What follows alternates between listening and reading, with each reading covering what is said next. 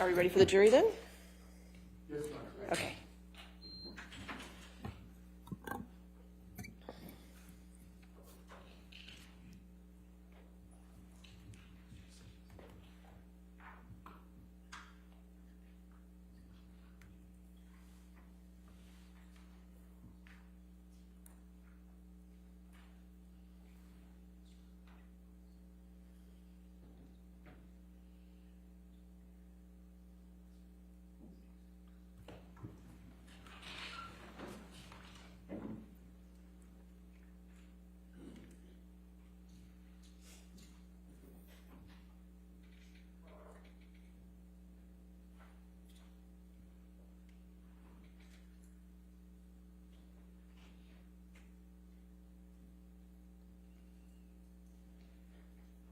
All right, good morning, ladies and gentlemen.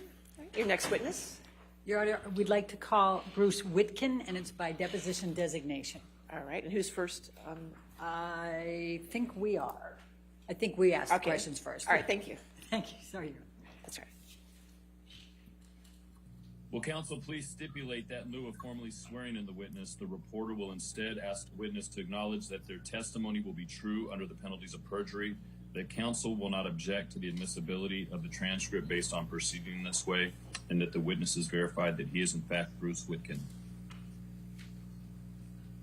Yes. Yes, I am. Mr. Chu? So agreed. And could you please state your name and business address for the record, please? Bruce Witkin, California, 91607. And how did you meet Mr. Depp? He joined the band that I was in Florida.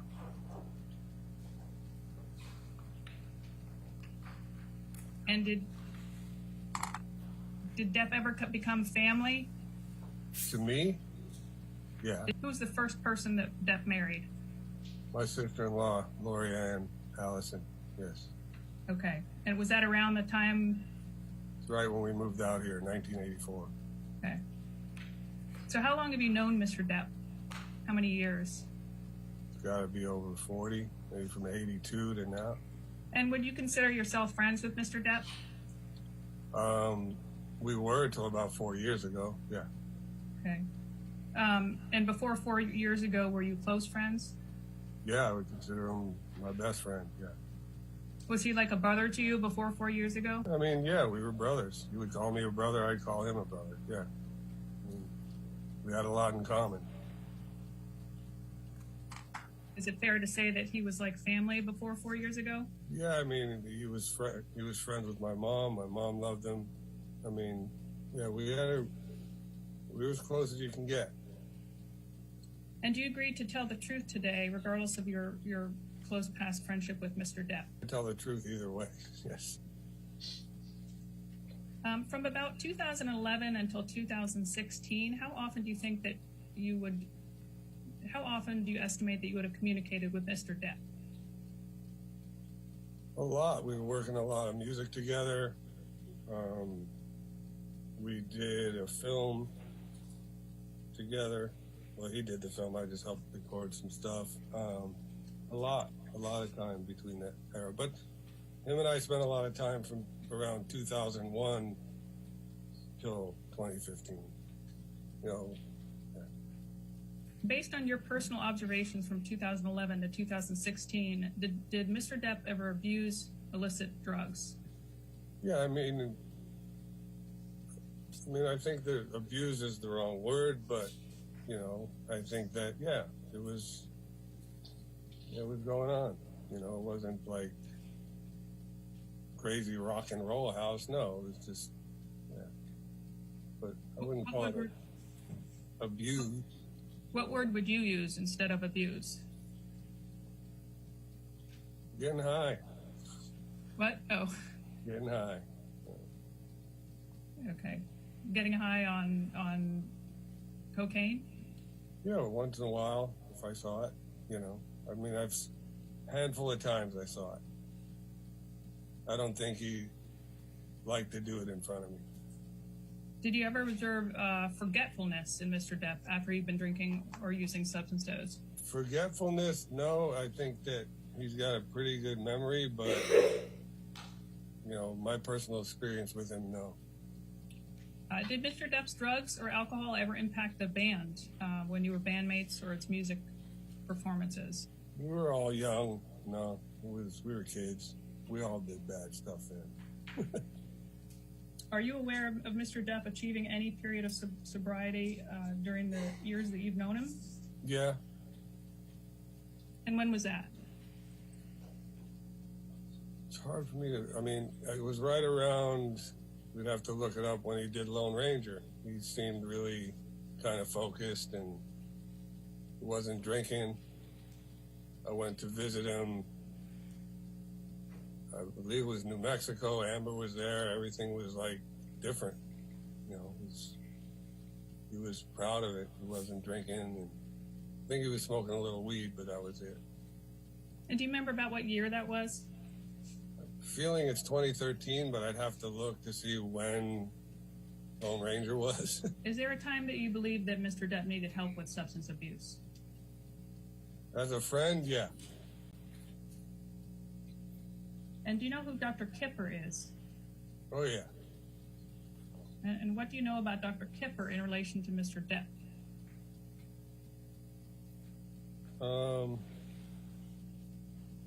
don't have a strong opinion of Dr. Kipper, but I'll be as honest as I can. He was a doctor brought on, I believe, to help him get sober. He was a sober doctor.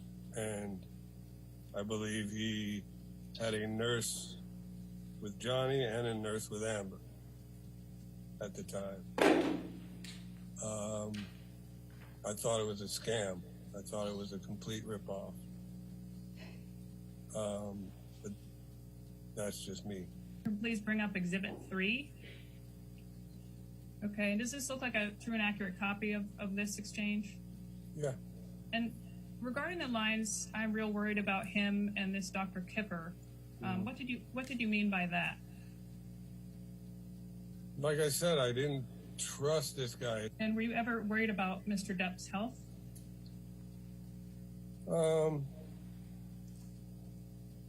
Yeah, I mean, I would be, you know. I love the guy. You know? I didn't know what he was taking, but they just both seemed like zombies. And why were you concerned? Just because I saw how he looked and know what he's going through, and so yeah, I was concerned, but couldn't get back in there to try and help. Were you nervous for him in relation to drugs and alcohol? Yes. So you did have some health concerns or not? Well, yeah.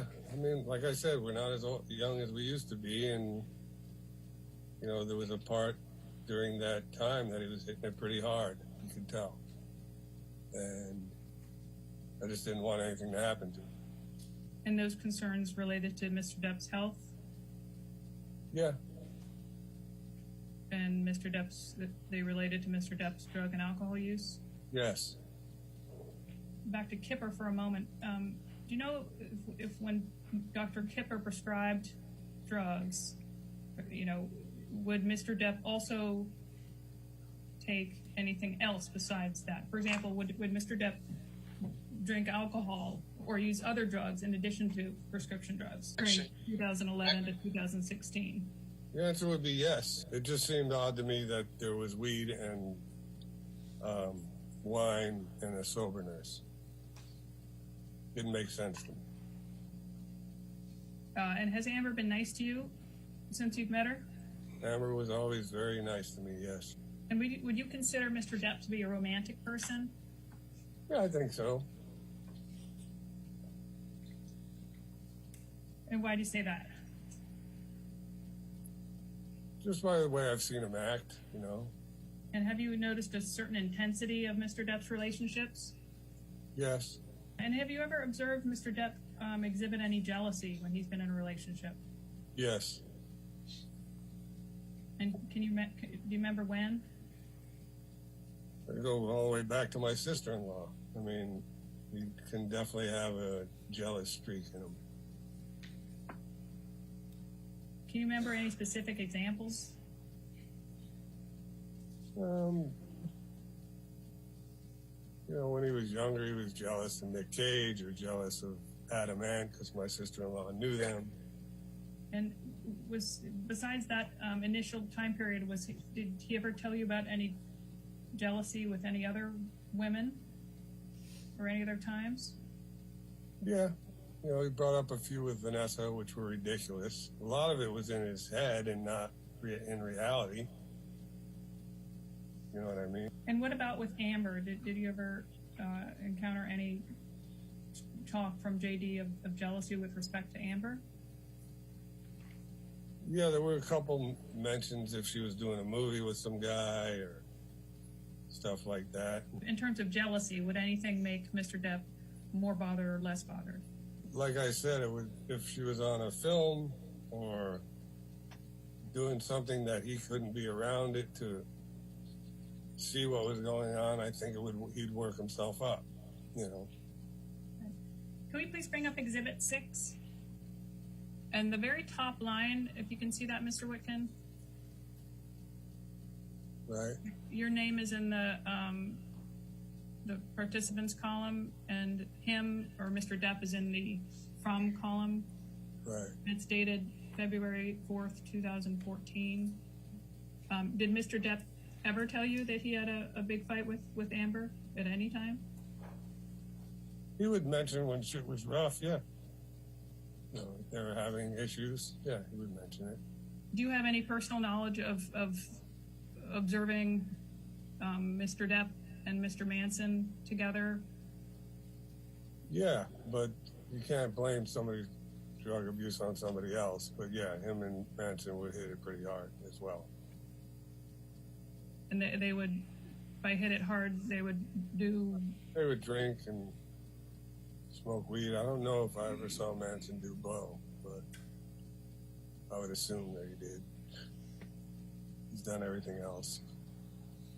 Okay, but you would see them drink together? Yeah. I worked with them both on a few things, so. Let's go to Exhibit 8, please. Yeah. We can see that it's the same date. It's February 3rd, 2014. Text exchange between you and Amber. And do you have I have a vague memory of him hanging at Manson's house for a couple of days. do you know what kind of professional help more specifically? I mean, yeah, to kind of clean up. I mean, he tried to clean up a couple times, and he did. I think he needed that, and he needed therapy. You know, and I recommended that to him. He did it a little bit, but then he stopped. Because from my experience, it's deep-rooted issues that he's dealing with. It has nothing to do with Amber. That's my opinion. Okay. So you were referring to two types of professional help there. One was therapy and one was cleaning up for drugs. Is that fair? Yeah. Could we please bring up Exhibit 9? So this is actually a continuation of that same date exchange from February 3rd, 2014. And I'll give you a minute to read it. They're text between you and Amber.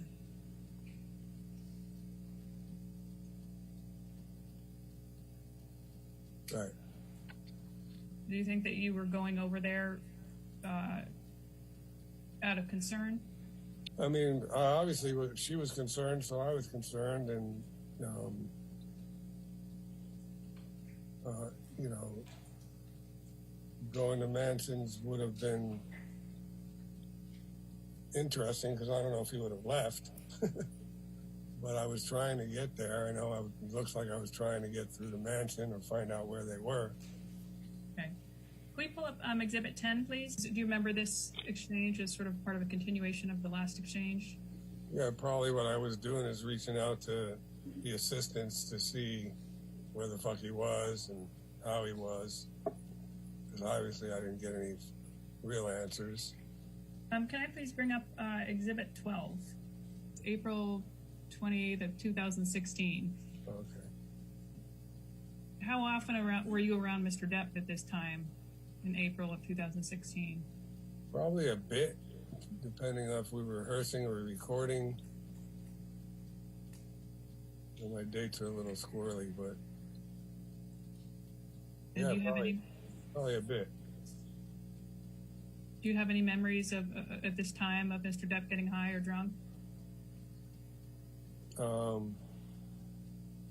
mean, drinking while we were working, yeah. Smoking weed, yeah. So I think your prior testimony was that you've not observed arguments between Mr. Depp and Amber. Is that correct, or is that wrong? I've never seen them physically abuse each other, no. And did you say this was at 3 a.m. when he called? It was late, I can't exactly, but it was later than I imagined that I'd get a call, so I thought it was, something bad, so yeah, it went down. So Stephen called at around 3 a.m, and then you went down, and your understanding, you went down after that call? Yeah. And what was your understanding of the reason you were called? Yeah, that it was just crazy arguing and stuff going on down there, and for some reason he thought I could help. What was crazy about it? Right, I mean, I think what was crazy to me is that's the first time that ever happened. The first time Stephen ever called me for help like that.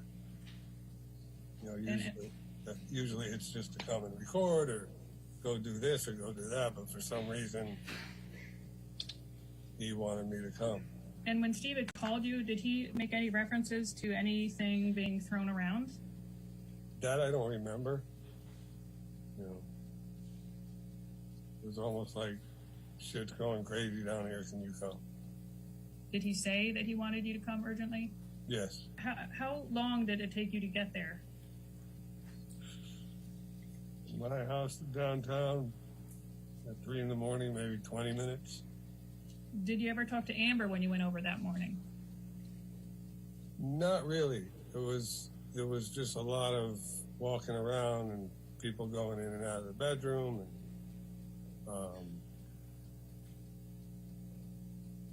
I don't remember if people were crying. I don't remember any of that stuff. It was just like a blur to me.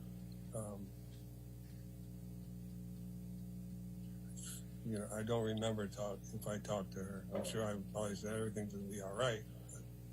But by the time I got there, you can tell there was a vibe in the house, but there's nothing I could witness. What was the vibe in the house? Yeah, just people, a little bit of an edge, And look, I got called down there at 3 a.m, and there's the mom up. I mean, it was obviously, to me, something went down, but I didn't see anything. And if we could pull up Exhibit 13, please. And do you recognize the person in this picture? Yep. Who is it? Amber Heard. This picture is ALH, in case you can't see the base number, 7101. It's dated March 23rd, 2013. Mr. Witkin, you mentioned previously that you had seen bruises on Amber's upper arm. Yeah, one time, yes. One time.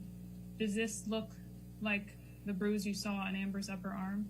Mr. Witkin, what did the bruise that you saw on Amber look like? I mean, it looked similar to that, but it didn't look like it looked like a grab, not a punch. Like just somebody grabbed her arm. And do you remember what year or time frame that bruise that you saw was? I'd have to go through the dates. We were working on a Keith Richards documentary, and Johnny and her showed up to the studio, and I just had noticed it on her arm.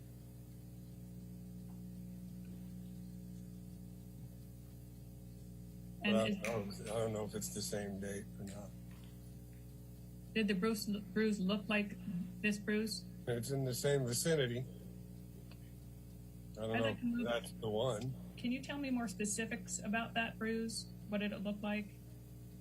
Like I said, it just looked like she was grabbed. That's all. That's what it seemed to be. Finger marks. And did you ever talk to Amber about that bruise? No. And when did you see Mr. Depp with a fat lip? Late. I'm thinking it's sometime in either 2015 or 16 during rehearsal. Could have been can you be more precise of a month? Do you think it could have been in the spring of 2015? Yeah, I don't remember. I mean, we toured spring to summer, so yeah, maybe it's the spring of 15 or 16. I think it was 16. I think. But we did do other rehearsals for other spot gigs, so I could be off by a year.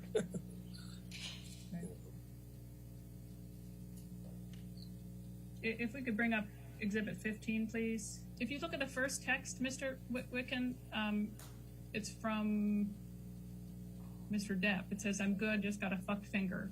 Right. And the second text, That's from Dudes, yeah. and do you remember what you would have been concerned about? Just the fact that somehow his finger got cut off, and he's got doctors around him that are supposed to be making him sober, and everything's supposed to be better, and it wasn't. Did Mr. Depp ever talk to you about that, about sobering up? A little bit. He just said, you know, AA wasn't his cup of tea. Didn't believe in a higher power. He didn't believe sobering up was his cup of tea? No, he just didn't believe in a higher power. If he was going to do it, he'd do it his own way. Do you remember any specific incidents of anger with Amber? I mean, he would talk about frustrations or whatever, and we would try and talk through it, but it wasn't as much anger as it was like confusion and sadness and why is this not working, you know. But no, he would never, very rarely would it be a specific reason why. And did you notice any increase or decrease in Mr. Depp's anger when he was drinking or on drugs? I didn't notice much of a difference, you know. Did you ever see Mr. Depp doing drugs with other bandmates? Yes. Did you ever see Mr. Depp doing drugs with Joe Perry? Yes. And what types of drugs did you see them do? They were doing cocaine. And how do you know they were doing cocaine? Because I was in the room. And around what time was that? It was pretty late. What year? It had to be 2016 because that's when we were on the road. Had you ever seen Mr. Depp do cocaine before 2016? Yes. And when was that? Probably 2014 was the first time I saw him do it because I was quite surprised because when we were kids he hated this stuff. But then after that, when I kind of said, "Why are you doing this?" he kind of hid it from me for a long time until, I believe, in 2016. And do you have any recollection of steps Mr. Depp took in December 2015 to try to assist in decreasing spending? I don't know all the details about it. There was obviously another lawsuit with that whole thing. But I do know leading up to that time, he needed to slow down on spending. I heard about that. Did Mr. Depp tell you about that? Yeah. What'd he say? Time. Just something about the business manager and, you know, been spending too much and I need to slow down or do more movies or whatever. Have you been involved in Mr. Depp's any of Mr. Depp's prior lawsuits? Yes, I have. I was part of the first one against the management group, and then I was deposed in the lawsuit with his lawyer, Jake Bloom. Did you testify, do you remember testifying about drug and alcohol use in that, by Mr. Depp in that deposition? Yes. And what was that about? I was at Johnny's house. Things were going good. We were hanging out, talking. And I guess Waldman came in and Johnny introduced me, and I just remember Waldman saying, "Hey, nice to meet you." And Johnny had told Waldman that I was part of Unison Music, which was named in the lawsuit, and if they needed any paperwork from me, that I had all my paperwork and tax returns. And Waldman turned right at me, looked me in the eye, and just said, "You got any shit on the Mandels?" And I said, "No." And that was it. That's the last time I saw him. And you also testified in the Bloom case, is that right? Yeah. Did you testify to Mr. Depp's drug and alcohol use in that testimony? I believe I did. How did Mr. Depp respond to your testimony? Not happy. Not happy. And what's your relationship with Mr. Depp now? What happened in the last 4 years? Honestly, I don't know. Somehow I started to feel a distance. End of 2017, we had a gig, and I saw him, but he was really kind of distant and kind of fucked up. And it's like he wrote me this weird text saying I stabbed him in the back and bad-mouthed him. And I'm like, "What are you talking about?" And he wouldn't explain it. And pretty much I haven't seen him since 2018. Didn't even get to have the whole bro argument. Just cut off. Can't get through to him. No return text. No nothing. No email. My daughter even got married and he ignored it. So I think there's some people behind the scenes talking shit about me because everybody always tried to position themselves. Oh, who's the best friend and who's this, that. And when I was just there to be his friend. And I think there were some lies and bullshit said about me that he actually believed, which is surprising. And I've yet to have the conversation with him to go, "What are you talking about?" I know that he wasn't happy about my testimony, but I wasn't going to lie. And did you ever try and help Mr. Depp?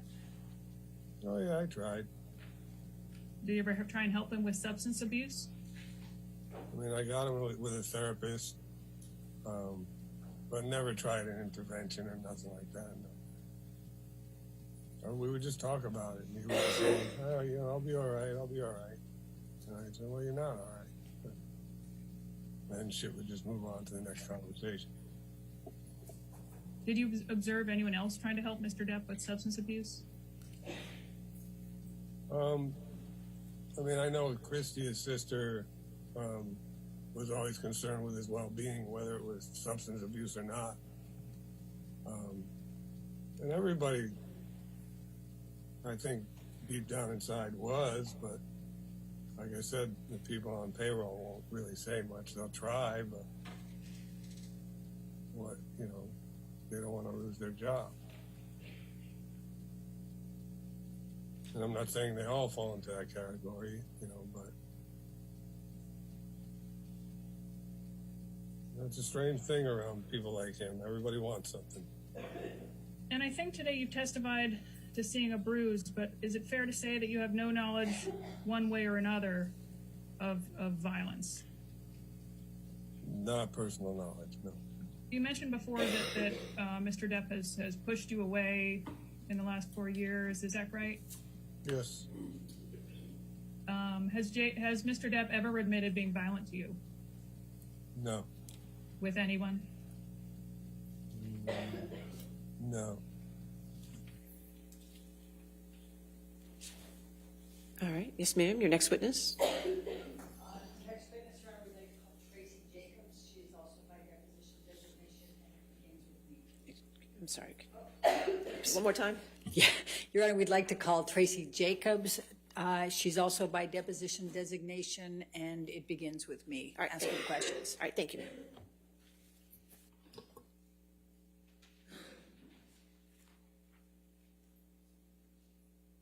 Please state your name and address for the record. Tracy Renee Jacobs, Los Angeles, California, And what is your current occupation? talent agent.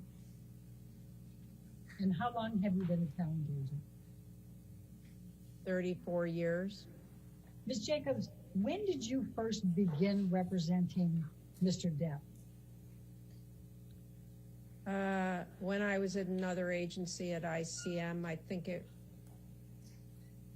I represented him 30 years. So now, since he's been gone almost 5 years, you can subtract 35 years. And then when I came to UTA, I believe it was 1998, he came with me.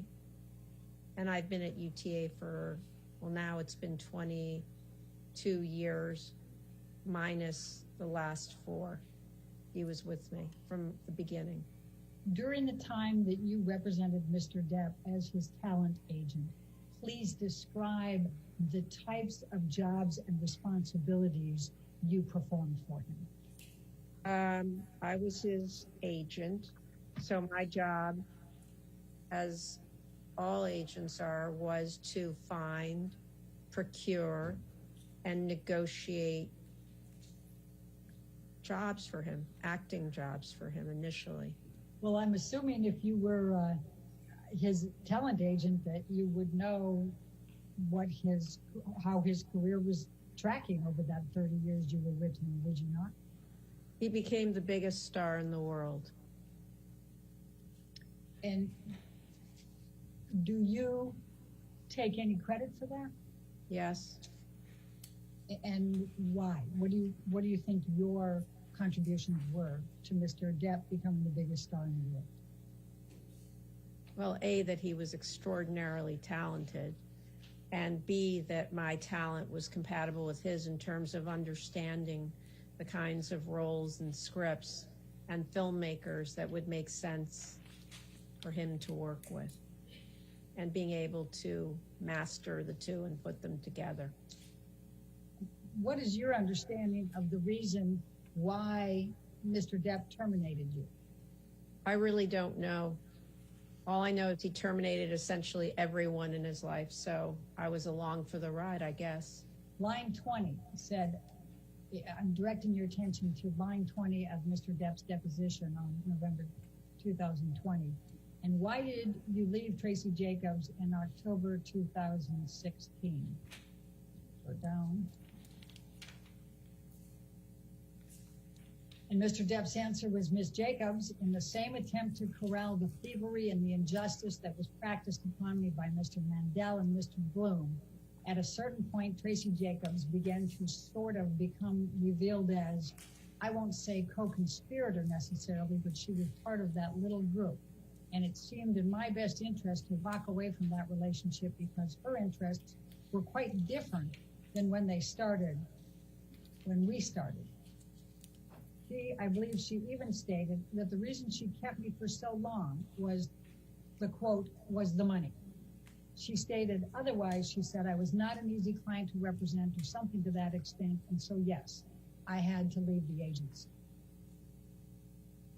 Would you agree with Mr. Depp's characterization of your representation of him? Oh, I understand it. This is the first time I'm hearing or seeing this in 5 years. No, is the answer. And why do you not agree with this? Because it's all untrue.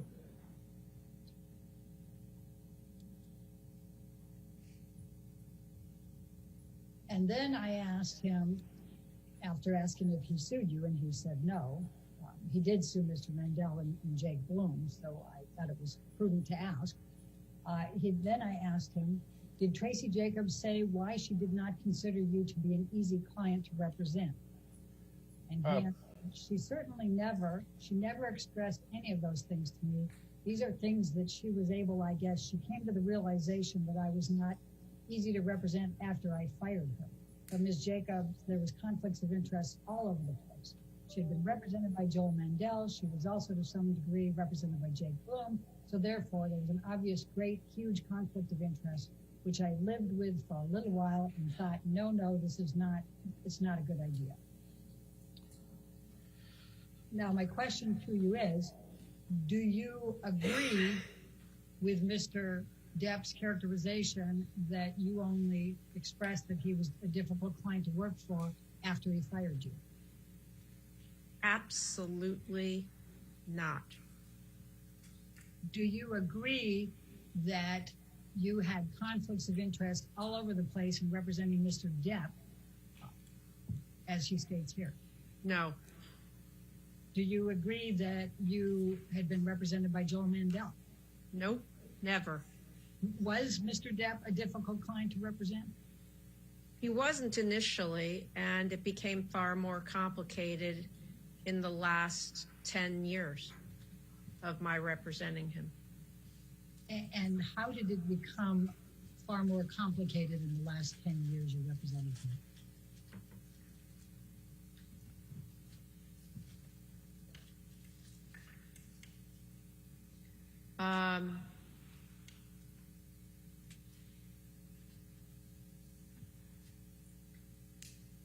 His unprofessional behavior.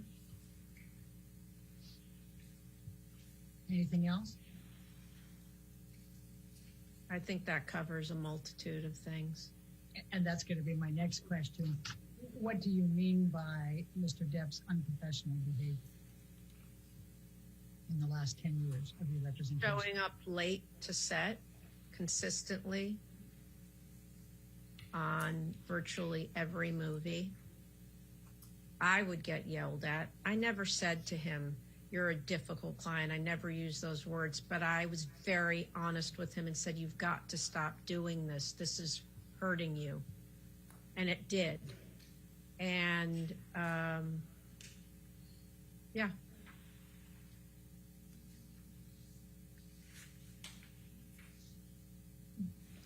Did, even with your speaking to Mr. Depp about him consistently showing up late for set, did he correct that behavior during that last 10 years? No. And what types of difficulties did that cause for Mr. Depp? Well, initially, crews loved him because he was always so great with the crew, but crews don't love sitting around for hours and hours and hours waiting for the star of the movie to show up. And it also got around town. I mean, people talk. It's a small community. And it made people reluctant to use him toward the end. And when you say toward the end, was that toward the end of your representation of Mr. Depp? Yes. Do you recall difficulties that Mr. Depp had during Pirates 5? Yes. Did you have just one conversation with Sean Bailey, or did you have more than one conversation with Sean Bailey about Mr. Depp and Pirates 5? More than one, I'm sure. I don't recall. Okay. Do you have a recollection of the production of Pirates 5 having to suspend for several weeks while Mr. Depp had surgery on his finger? Yes. Did you go to Australia at any point during the filming of Pirates 5? Twice. Yes. Was there something that caused you to determine that that was the time you should get on the plane and fly to Australia? Yes. What do you recall that being? The complaints about what I stated earlier about the lateness, not showing up to talk to him about it. When you were talking earlier about there being a change in Mr. Depp's behavior over the last 10 years of your representation and it becoming more unprofessional, was part of the unprofessional behavior his increased use of alcohol and drugs? Yes.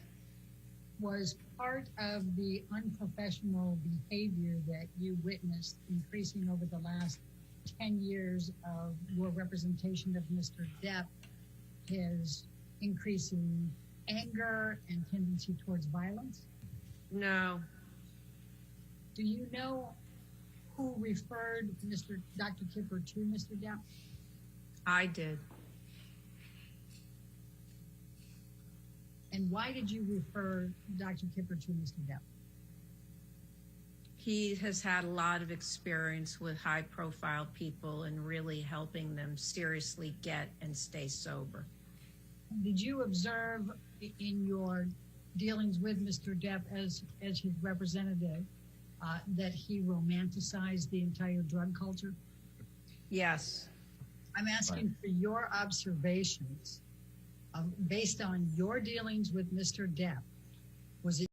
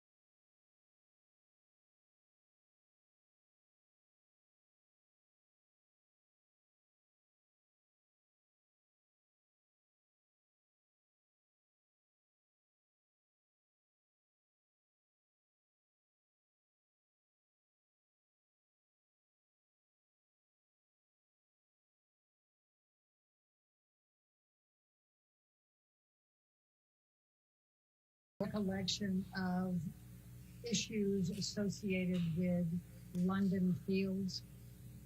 Yes. I'm going to ask you to take a look at deposition exhibit number 8. Ms. Jacobs, I'll take you to the second page first so you can just read the frame. And there's really just a part there.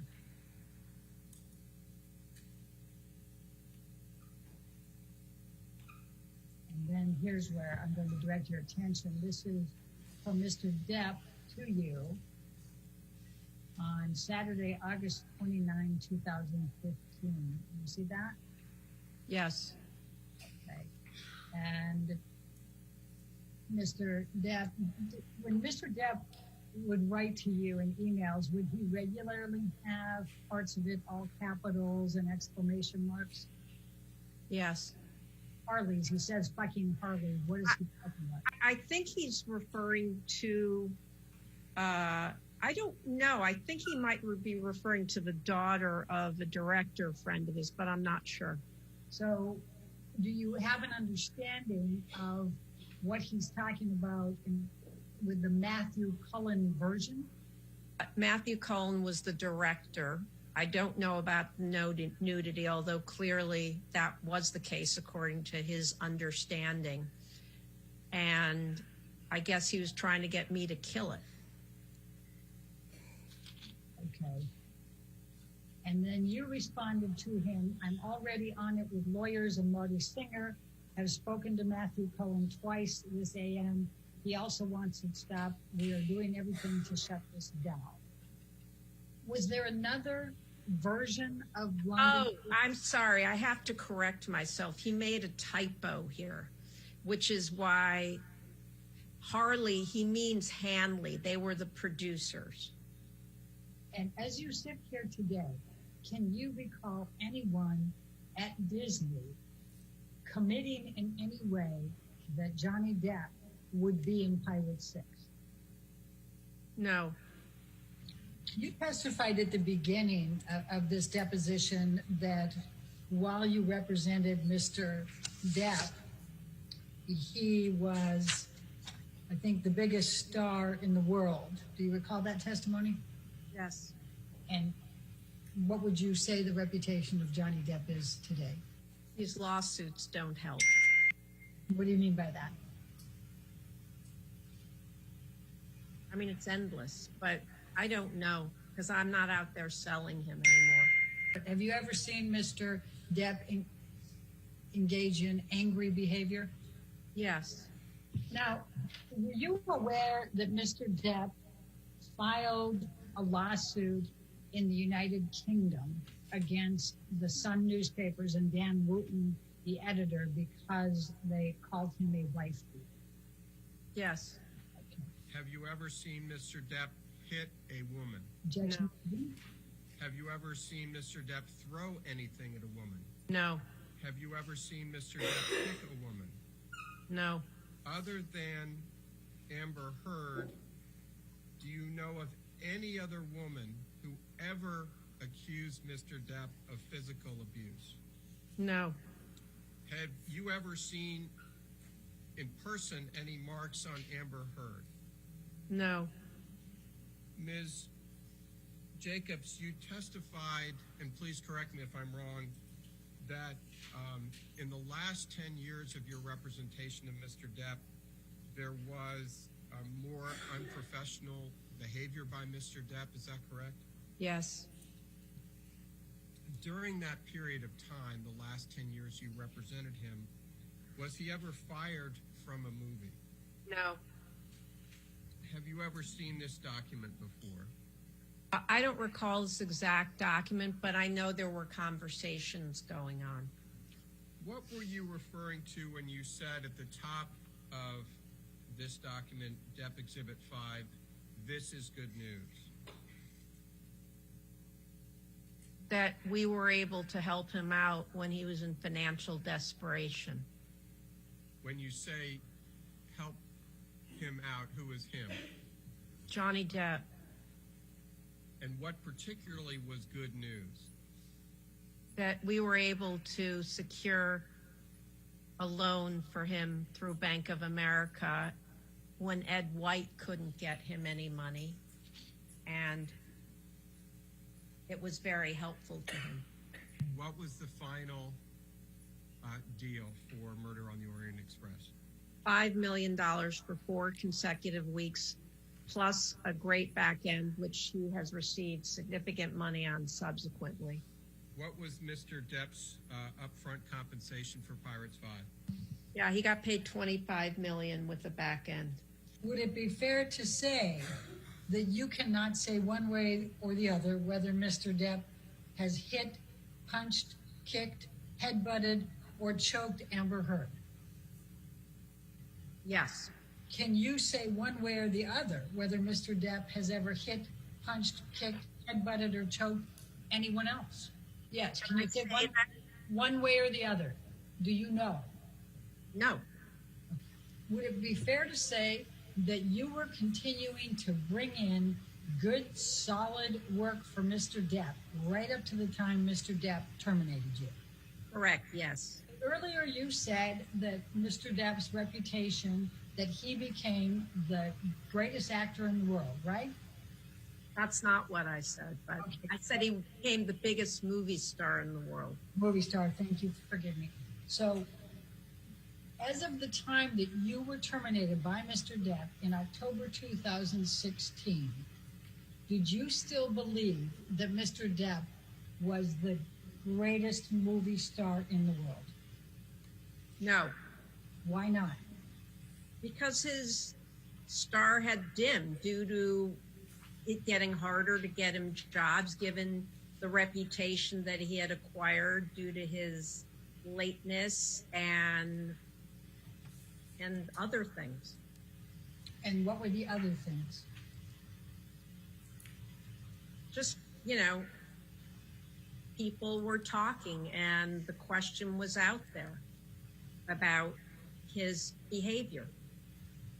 And that behavior included, I think I've described it several times. would that behavior include alcohol and drug use? Yes, Mr. Chu asked you about City of Lies, and you indicated that you didn't believe it was released. Are you aware that Mr. Depp was accused of punching a local manager in the face during the filming of City of Lies? Objection. I read that. I don't know. Do you have any understanding of why Mr. Depp needed that loan in January of 2016. Yes, he had said he had come in and met with us, and he had asked for $20 million. Did Mr. Depp tell you when he met with you why he needed $20 million? Not specifically, other than he just needed the money. Was there any general discussion as to why he needed $20 million in January of 2016? Not as to why, he just expected us to do it. So Mr. Depp came in and said, I want you to get $20 million for me? Actually, it was, I want you to give me $20 million. It was not discussed, the question was not asked as a loan. And what did you say in response? I didn't. Jeremy Zimmer and Jim Burkus spoke directly to that point. I was just in the meeting. And in the meeting, do you recall what Jeremy and Jim said to Mr. Depp when he asked them for $20 million?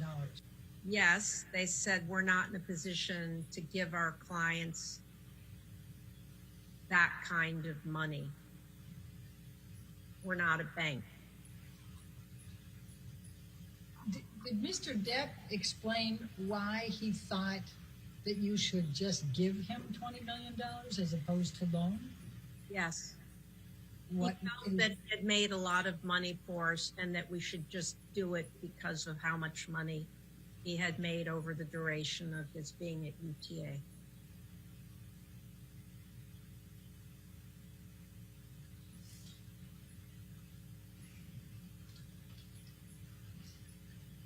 you ever had any other client who's ever made that kind of a demand? No. And do you believe the Rolling Stones interview, the article, damaged Mr. Depp's reputation? Yeah. Are you aware of any significant role that Mr. Depp has starred in since you were terminated that you did not negotiate and get for him? No. Did Mr. Depp get the Invisible Man? They didn't make it. They made it much lower budget with a woman, as it turns out, for Universal with Blumhouse. You were asked about whether there was any option contract for Pirate 6. And I just want to make sure I understand your answer. Were you involved in any kind of negotiation with Disney for any kind of option contract for Pirate 6 with Mr. Depp? Not that I can recall. No.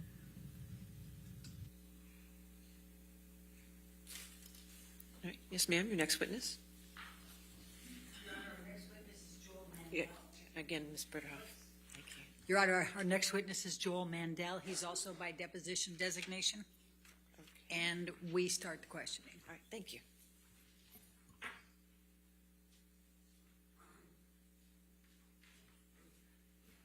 Can you please state your name and business address? It's Joel Mandel. That's Mandel. It's 8383 Wilshire Boulevard. Now, Mr. Mandel, you are here under subpoena. Is that correct? Testifying under subpoena? Correct. Okay.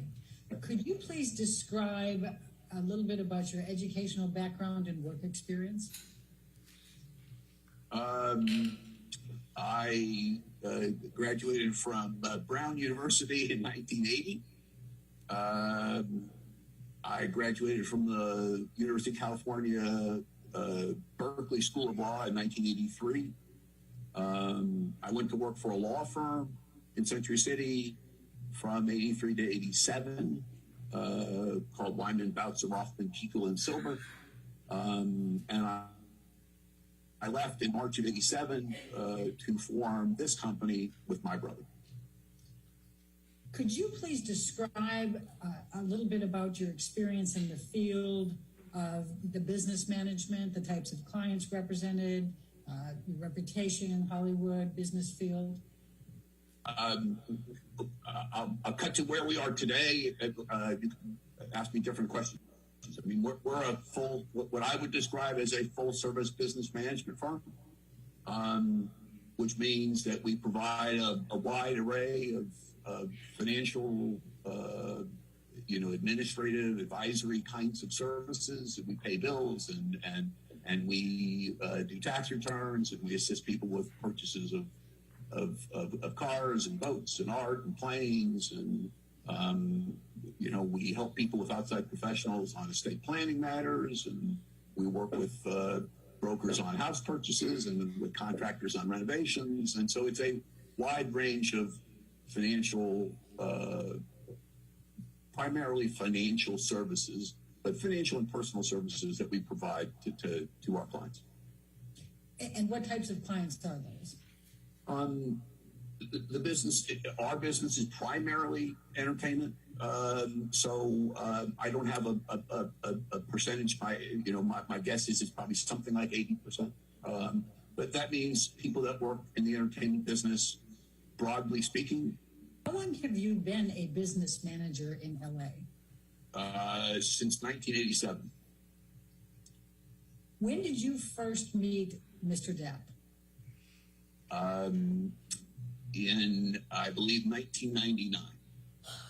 So if you could take us to make this run a little more smoothly, start with what you provided in the earlier time, and if it changed over time, just kind of take me through if that's possible. Let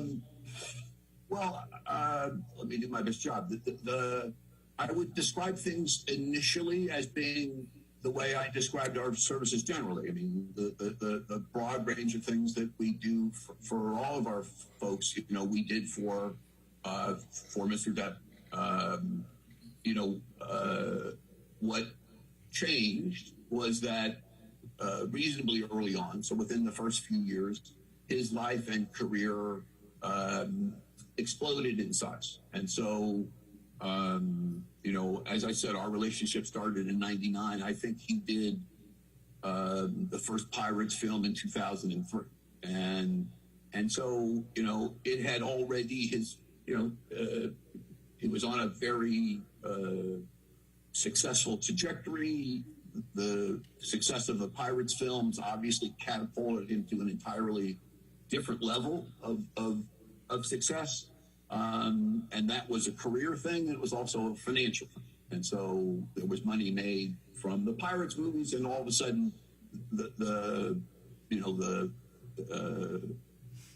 what he was going to now make moving forward was going to be significantly greater. His life changed. And so what did that translate? That translated into a variety of things. And I don't want to mix dates. It's a long stretch of time. But that meant a bigger life. It meant more employees. It meant buying additional real property. It meant buying additional personal property. It meant a bigger life and more expensive life. Can you please describe for me the day-to-day logistics of communicating with Mr. Depp relating to your services? Sure. So I'll explain this. But early on, Mr. Depp had made it clear that, just as my initial introduction to him had been through his sister, that his sister was acting in what I would call a gatekeeper-like role, and that she was going to play an instrumental part of his life in interfacing with people like me, like his agents, like his lawyers. And so there was interface on a constant basis with Christie in the role that he sort of placed her in. The conversations and communications were constant and daily. With Mr. Depp, they were when they needed to be. And so we talked often, we met often, but not with the same kinds of frequency, the daily kinds of frequency that I communicated with Christie. Please describe the challenges presented in serving as the business manager for Mr. Depp. Look, they changed over time. And so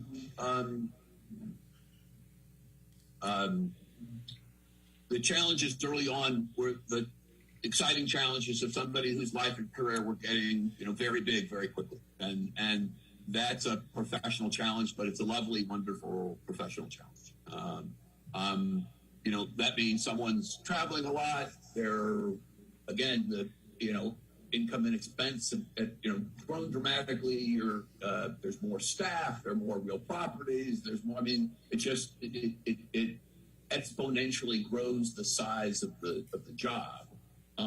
But that's what I do for a living. So that's all changes and challenges, but good changes and good challenges. My sense of the challenge of this representation and my description of the challenge would change probably sometime around 2010. I say that because it was the time after he had shot the film Run Diaries, and he had come back from that picture, and what had always been slightly difficulty in arranging meetings became more difficulty. And what I had always experienced as someone who liked to enjoy his wine at the end of the day became consumption that seemed excessive. And the ability to coordinate and find times when he would meet became more difficult. And it became clear over time that there were issues with alcohol and drugs. And that translated into more erratic behavior, more stressful behavior, more times when it was difficult to engage in the kinds of conversations I needed to do my job. And so it became more of a challenge for a variety of those reasons after 2010. And quite frankly, the other thing that happened, and this is in 13, 14, his meteoric sort of career rise had started to, there were some pictures that were not well received. And for anybody in the business, whether you're an actor, director,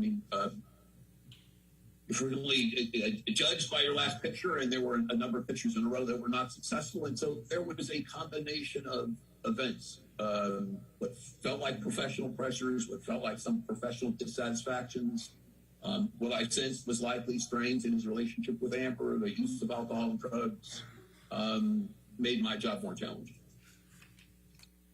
You indicated that you were having more difficulty arranging meetings. What, if any, role did increased use of alcohol or drugs have on your ability to be able to arrange and engage in meetings with Mr. Depp? There were stretches of time when it appeared clear to me that the use of alcohol and drugs was a daily event. And so there were obviously various times when I needed to communicate directly with Mr. Depp. And so some of my conversations with the people I've described involved finding good days and good parts of days when he and I could engage in conversations that he and I needed to engage in, where I knew he would be clear-minded and so forth. All right.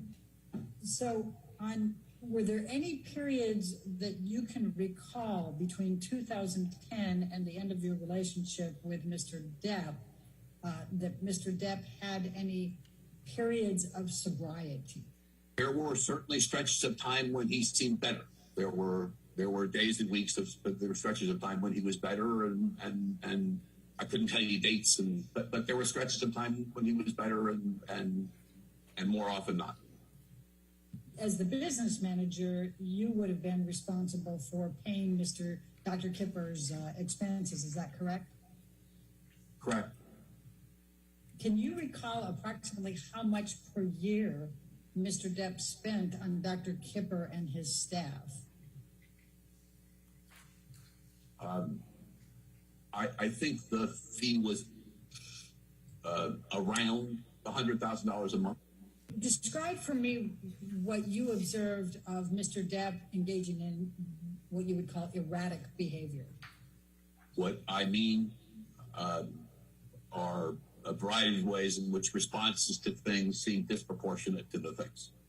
And so, you know, there were times when he would be upset about something and he would be very, very, very upset about something, seemingly to me disproportionate to that something. Again, erratic is a funny word. You know, I felt like things were less predictable. I felt like it, you know, I was, I guess, professionally in a place where I never knew day to day what to expect. You said that Mr. Depp was sometimes his responses seemed to be disproportionate and that he would be very, very upset. What, if any, observations did you make about Mr. Depp expressing anger? When he was angry at someone, he would let them know. Did that was that sent in my direction? Very rarely, but at times, you know, certainly on a handful of occasions in 2015. But if he was upset at a contractor, he would vent. If he was upset with a security person, he would vent. He would, you know, he seemed to become increasingly less filtered and increasingly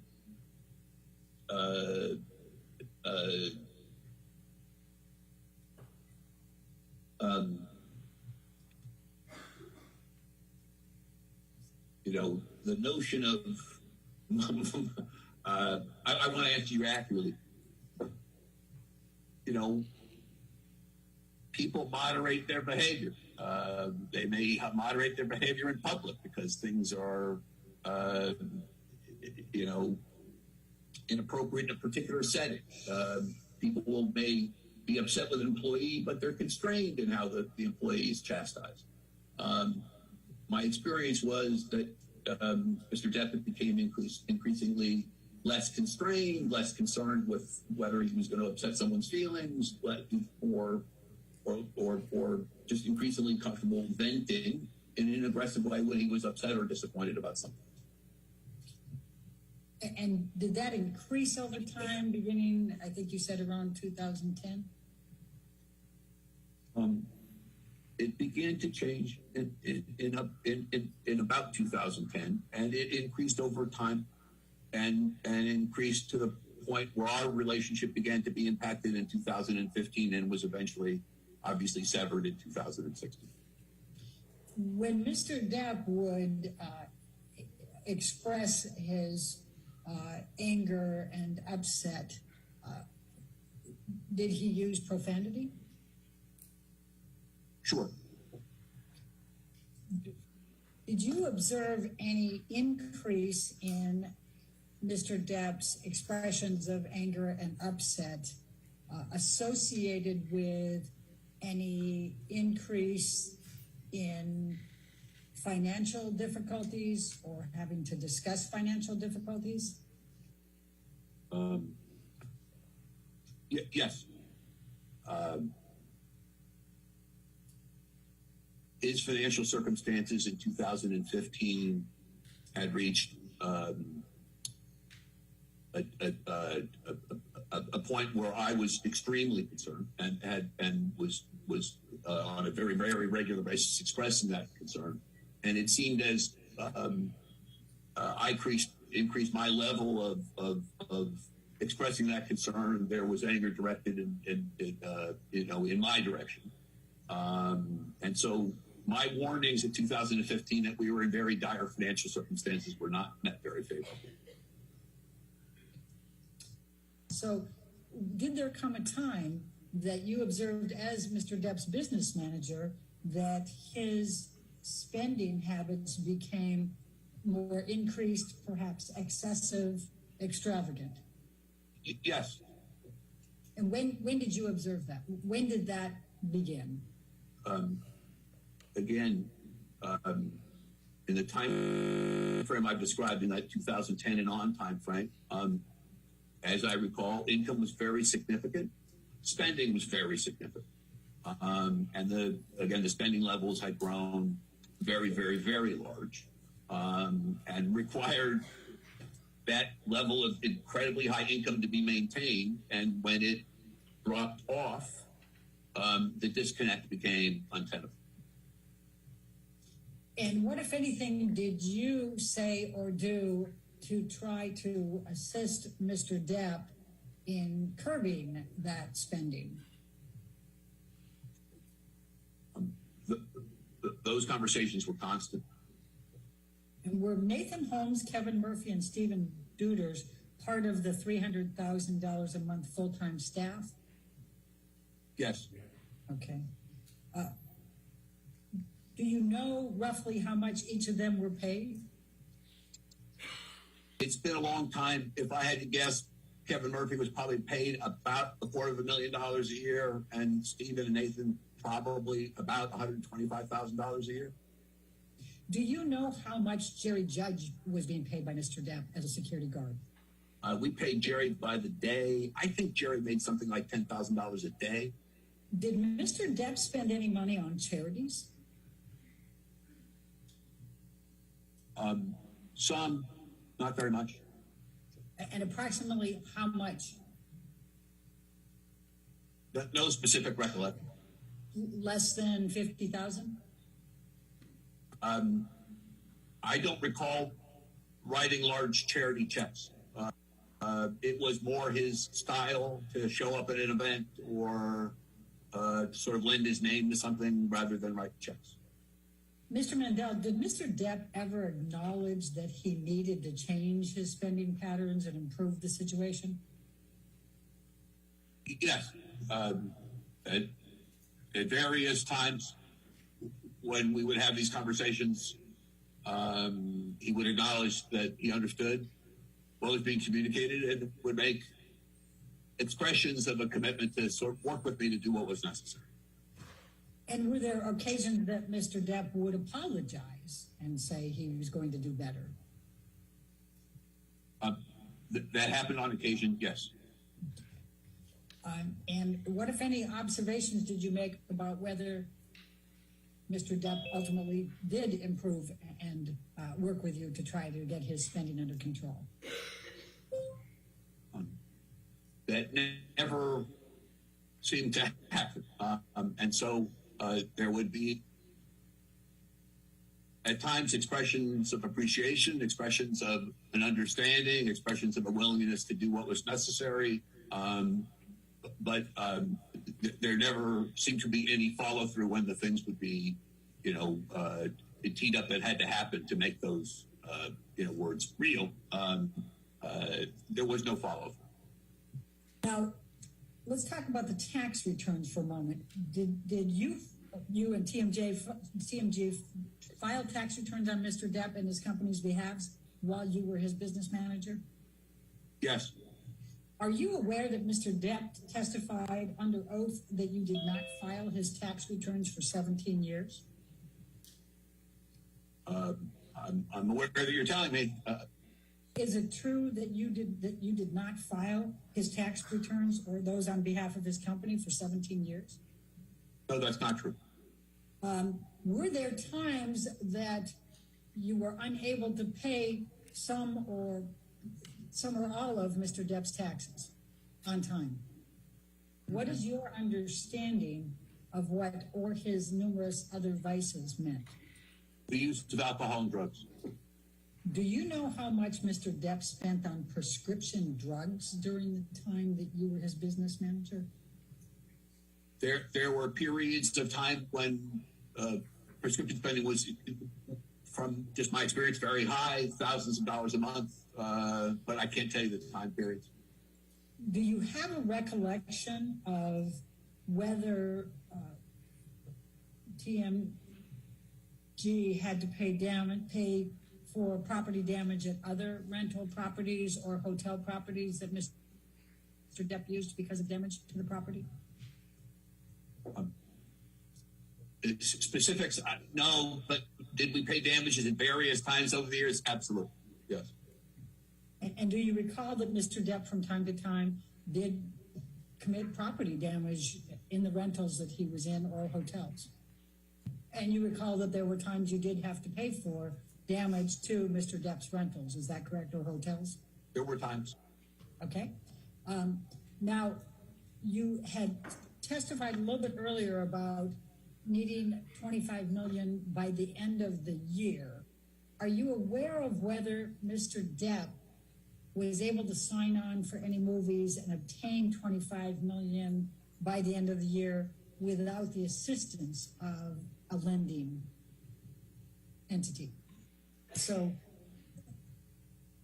the first time that you as the business manager were unable to pay Mr. Depp's taxes by October 15 was October 15, 2015. Is that correct?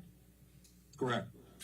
And you consider that to be an increasingly difficult and alarming situation that you were trying to resolve into late January 2016. Is that correct? That's correct. I showed you earlier exhibit number 8, which was the video clip of Mr. Depp slamming doors and pouring wine, etc., in the kitchen. Do you recall that video? I recall the video, yes. Okay. Do you have a recollection of giving Mr. Depp very bad news the morning of February 10, 2016? I don't recall a specific meeting with a specific date. As I've indicated, there were a variety of meetings in groups and conversations alone and in groups regarding how these very dire financial circumstances were going to be addressed. And as I've indicated, the tone of these conversations became more tense as time went on, and these issues were not being addressed.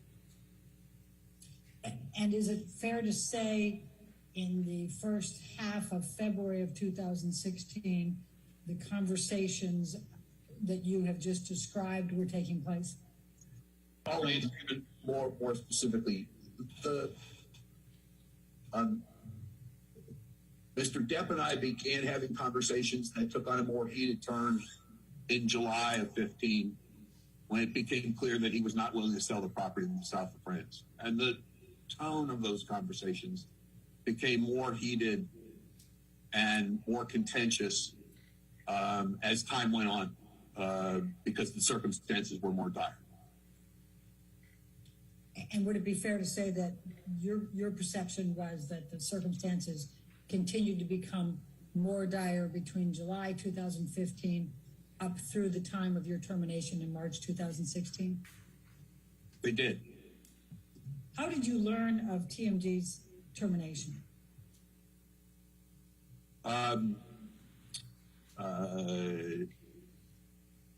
Edward White had a colleague, an employee, a CPA, someone in his office came to our office physically and hand-delivered a letter. And who was the letter from? I think they hand-delivered like one letter on the 15th and one on the 16th. So there was a letter signed by Mr. Depp indicating that our services had been terminated. And then there was a letter from Edward White's office, I recall, saying that they were the new people and we should coordinate a transition. Did you have any familiarity with Edward White as of the time of the termination? I had not heard of him. And did Mr. White accept your offers of assistance? For the most part, no. Now, approximately how much did Mr. Depp earn during the period of time you represented him? I recall the amount being reported to be something like $600 million, and believe that amount was probably, close to that. Did you steal $650 million from Mr. Depp? No. Did you steal anything from Mr. Depp? No. Mr. Mandel, did TMG or you take any money other than the fees that you were entitled to from Mr. Depp? No. Mr. Mandel, were you ever found adjudicated by any court, any kind of legal entity, any agency to have committed malpractice, malfeasance, or embezzlement? No.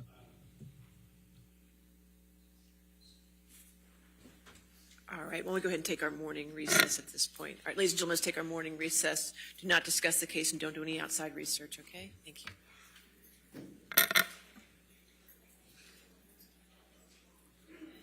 Again, court is still in session, if we could. Court is still in session. Thank you. Thank you.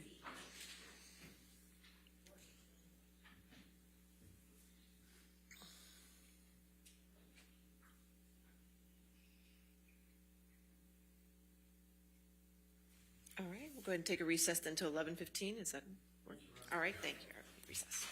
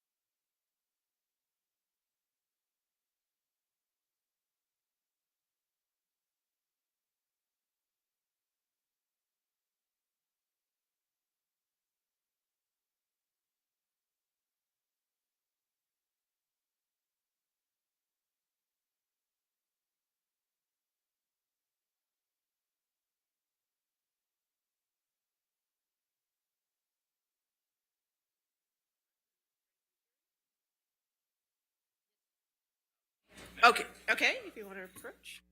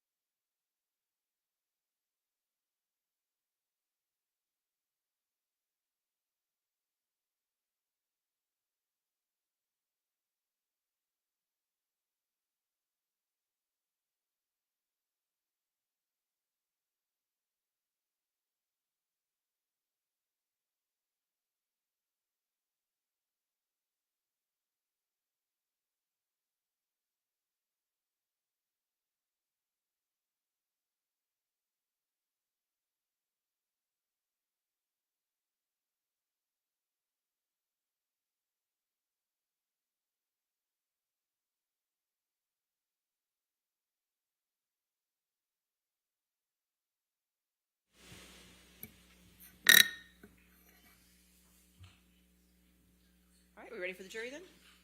Okay.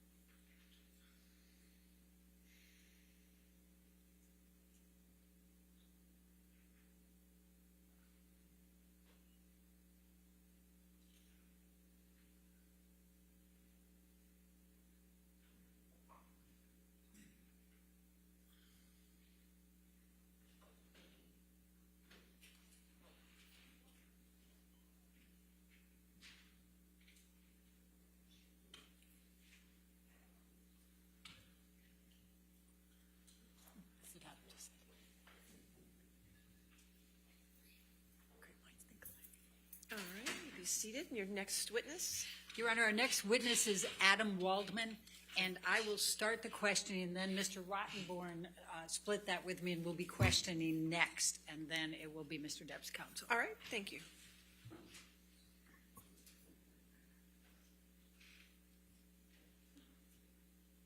morning. My name is Elaine Bredehoff, and together with Ben Rottenborn, we represent Amber Laura Heard. Will you please state your name and address? Sure, it's Adam Robert Waldman, Washington, D.C. And what is your current occupation? Attorney. I'm also involved with a skincare company in a variety of capacities. How long have you been an attorney? I think since 1995. Do you currently represent John C. Depp II, who I will be referring to in this deposition as Mr. Depp or Depp? I do. And is this representation an attorney-client representation? It is. Does it include any other type of representation of Mr. Depp other than as an attorney-client? I would instruct the witness not to answer that question on the grounds of attorney-client privilege and attorney work product. He can't answer that question without disclosing communications between himself and his client, Mr. Depp. As you're aware, Ms. Bredehoff, the court has ruled that Mr. Depp has not waived attorney-client privilege and will not be waiving attorney-client privilege.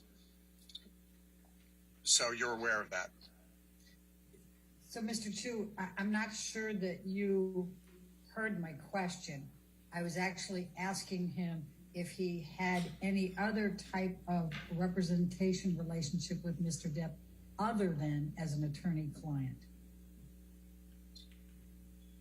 I think he can answer that yes or no, but I would instruct the witness on behalf of Johnny Depp not to disclose any communications you've had with your client.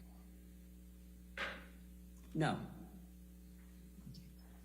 So just so we're clear, since we had a little bit of record back and forth, the only way in which you represent Mr. Depp is as an attorney-client representation. Is that correct? I'm sorry, Mr. Waldman? I believe that's true. Okay. And you are here today providing this deposition under a subpoena and then subsequent notice, correct? Yes. And when did you first become Mr. Depp's counsel? I think that it was around October 2016. And what is your role in this case as counsel for Mr. Depp? Objection. I would instruct the witness not to answer that question. Okay, I'll follow the instruction. When did you first meet Mr. Depp as opposed to first start representing him? I first met him in October of 2016. How is it that you came to meet Mr. Depp? The general counsel that I referenced a moment ago asked me to go and have a meeting with him, with Mr. Depp, and to talk about a financial problem that he was having. Did you enter into a written representation agreement with Mr. Depp when you began your representation? I would instruct the witness not to answer that question. That calls for attorney-client privilege. Okay, I follow the instruction. Have you entered into more than one representation agreement with Mr. Depp during the course of your representation? Same instruction not to answer. He can't answer that without disclosing attorney-client communications and attorney work product. Mr. Waldman, when did you consider your attorney-client relationship with Mr. Depp to have begun?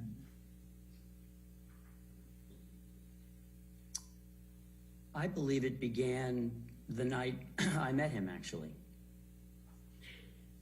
Sometime in October 2016? Yes, ma'am. Has the attorney-client relationship between you and Mr. Depp been severed at any point between October 2016 and the present? Would instruct the witness not to answer that question on the grounds that you can't answer that question without disclosing attorney-client communications. Okay, I accept the instruction. As Mr. Depp's attorney, you have provided him with advice. Is that fair to say? That's correct. And you have charged Mr. Depp for your advice, correct? I would instruct the witness not to answer that question. You can't answer that without disclosing attorney-client communications and the fee arrangement in any event is irrelevant. But I'm instructing him not to answer on the grounds of privilege. I accept the instruction. Mr. Waldman, when you provide legal services in an attorney-client relationship, your understanding of that is that you provide advice and your client in turn compensates you in some manner. Would that be fair to say? Yes, as a general matter, that's how I understand an attorney-client relationship, yes. And has Mr. Depp paid you for advice? I would instruct, I do instruct the witness not to answer on the grounds of attorney-client privilege. You can't answer that question without disclosing your communications with Mr. Depp. I accept the instruction. Well, let's go general again and see if maybe we can work at it from that perspective. So in your relationship with your clients, you provide advice and it's up to the client to determine whether to follow that advice. Would that be fair to say? As a general matter, I do agree with that statement, yes. All right. And by the same token, it would be up to the client to determine whether to reject your advice in whole or part, correct? You're still speaking in general. Correct. In general, yes. Okay. Now, did your relationship with Mr. Depp, and I'm talking about your attorney-client relationship, deviate from those general principles that in some way Mr. Depp is not permitted to follow or reject your advice? Would instruct the witness not to answer the question based on attorney-client privilege. I accept the instruction. Now, Mr. Depp has the right to terminate your representation at any time. Is that correct? But yes, I think it's true. Okay. I Mr. think Depp we need to let... would be free to terminate at any time. My apologies, Mr. Waldman. I didn't realize you were still talking. Did you finish? Yes, I did. Thank you. Now, has Mr. Depp terminated your representation of him at any time between October 2016 and the present? That's the same question that I instructed Mr. Waldman not to answer before, just stated in a slightly different way, so I would instruct the witness not to answer that question. I accept the instruction. Now, and Mr. Depp, as the client in your relationship, is in the position to make the final decision regardless of your advice. Would you agree? I would instruct the witness not to answer that question. I don't know that I know he can't answer that question without disclosing communications with Mr. Depp. So I instruct the witness not to answer. I accept the instruction. Mr. Waldman, if you were advising a client in an attorney-client relationship and you were in settlement negotiations, would it be you or the client who has the ultimate decision-making ability? But to speculate about the question, yes, generally the client would be responsible for deciding, the ultimate outcome of a settlement. Yes. Now, you met Mr. Depp after he and Amber Heard had split up. Is that correct? That's correct. And you met Mr. Depp after he and Amber Heard had reached a settlement in their divorce. Is that correct? That's my understanding. So you have no personal knowledge of anything that went on during their marriage. Is that fair to say? Well, it depends what you mean by personal knowledge. I wasn't there, if that's what you mean. Correct. You never witnessed any interaction between Mr. Depp and Amber Heard prior to October 2016. Is that correct? That's correct. And you have no personal knowledge of any conduct by either of them against the other prior to October 2016. Is that correct? Again, if you're asking me, do I have any knowledge of their conduct? I think I have knowledge of their conduct. I think maybe you're asking me, did I witness conduct? I'm asking personal knowledge, which would mean you would have had to have witnessed it. If you're asking whether I've witnessed it, the answer is no. Now, your initial knowledge of the relationship between Mr. Depp and Ms. Heard was based on your interviews with Mr. Depp. Would that be fair to say? I would instruct the witness not to answer that question because he can't even answer yes or no without disclosing the substance of communications with his client, Mr. Depp. I accept the instruction. Once you came into Mr. Depp's life and became his counsel, Mr. Depp filed with your assistance a number of lawsuits. Would you agree? Yes. Did Mr. Depp terminate Tracy Jacobs as his agent before or after you became Mr. Depp's counsel? Mr. Waldman, I would instruct you not to answer that question if doing so would require you to disclose any communications you had with Mr. Depp. It would. How long had Tracy Jacobs been Mr. Depp's agent at the time Mr. Depp terminated Tracy Jacobs? And again, Adam, same instruction to the extent that that answering the question requires you to disclose communications that you had with Mr. Depp. I would instruct you not to answer the question. It would. Was it Mr. Depp's decision to terminate Tracy Jacobs? Again, I would instruct you not to answer that question because that could only have come from Mr. Depp in the communication with you. I accept the instruction. After you began representing Mr. Depp filed a lawsuit against Joel Mandel, Mr. Depp's former business manager, correct? That's correct. And you represented Mr. Depp in that lawsuit against Joel Mandel and his company, did you not? I did.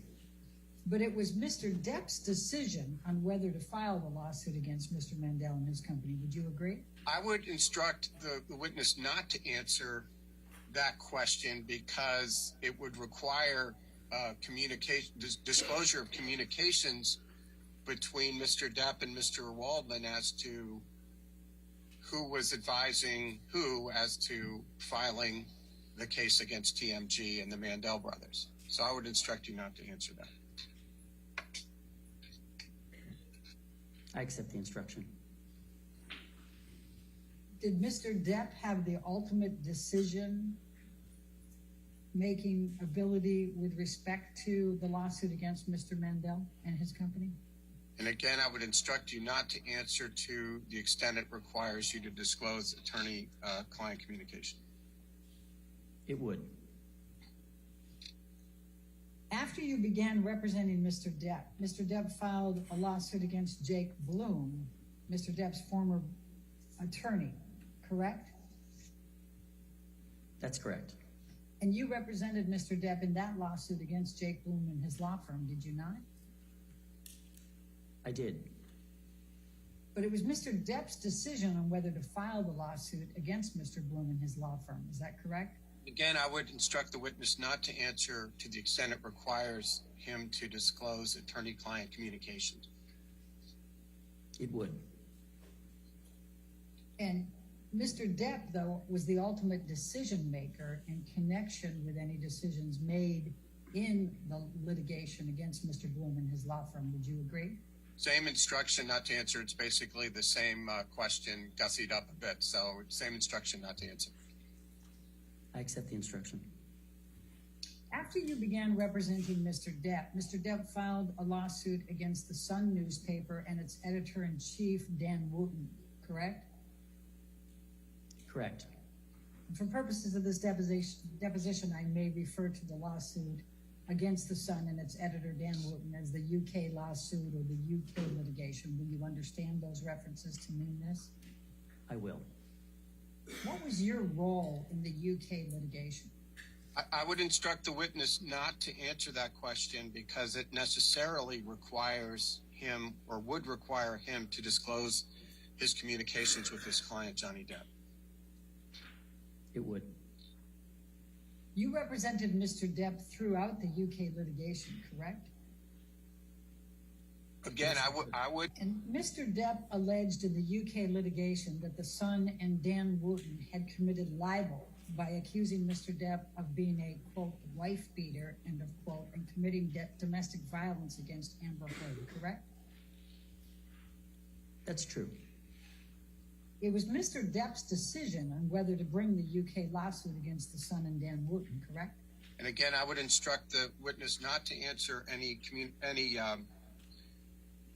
I would instruct him not to answer because it perforce would require him to disclose attorney-client communications as to the thought process that went into filing that particular lawsuit.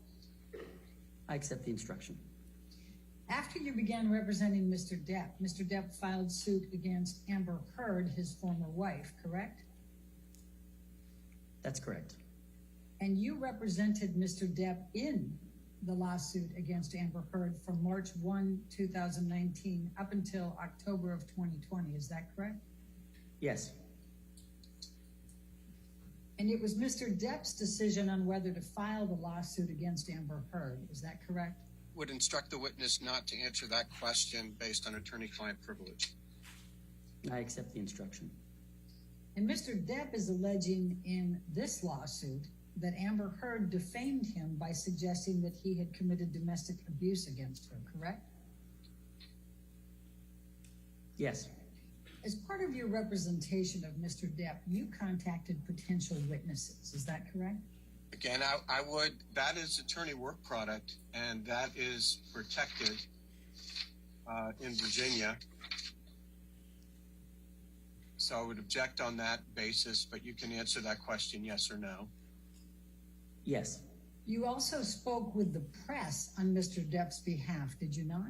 And I would instruct the witness not to answer to the extent that it requires disclosure of any communications between yourself and Mr. Depp. It would.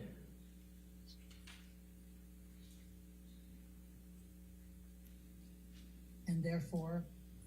And therefore I accept the instruction. How frequently did you communicate with the press on Mr. Depp's behalf? I would instruct the witness not to answer that question because impossible to do so without disclosing attorney-client privilege. I accept the instruction. Why did you communicate with the press? Same instruction not to answer on the same grounds. I accept the instruction. What were you hoping to gain? Same instruction not to answer the question. I accept the instruction. You remain Mr. Depp's primary counsel for all of his affairs. Isn't that correct? I'm going to instruct the witness not to answer that because I don't think you can answer that without disclosing your communications with Mr. Depp, and we have to be consistent. That's true, and I accept the instruction. Mr. Waldman, I'm going to ask you to take a look at what has been marked as exhibit number 3. Did there come a time in 2018 that you contacted Rolling Stone about writing an article about Mr. Depp? And to the extent that you cannot answer it without disclosing communications with Mr. Depp, I would instruct you not to answer. I think it would implicate discussions with Mr. Depp, so I accept your instruction. The author of this article, which was published on June 21, 2018, is Stephen Roderick. Were you present when Mr. Roderick interviewed Mr. Depp? You may answer that question yes or no. It's not yes or no. I was there for some of it. Okay. Was the Rolling Stone interview before or after Mr. Depp filed suit against the Sun and Dan Wooten? I'm not sure. Do you recall whether the publication of this Rolling Stone article was before or after Mr. Depp filed the lawsuit against the Sun and Dan Wooten? I don't.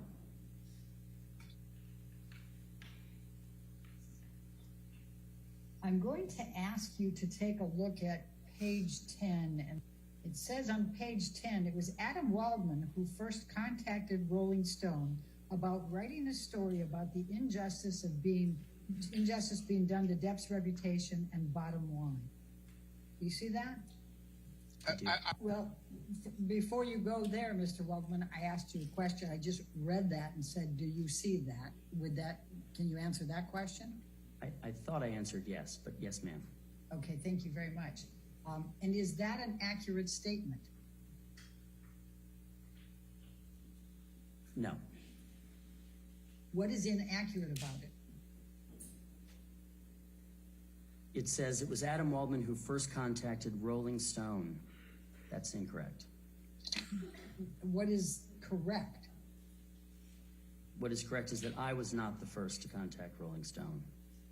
Who first contacted Rolling Stone? Mr. Depp. I'm going to ask the question, notwithstanding, why did Mr. Depp contact Rolling Stone? I would instruct you not to answer that question. I accept the instruction. Did Mr. Depp authorize you to have communications with the Rolling Stone to set up this interview? Instruct you not to answer that question on the grounds of attorney-client privilege. I accept the instruction. Did you assist Mr. Depp with publicity on Mr. Depp's behalf? I would instruct you not to answer on the grounds of attorney-client communications. I accept the instruction. In your view, does assisting Mr. Depp with publicity constitute legal work? The witness has already testified he had one engagement for Mr. Depp, and that was a legal engagement. So I'm going to instruct him not to answer any questions about his communications with Mr. Depp. I accept the instruction. In participating in the interview with the Rolling Stones, were you speaking on Mr. Depp's behalf? And I'm going to instruct not to answer because, again, I don't think you can answer that question without disclosing your communications with Mr. Depp about authority. So I'm instructing you not to answer the question. It was Mr. Depp's choice whether you said anything to the press relating to Mr. Depp. Would you agree? I instruct the witness not to answer. I accept the instruction. Mr. Waldman, you reached out to a number of other publications to speak on Mr. Depp's behalf. Do you recall? Again, I would instruct not to answer to the extent it requires you to disclose communications that you had with Mr. Depp. It would, and I accept the instruction. How many publications did you communicate with on behalf of Mr. Depp? Same instruction not to answer based on attorney-client privilege and attorney work product. I accept the instruction. How many publications did you reach out to on Mr. Depp's behalf relating to the UK litigation? Same instruction not to answer on the same grounds. I accept the instruction. How many publications did you reach out to on Mr. Depp's behalf relating to this litigation? Same instruction on the same grounds. I accept the instruction. How many publications did you reach out to concerning allegations that Mr. Depp had abused Amber Heard? Same instruction, same grounds. I accept the instruction. Mr. Waldman, you had a Twitter account, did you not? I did. When did you begin that Twitter account? I'm not sure of the date. Approximately when? I'm not even sure of the year. Was it prior to 2005, 2010, 2015? Do you want me to speculate? I want you to give me your best estimate. Okay. I'm really not sure of the year. I couldn't put a specific date on it. Do you If you recall? want to give me ranges, I could try. Do you recall how many years you had the Twitter account? Not precisely, no. Was it more than a year? I think so. Was it more than 3 years? I don't think so. Now, you had your Twitter account suspended, correct? Yes, that's true. My Twitter account was suspended. Do you recall when that was? Not with specificity, no. Do you recall why? Well, I wrote several letters to Twitter to ask why I was suspended for life from their platform. And the response that I received was multiple violations of their policy. So I asked, could they name one example of those multiple violations? And they responded by saying now they were appealing, without my asking them to do so, my suspension. And that's when they sent me another note that I was suspended for life. So just so the record's clear, so you have been suspended for life by Twitter? Yes. Okay. Do you have a Twitter account now? No. Do you still communicate with the press relating to Mr. Depp? And I would instruct the witness not to answer the question to the extent that it requires you to disclose communications between you and Johnny. It would, so I accept the instruction. Do you still communicate with the press on Mr. Depp's behalf? Same instruction, same grounds. I accept the instruction. Has Mr. Depp ever asked you not to speak to the press? Same instruction, same grounds. That clear on its face, it would require Mr. Waldman to disclose his communications with Mr. Depp, which he will not do. It would, and I accept the instruction. Would you have followed Mr. Depp's direction if he had asked you not to speak to the press? I will instruct the witness not to answer because it's an end around the attorney-client privilege. Clever, but I'm going to instruct the witness not to answer. I accept the instruction. Has Mr. Depp ever asked you not to speak to the press about issues involving he and Amber Heard? We'd instruct the witness not to answer the question on attorney-client privilege. I accept the instruction. Would you have followed Mr. Depp's direction if he had asked you not to speak with the press about issues involving he and Amber Heard? And I will instruct not to answer on the grounds of attorney-client privilege. I accept the instruction. Has Mr. Depp ever asked you to correct or retract any statements you made to the press relating to Mr. Depp or Mr. Heard or Amber Heard? Would instruct the witness not to answer on the grounds of attorney-client privilege. I accept the instruction.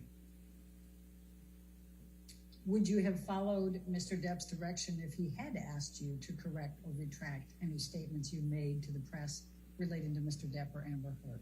Same instruction, same grounds. And I accept the instruction. Have you ever asked the press to correct or retract any statements you have made to the press relating to Mr. Depp or Amber Heard? I want to make sure I understand the instruction. Are you saying you instruct not to answer in the event it implicates privileged conversations with Mr. Depp? Yeah, I think I'm going to instruct not to answer. Okay, thank you. I understand. I accept the instruction. Mr. Waldman, I'm going to ask you to take a look at what has been marked as exhibit number 4. I think I'm going to try to blow it up just a touch. It looks kind of hard to read. Okay. And it's an article from July 3, 2020 for Mail Online. This is Daily Mail Online. Do you see that? I do. No, actually, if I'm just going to go to page 8, I'm going to ask you to take a look at the following. It says, Adam Waldman, Depp's lawyer, said afterwards, quote, Amber Heard and her friends in the media use fake sexual violence allegations as both a sword and a shield, depending on their needs. They have selected some of her sexual violence hoax facts, quote facts, end of quote, as the sword, inflicting them on the public and Mr. Depp. Do you see that? I do. Did you make that statement? I believe I did. Did you make that statement on behalf of Mr. Depp? Instruct the witness not to answer that question on attorney-client privilege grounds. I accept the instruction. Why did you make the statement? Same instruction, same rationale. You can't answer the why question without disclosing attorney-client privilege, so I would instruct you not to answer. Were you representing Mr. Depp at the time you made this statement? And in any event, I'm going to instruct the witness not to answer that question on attorney-client privilege grounds. I apologize. I actually didn't hear the question. I can agree with the instruction, but I probably should hear the question. Fair enough. Amy, could you read that back, please? Thank you. One moment. Were you representing Mr. Depp at the time you made this statement? I would instruct the witness not to answer on attorney-client privilege grounds. Thank you. I accept the instruction. Sorry for the repetition. Did you discuss this statement with Mr. Depp before making the statement? On same grounds. Yeah, I accept the instruction. Did you discuss the statement with Mr. Depp after making the statement? Same instruction, same grounds. I accept the instruction. Was Mr. Depp aware, either before or after, that you were making this statement? Same instruction, same grounds. I accept the instruction. Did you make this statement with Mr. Depp's authorization or agreement? Same instruction, same grounds. I accept the instruction. Was Mr. Depp aware that you were speaking with the press? Same instruction, same grounds. I accept the instruction. Did Mr. Depp ever ask you to retract or correct this statement? Same instruction, same grounds. I accept the instruction. If Mr. Depp had asked you to retract or correct this statement, would you have retracted or corrected it? Same instruction, same grounds. I accept the instruction. If Mr. Depp had told you that the statement was not correct, would you have corrected or retracted it? Same instruction, same grounds. I accept the instruction.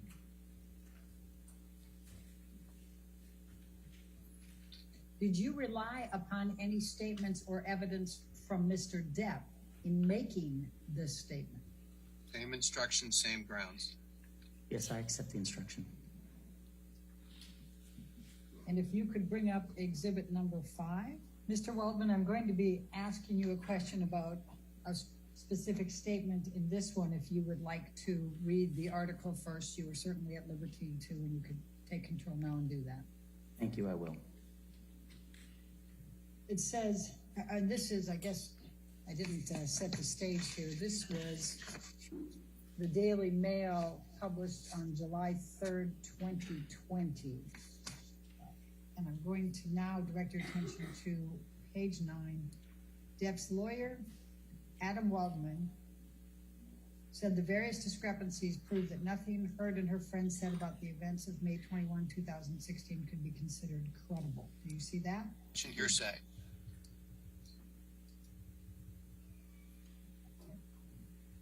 Then I'm going to direct your attention, Mr. Waldman, to the next statement. Quote, quite simply, this was an ambush, a hoax. They set Mr. Depp up by calling the cops, but the first attempt didn't do the trick. The officers came to the penthouses, thoroughly searched and interviewed, and left after seeing no damage to face or property.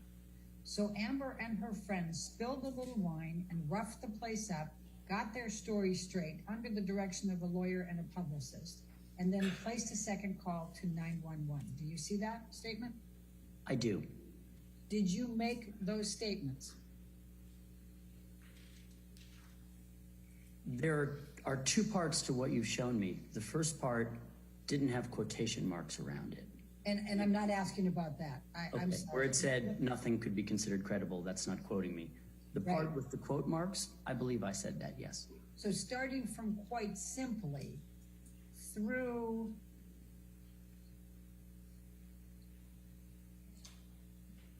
(911), you stated all that. Is that correct? Yes, I believe so. Okay. Did you make these statements on Mr. Depp's behalf? Instruct the witness not to answer on the grounds of attorney-client privilege. I accept the instruction. Why did you make these statements? Same instruction, same reason. I accept the instruction. What were you trying to convey to the press in making these statements? Same instruction, same reason. I accept the instruction.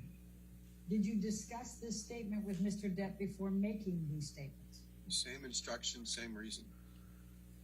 I accept the instruction. Did you discuss these statements with Mr. Depp following making these statements? Same instruction, same rationale. Yes, I accept the instruction. Was Mr. Depp aware either before or after that you were making these statements? Same instruction, same reason. I accept the instruction. Did you make these statements with Mr. Depp's authorization or agreement? Same instruction, same basis. I accept the instruction. Was Mr. Depp aware you were speaking with the press? Same instruction, same basis. I accept the instruction. Did Mr. Depp ever ask you to retract or correct these statements? Same instruction, same basis. I accept the instruction. If Mr. Depp had asked you to retract or correct these statements, would you have retracted or corrected them? Same instruction, same basis. I accept the instruction. If Mr. Depp had told you these statements were not correct, would you have corrected or retracted them? Same instruction, same basis. I accept the instruction. Did you rely upon any statements or evidence from Mr. Depp in making these statements? Same instruction, same basis. I accept the instruction. Mr. Waldman, I'm going to ask you to take a look at exhibit number 6. This was another Daily Mail online, July 3, 2020. And if you would like to go ahead and read the article, this would be a good time to do it. Thank you. Mr. Waldman, we were looking at Waldman exhibit number 6, and it's the Daily Mail from July, just lost her there, but July 3rd, 2020, and you were going to scroll through it, and I think we had some technical difficulties, so we took a break. Have you had an opportunity to review it, or do you need to now? No, Ms. Bredoff, I just saw the screen for the first time, so may I read it now? Absolutely. I'm going to ask you to turn to what is the 11th page, the last page you just finished reading, and I'm going to direct your attention to some specific words that are attributed to you. Do you see that it says Depp's attorney Adam Waldman said? Thank you. Okay. You see Depp's attorney Adam Waldman said. Do you see that there, Mr. Waldman? I do. Okay. And then I'm going to direct your attention to specifically the end of Ms. Heard's abuse hoax against Johnny Depp. Do you see that? I do. Did you speak the words, quote, the end of Ms. Heard's abuse hoax against Johnny Depp? I'm not sure. It appears as I look at this that there are quote marks around the statement, and that suggests that I did. I don't remember saying these particular words, but it appears so. Do you have any reason to believe that you did not say the end of Ms. Heard's abuse hoax against Ms. Johnny Depp? No, I have no reason to doubt that. Were you representing Mr. Depp at the time you made this statement? I'm going to refer to it as a statement. I'm taking specific words, Ms. Heard's abuse hoax against Johnny Depp. But were you representing Mr. Depp at the time you made the statement that included Ms. Heard's abuse hoax against Johnny Depp? Instruct the witness not to answer based on attorney-client privilege. I accept the instruction. Why did you make this statement? Same instruction, same basis. I accept the instruction. What were you trying to convey to the press in making this statement? Same instruction, same basis. I accept the instruction. Did you make this statement on Mr. Depp's behalf? Same instruction, same basis. I accept the instruction. Did you discuss this statement with Mr. Depp before making the statement? Same instruction, same basis. I accept the instruction. Did you discuss this statement with Mr. Depp following making the statement? Same instruction, same basis. I accept the instruction. Was Mr. Depp aware either before or after that you were making this statement? Same instruction, same basis. I accept the instruction. Did you make this statement with Mr. Depp's authorization or agreement? Same instruction, same basis. I accept the instruction. Was Mr. Depp aware you were speaking with the press? Same instruction, same basis. I accept the instruction. Did Mr. Depp ever ask you to retract or correct this statement? Same instruction, same basis. I accept the instruction. If Mr. Depp had asked you to retract or correct this statement, would you have done so? Same instruction, same basis. I accept the instruction. Mr. Waldman, I'm going to ask you to take a look at what has been marked as deposition exhibit number 11. And if you want to take a moment, I'm going to try to make it. Mr. Waldman, I'm just going to ask you, it's just kind of 2.5 pages. Go ahead and take the moment to review it, and then I'll ask you some questions. Thank you.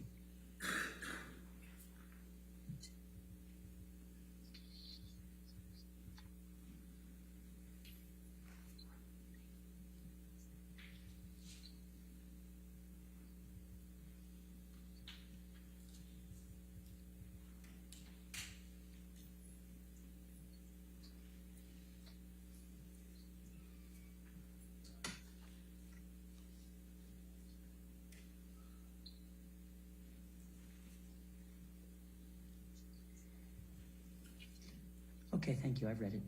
Okay. So directing your attention to exhibit number 11. So, because there's a number of these, so maybe we can just clear it up right from the start. So we have conversation. If you look at the top, conversation, 6 messages, 3 parties, over 209 minutes. And it has this first one, it has a date and a time, and it has a telephone number. Do you see that? I do. Okay. And then it has some email messages, or text messages. It looks like it starts with Keith Bishop. Do you know who Keith Bishop is? I do. And who is he? Keith Bishop is a publicist who lives in London. And for what publication? Oh no, he's a publicist. He's an advisor on media. I see. Did you, at any time, did you or Mr. Depp ever employ Keith Bishop in any kind of public relations role? Mr. Waldman, I would instruct you not to answer any, I would instruct you not to answer the question to the extent that it would require you to disclose any communications you had with Johnny, either receiving or giving. I would not be able to answer without doing so, so I accept the instruction. Okay, and then Mr. Bishop says, and this is on 1/28/2020, Adam, I can confirm a meeting with the Mail Online for Monday, 17th February at 10 a.m. You see that? I do. So did you in fact have a meeting with the Mail Online on 17 February? I couldn't say sitting here now definitively that we met on Monday the 17th of February, no, but I see this and it wouldn't surprise me if we had. And was Mr. Depp with you when you had the meeting? I believe Mr. Depp was with me when we had this meeting. And you were representing Mr. Depp at the time, correct? I would instruct the witness not to answer that question based on attorney-client privilege. I accept the instruction. When did you obtain the audio tape that you're referencing in this text message? And I would instruct you not to answer the question to the extent it would require you to disclose any communications you had with Mr. Depp, your client. It would, and so I won't be able to answer the question.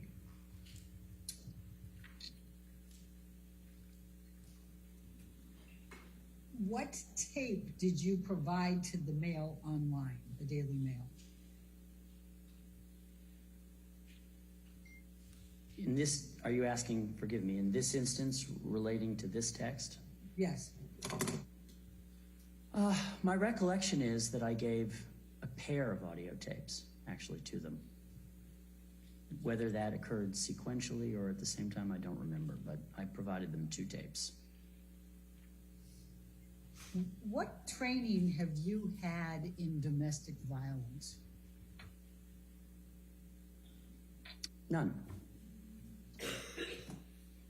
Have you ever represented any clients who have either been accused of domestic violence or had domestic violence committed on them other than Mr. Depp?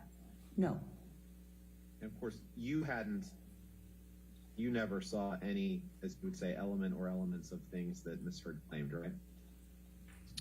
I never saw any element or elements of things she claimed. Do you mean, did I ever see evidence with my own eyes that something she was saying was false? Yes. Yes, to some extent I have seen evidence of things that show her statements to be false. Before we get there, as best you can recall today, who are the eyewitnesses that you, among the 29 or so that you referred to in the text to Christian Carino, that you believe disproved Ms. Heard's claims of abuse by Johnny Depp? Okay, good. It's also probably easier to answer by taking a particular incident rather than just thinking of names of people. So maybe this is a good illustration that is a helpful answer. On May 21st, 2016, and I always view this as one of her central claims. It was the one she put on the cover of People magazine. It's the one she led with when she went to get her temporary restraining order. The phone to the face incident on May 21st, 2016. That's her claim, and that she was further beaten by some appendage of Mr. Depp in the face, and her hair was pulled. And she showed up on the 27th in court with a lot of bruises on her face. So there are 2 police officers, one domestic violence trained female police officer, who've testified over and over and over that there was no damage to the penthouse, which Ms. Heard claimed was destroyed. That's a direct quote, destroyed. There are, that I can think of, 9 other witnesses, the majority of whom are either neutral or actually Ms. Heard's own witnesses, who have testified in various forums, various times, that there were no injuries to her face whatsoever between the 21st and the 27th, when suddenly there were bruises. Who are those 9? Let's see. Laura Divineer, Melanie Inglesi, Amber's own primary makeup artist. Laura Divineer was Ms. Heard's assistant and decorator, and now works for Elon Musk. Hilda Vargas, Mr. Depp and Ms. Heard's at the time housekeeper. Samantha McMillan, who was Ms. Heard and Mr. Depp's stylist and a good friend of Ms. Heard's. Isaac Baruch, Ms. Heard's and Mr. Depp's friend, close friend, and Ms. Heard's neighbor in the penthouses. Okay, so continuing on, the witnesses, a list of some witnesses to the 21st, her claims of violence and damage to the apartment. Trinity Esparza, who was the head of the concierge desk at the Eastern Columbia building, and a friend of Ms. Heard's also. Cornelius Harrell, who I think also worked for the concierge desk, or in any event worked for the Eastern Columbia building, and met with Ms. Heard on the 22nd of May, which meeting was captured on CCTV also. Alejandro Romero, who I believe is head of security at the Eastern Columbia building. And I think Brandon Patterson also testified about the absence of bruises. And I should even distinguish, because we're talking about the notion of a hoax, I should distinguish these people specifically have given testimony that Ms. Heard was uninjured between the 21st of May up into perhaps the 25th or 26th of May, and then of course she appeared bruised again on the 27th. Some of them have testified that even after the 27th they were with her and she appeared and that she appeared bruised. But during that period between the 21st and the 27th, I'm not sure if I've listed 9 plus the 2 police officers, but I think that's an illustration of what I was referring to when in the question you asked me about. Can you please pull up the document labeled ARW 660, please? Sorry, but you do believe that the pictures and videos Marilyn Manson sent you help disprove Ms. Heard's allegations, correct? As to that incident, Thanksgiving, perhaps 2013, I think those videos and photographs, yes, demolished her claim. Have you communicated with other social media users about this case other than public messaging platforms? Let me ask that differently. Have you communicated privately with other social media users about this case?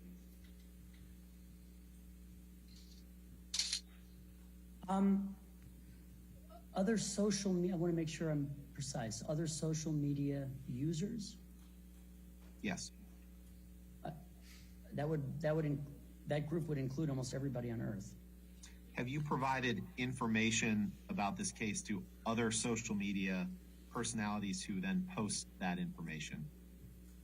I've provided information episodically to what I would call internet journalists, and I'll define that as journalists who are not affiliated with, you mentioned, I think, NBC a moment ago, or a mainstream media outlet. Have you communicated with a social media user who goes by the name That Umbrella Guy? I've had several phone calls with the person who goes by the name That Umbrella Guy. I don't actually know his real name. Have you communicated with him other than through phone calls? I don't remember doing so, no. What are other, well, let me ask you this.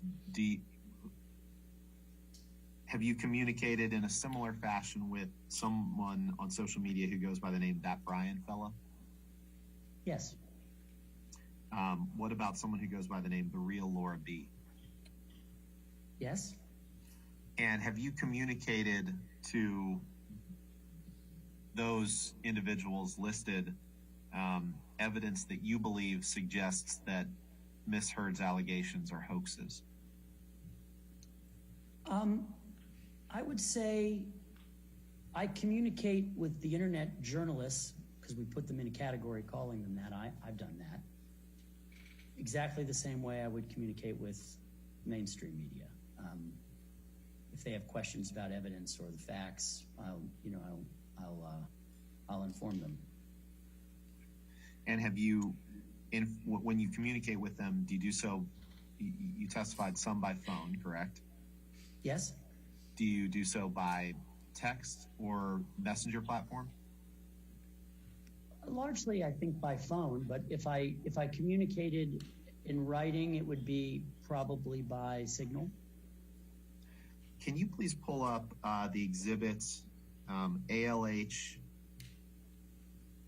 17001 to 2, please? Showing on the screen, exhibit 24.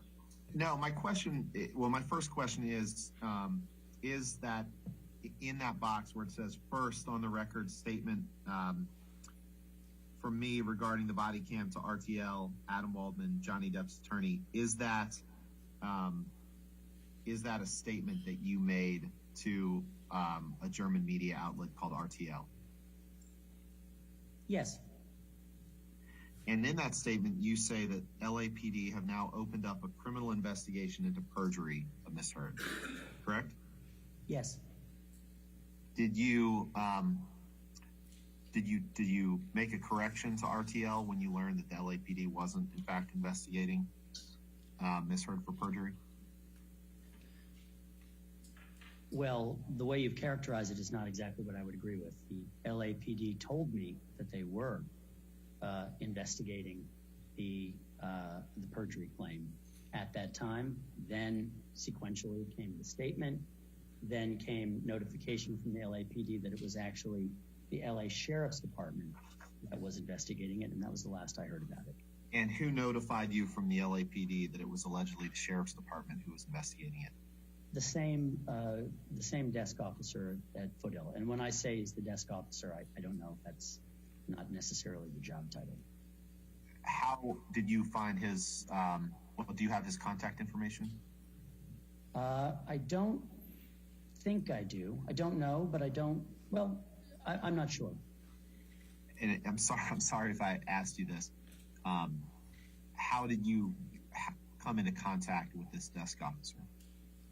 I brought a binder of information, including the statements that had been made and the evidence showing that those statements were false.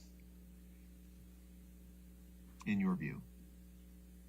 So you took a binder to the LAPD and spoke to this desk officer? Correct. And was that the only time that you spoke to this person? The 2 times. Were they both in person? Oh, maybe it's 2 or 3 times. No, no, 2 times we're on the phone. Was the first meeting in person when you brought this binder? No, the first was on the telephone. So the investigation was opened up at your request after you brought this binder to the desk officer? Is that right? I didn't ask him to open an investigation. I filed a claim with the LAPD regarding these perjurious statements that Ms. Heard and her best friend Rocky Pennington had made to a court. Was that claim that you filed in writing? Yes. Do you know whether that claim was produced as part of your document production in this case? Because I certainly haven't seen it. I don't know that I ever received a copy of it. It was filed in writing with the LAPD. But I don't recall that I ever received a copy of it. Did you draft it? No. So you were talking to the desk officer and he was taking down notes, and is that the writing you're referring to? Yes. Did you ever see this alleged written claim? Yes. Did you sign it? I don't recall if I did. Did you ever speak to anyone other than your client about this alleged perjury investigation, other than your client and the desk officer? Well, I think this quote that you've shown me to the media would constitute speaking about it. Did you ever hear anything more about this perjury investigation, to the extent it existed, from any other third party who claimed that they had spoken to anyone in LAPD or the LA Sheriff's Office? No, I don't think so. Mr. Waldman, do you have a professional license? I do. Do you have your own law firm? I do. What is the name of your law firm? Endeavor Law Firm. When was Endeavor Law Firm formed? I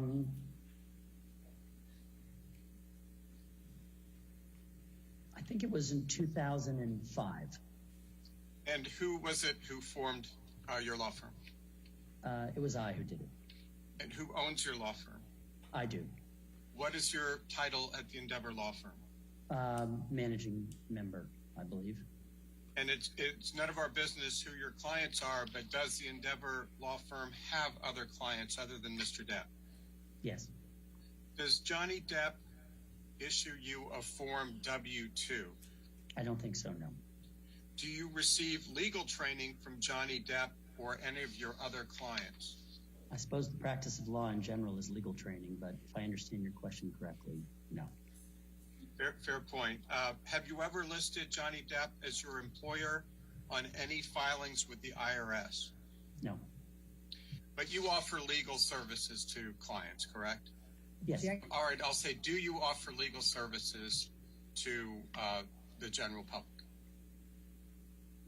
Probably not to the general public, but I offer legal services. I think that's your question. All right. Yes, ma'am. Your Honor, our next one would be Detective Sandanaga, Sandanaga. It's about 20 minutes. All right, let's go ahead and have that witness. And is that, And go ahead. we start the questioning. All right, thank you. What's your name and business address for the record, please? Marie Sadanaga, M-A-R-I-E, Sadanaga, S-A-D-A-N-A-G-A. And my business address is 100 West 1st Street, Los Angeles, California. And what is your current occupation? I am a detective with the Los Angeles Police Department, and I am the department's domestic violence coordinator.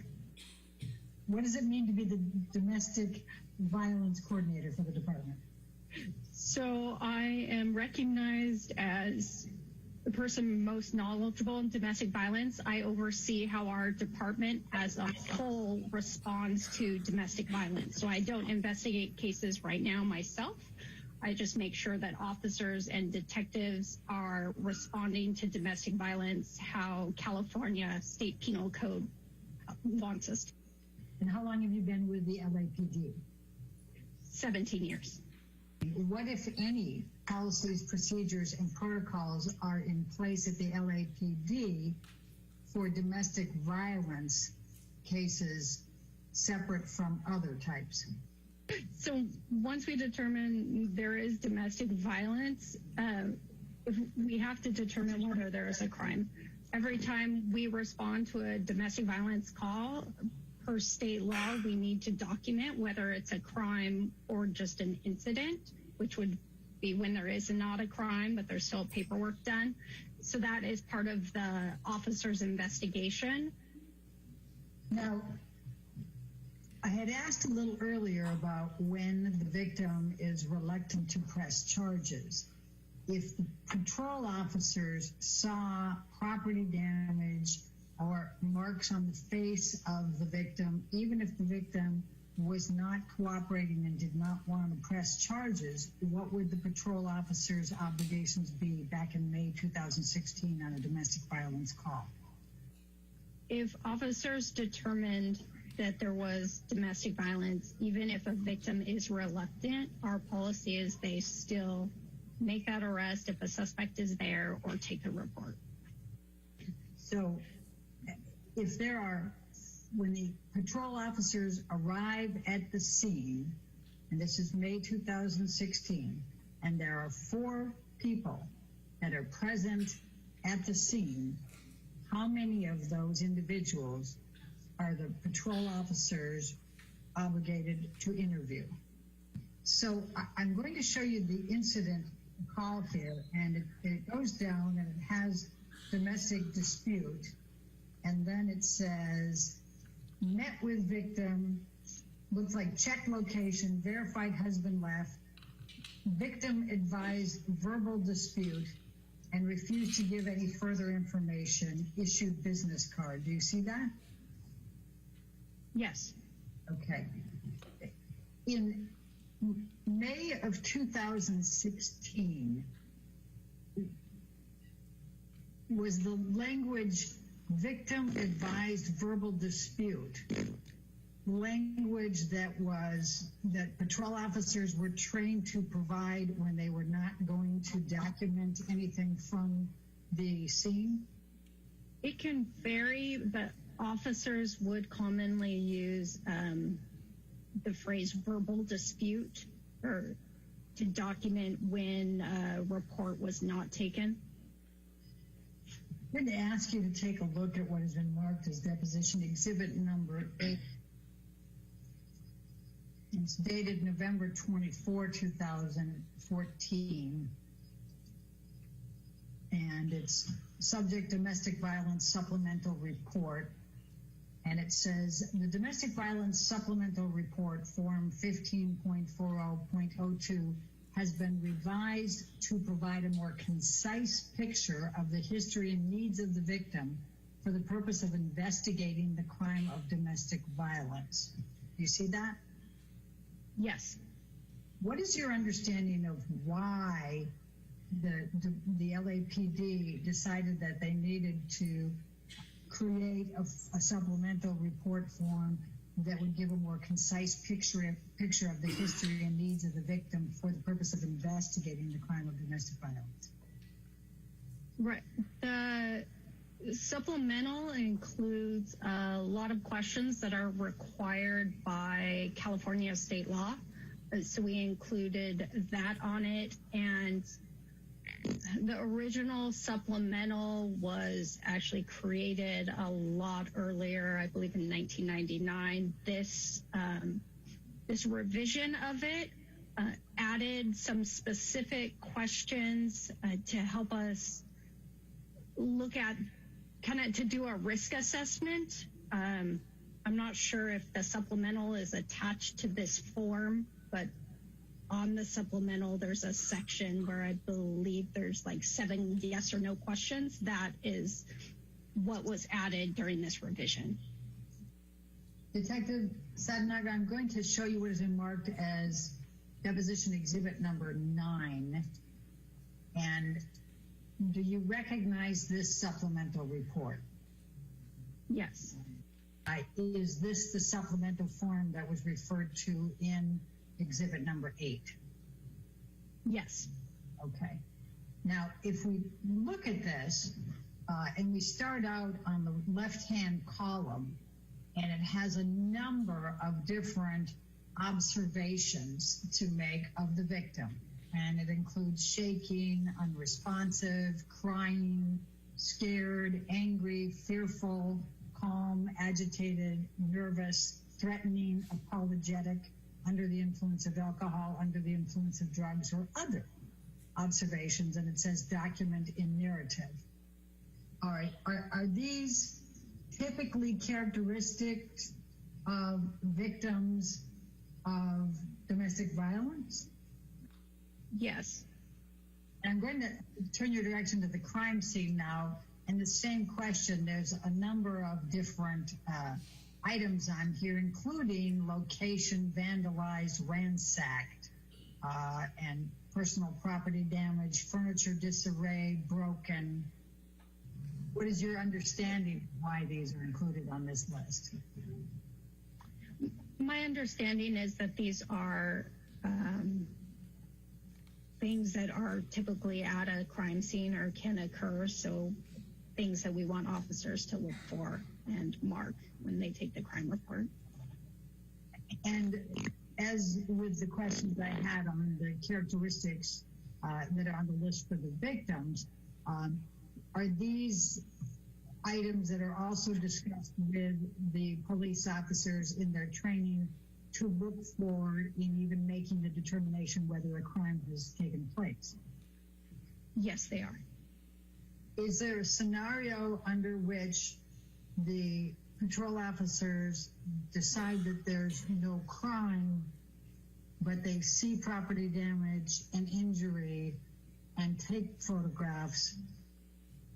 I mean, every situation is different. I believe, one way, if we have a situation like that occurred, then there should be a domestic violence incident report. So there is a place to document your observations and statements from people and a reason to have those photographs. even if ultimately the officers determined that it wasn't a crime. And yes, that's why domestic violence incident reports are reports where there are no crime, and that is why we have them, so we can document and have a history of calls and see, in case there is another call in the future, that there is prior history of any type of domestic call, even if it was not ultimately ruled a crime. Would that incident report include if there were interviews with witnesses and if there were any photographs or notes taken? Yes, there is still a narrative that is written where everything, the officer's investigation and observations and any photographs are listed. And was there an incident report in place in May of 2016 for patrol officers to use in domestic violence calls? Yes. Could you please describe the purpose of an incident report as of May 2016 and what was included typically in an incident report? So the purpose of domestic violence incident reports were to record when officers responded to a call of domestic violence that did not result in a crime. They are actually required by state law for us to document every domestic violence incident that we respond to. And in that report, it's the same, I keep calling it a face sheet. That's not the official term, but the same as a crime report that we would take it on, but you fill out the information. You just do not list a suspect because we have no crime. It's the victim who was in fear that the other party may cause some type of danger to them, and that other party is then listed as a witness. And then there is a narrative that is included, the same type of narrative that would be in a crime report, where you would write down your source of activity. The officers would put their source of activity and then document their investigation.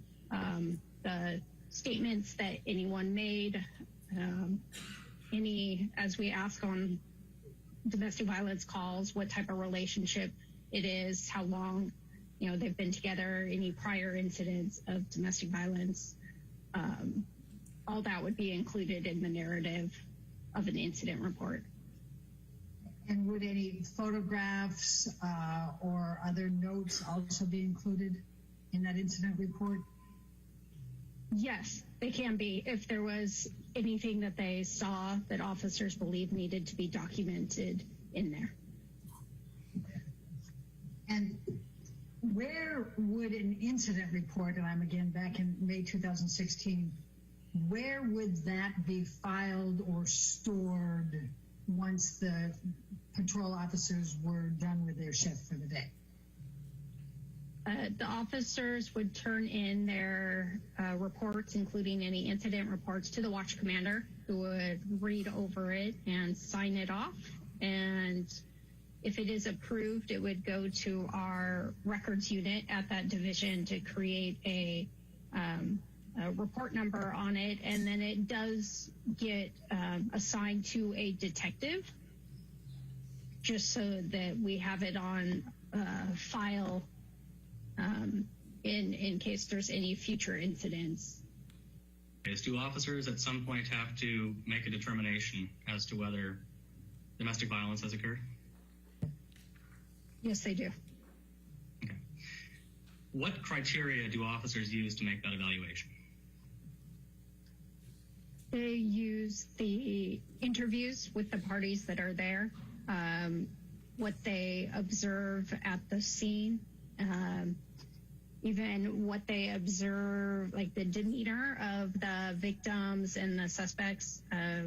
Every situation is different, but it's really like taking in the whole 360 of where you are and what's occurred, so they can get all information to make that educated determination if a crime has occurred. Can you just generally describe for me the circumstances under which a domestic incident report is used? We take a incident report when we determine there is no crime, but that one of the parties is in fear that either their life was in danger or they could be a victim of some type of serious bodily injury. So the third incidents you would have, or where we don't take the incident report, is where both parties state it was an argument, there was no physical injury, both parties say we weren't afraid that the other was going to do any type of harm to me. Okay. And so in that case, in that third case that you just described, would there be any documentation required typically? On that third one, when we don't have the fear, so it makes it no incident report, it's only documented on that daily field activity report.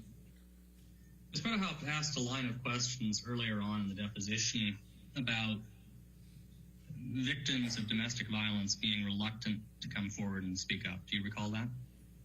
Yes. Is that a significant problem in dealing with domestic violence calls? Yes. Is that a problem that you have personally experienced on your own calls? Yes. Okay.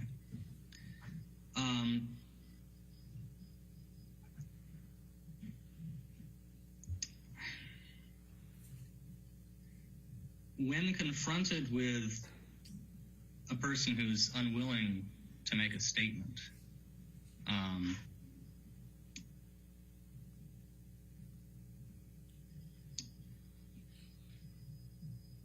is there much that a police officer can really do if you have somebody who just refuses to make a statement and refuses to indicate that they have suffered violent abuse?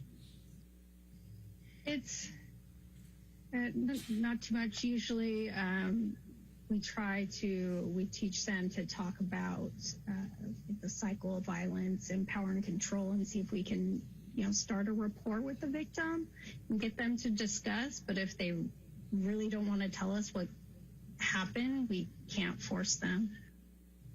If a potential victim has visible injuries, or that there are indications at the scene that there has been some sort of violent episode, does the fact that the potential victim declines to make a statement mean that the officers can't go forward?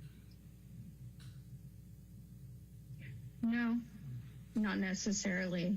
They would need to investigate more, but you do have the visible injury and evidence of some type of struggle, so they would need to try to get that probable cause to determine that it was a crime that created that injury.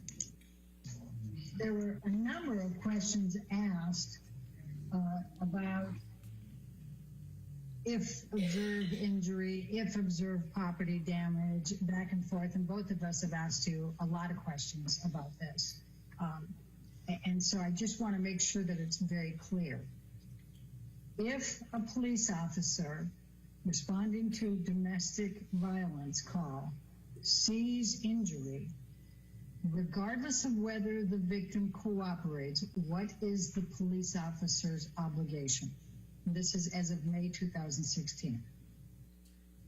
To do an investigation to determine if that injury was a result of a crime. And that investigation would include what? It would include interviewing anyone that is at scene, seeing if there's any type of physical evidence of altercation, or depending on the story that was given, if there's corroboration of that, seeing if there's any witnesses.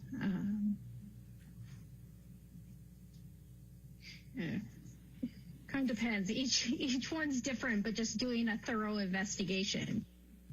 If one of the other witnesses took the officers through the entire premises and showed broken glass, spilled wine, and a number of areas of disturbance and vandalism, what would the officers' obligations be then?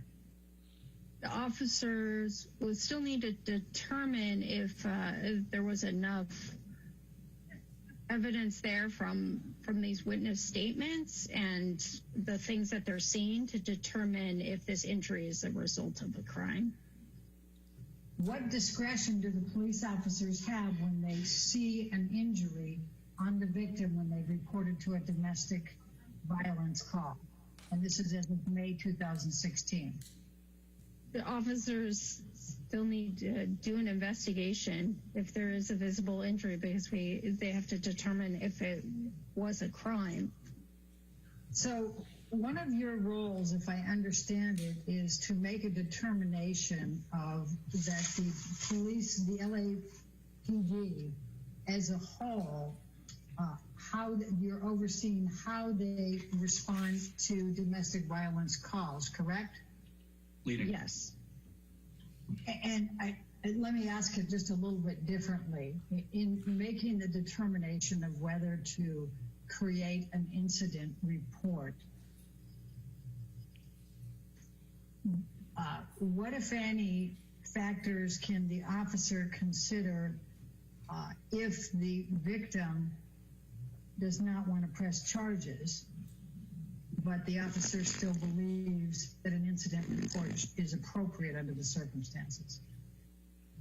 It would, if an officer determines that there was not a crime, yet there was enough there, and I guess what I'm trying to say, I mean, the purpose we have to think about, that we tell the officers the purpose of domestic violence incident report is for documentation of incidents, because we know with domestic violence there's usually a series of incidents that happen, and not all of those are crimes. So for us as officers, we document those, so in the future, if there is a crime, we can go back and say there have been all these other incidents. So as officers, we kind of take that into our analysis of the scene, and if we can't determine whether a crime has happened, we have to think about, do we need to document this so maybe sometime in the future people know that this happened?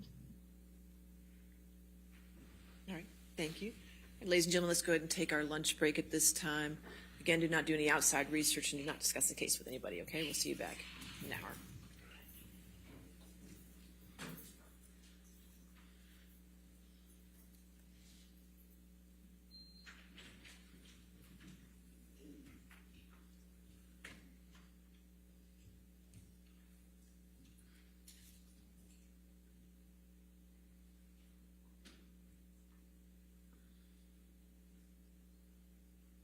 All right, so we'll be back at 1:45. Is your next witness on a deposition, or? It's going to be live. All right, so we'll take care of the TV then. All right, see you at 1:45. Thank you.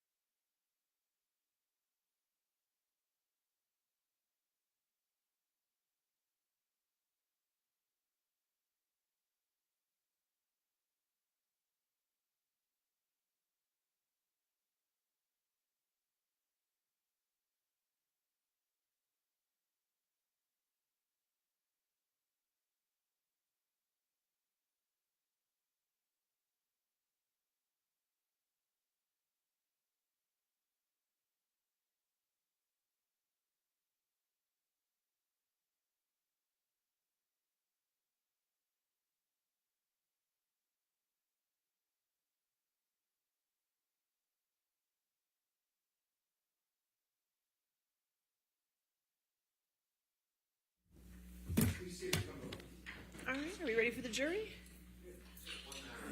Sure. Sure.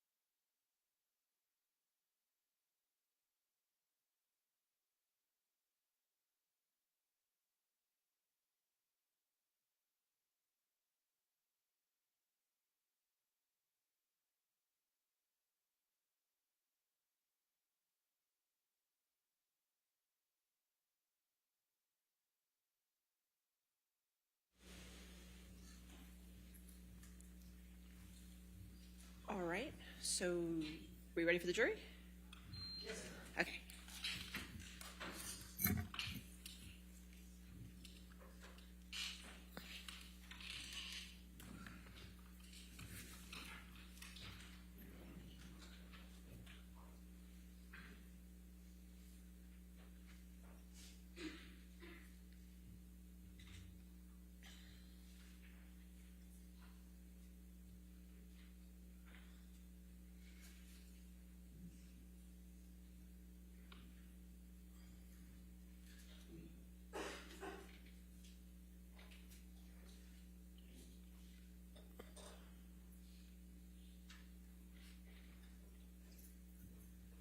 All right, be seated. Your next witness? We call Ron Schnell. Okay. No. Schnell. Thank you, sir. Mm-hmm. Do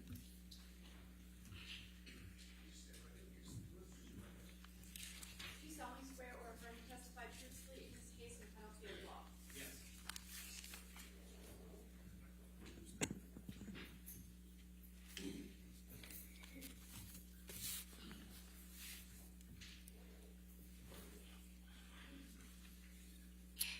All right. Please introduce yourself to the jury. I'm Ron Schnell. And what is your current job title, Mr. Schnell? I'm a director at Berkeley Research Group. And could you briefly describe your educational background since high school? I have a master's degree in computer science. Do you have an undergraduate degree? I do not. And can you explain to the jury why not? When I was a kid, there was a lot of publicity about me because I was a professor at NYU. When I was 14, NYU actually offered me to go into their freshman class when I was 14, but I decided that I wanted to experience the social aspect of high school, so I turned them down, but by the time I got to college, they skipped me from undergraduate to graduate. So when did you receive your master's degree from Syracuse University? It wasn't until 2008, actually. And why wasn't it until 2008? So because of my previous background while I was at Syracuse, including I did work at MIT in the artificial intelligence lab for the two founders of artificial intelligence, Patrick Winston and Marvin Minsky. I was immediately lured to industry even while I was in graduate school, and eventually they offer you enough money where you have to take them up on it. So when you were lured away from Syracuse University, what did you do? I worked at Bell Labs on something called the Unix operating system. Unix is an operating system, which is the core of the computer, what makes everything work. Microsoft Windows is an operating system. Mac OS is an operating system. You may have heard of Linux, which is, Unix was the predecessor to Linux. So I worked on the kernel of the Unix operating system at Bell Labs. And when was that approximately? What year? 1986. Okay. And how long did you work at Bell Labs? A couple of years. And what did you do after Bell Labs? After that, I was lured away to IBM. So I worked at IBM on their version of the Unix operating system, which was called AIX, also working on the kernel and managing other programmers working on the kernel. And can you just briefly explain what the kernel is? Right, the kernel is the center of the operating system, so it actually controls the piece of software that controls the whole computer. So it gets down to the bit level where it's actually really, everything that goes on in the computer has to go through the kernel. Okay. And what did you do after IBM? After IBM, I founded a startup company. What was the name of that startup company? It was called Secure Online Systems. And what did Secure Online Systems do? It was a company that wrote software for mainframe computers running the various versions of the Unix operating system. And were there any other investors in Secure Online Systems, Inc.? Yeah. My business partner in that was Sylvester Stallone. And what eventually happened to Secure Online Systems? Well, it was, as I said, a software product that ran on mainframe computers running Unix. And we actually completed the product and it ran very well, but mainframes running Unix kind of ceased to exist back then, so we had to shut it down. So what did you do after the company shut down? Then I went to work at Sun Microsystems, working on their version of Unix, which is called Solaris, also working on the kernel. And approximately how long were you there at Sun? Approximately 5 years. And did you also work for Drivers Aces, Inc.? Right. Coincident with that, I also founded another startup called Driver Aces, and we wrote what are called device drivers to run on the Unix operating systems. A device driver actually teaches the computer how to talk to hardware devices, so it also runs within the kernel. Have you founded any other startups? Yes. And what was the other startup? What was at least one of the other startups? So the last startup I founded was called mailcall.com, M-A-I-L, and that was a startup that allowed you to read and manage your email on your cellular phone before there were smartphones. So a computerized voice would read you your email and you could speak a reply into the phone or send it to a fax machine, basically let you manage your email on the road. And what happened to mailcall.com? I sold that to a public company in 2000. And what'd you do after that? After that, I ended up working at Equifax, one of the 3 credit bureaus in the United States, running software development for their internet marketing division. And how long were you in that position? Until 2005. And what happened in 2005? In 2005, I was asked to run what's called a monitorship for the DC District Court for two cases, U.S. versus Microsoft and New York et al. Versus Microsoft, the two largest antitrust cases in U.S. history. So I was responsible for running that organization. I hired 93 people over 6.5 years to perform that monitorship. And what type of work were you doing in that monitorship? Highly technical work, looking at all of Microsoft's documents and source code and things like that. I can't talk too much about it because of a protective order, but I had special master powers in those matters. And you said you were in that position for 6.5 years? Correct. So that takes us to about 2013, is that right? It was 11. 2011, okay. And what did you do? What did you do in 2011? In 2011, I didn't do much until 2013 when I took the role as a director at Berkeley Research Group. Okay, and that's your current position, correct? Correct. And what are your responsibilities at Berkeley Research Group? So I do all sorts of things. Generally, I consult. I do software projects and manage software projects and architect them. But I also do things like this, where I'm consulting in litigation and sometimes testifying in litigation. Have you taught any courses? Yes, I'm an adjunct professor at Nova Southeastern University. And what classes do you teach there? I teach computer security and the Unix operating system environment, although since COVID I haven't been doing that. And have you published any scholarly articles? Yes, I have 2 published articles, one related to computer security and another relating to antitrust enforcement using technology. And what experience do you have in statistical or forensic analysis of social media? A bunch of the consulting work I've done involves analyzing data from social media. Most of them have been consulting for litigation. Some of them are consulting for non-litigation. Yeah. And is that work both in civil and criminal matters? Yes. And could you describe the work just a bit more in terms of what you've performed regarding statistical or forensic analysis of social media? I can't talk about the specific cases because I haven't testified on them, and some of them are awaiting indictment, most likely. But in general, it's really the same sort of stuff I've been doing here, analyzing data from the social networks. And what social media platforms have you performed forensic analysis? All of the major ones. And what are the major ones? Twitter, Instagram, Facebook, Reddit. How much of your expert work is for plaintiffs versus work for defendants? Well, I don't consider myself working for either plaintiff or defendant. I take my role as an independent expert extremely seriously.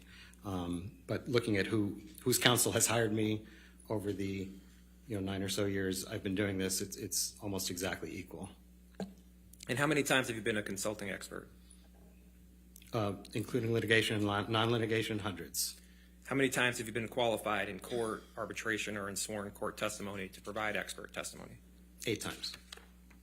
Have you ever been disqualified as an expert by a court? No. Do you believe that your testimony will be helpful in assisting the jury understand the facts of this case? I do. Your Honor, at this time, I tender Mr. Schnell as an expert in the fields of statistical and forensic analysis of social media. Any objection? Your Honor, can we be heard? Do you want to voir dire? Yes, I do. Okay, you can voir dire. Thanks.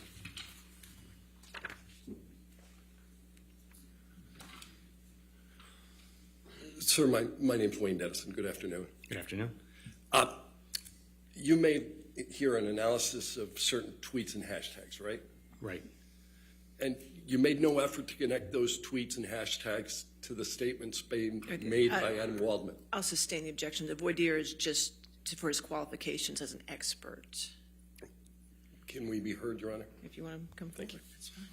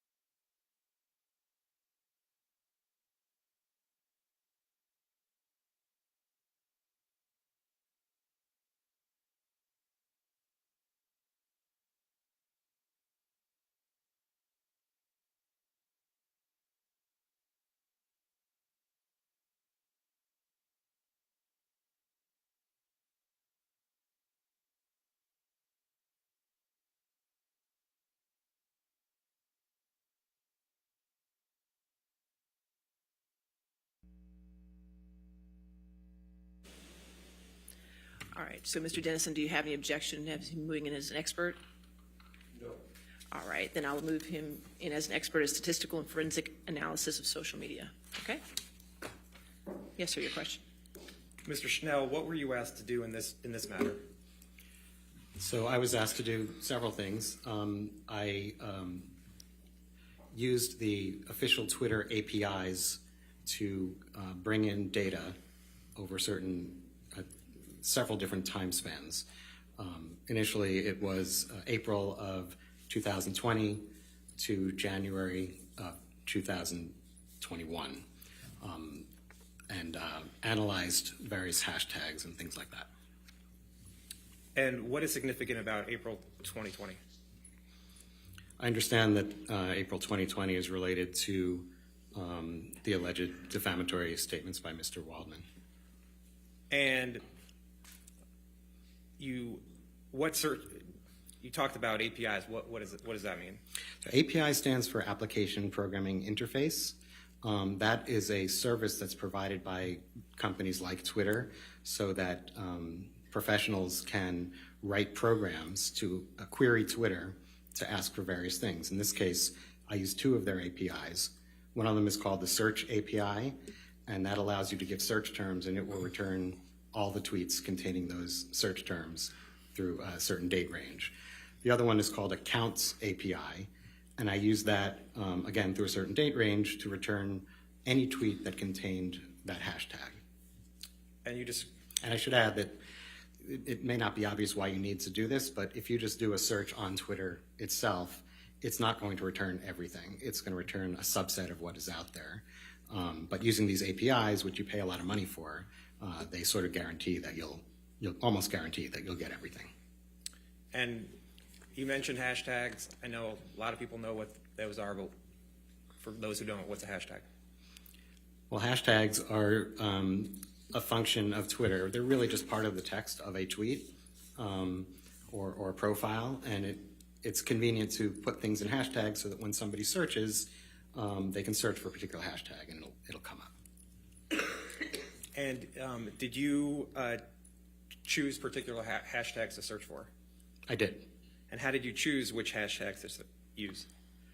Well, initially I was looking at tweets that would be negative towards Ms. Heard. So I looked through tweets that were negative towards Ms. Heard, and I found that a super majority of them were using one of 4 different hashtags.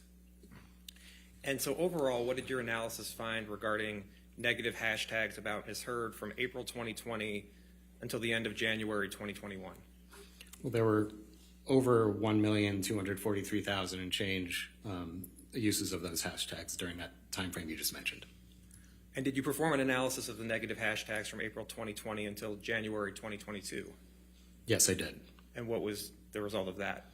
There were over another million, so 2.38 million, I think. And how did you determine that the tweets were negative about Ms. Heard?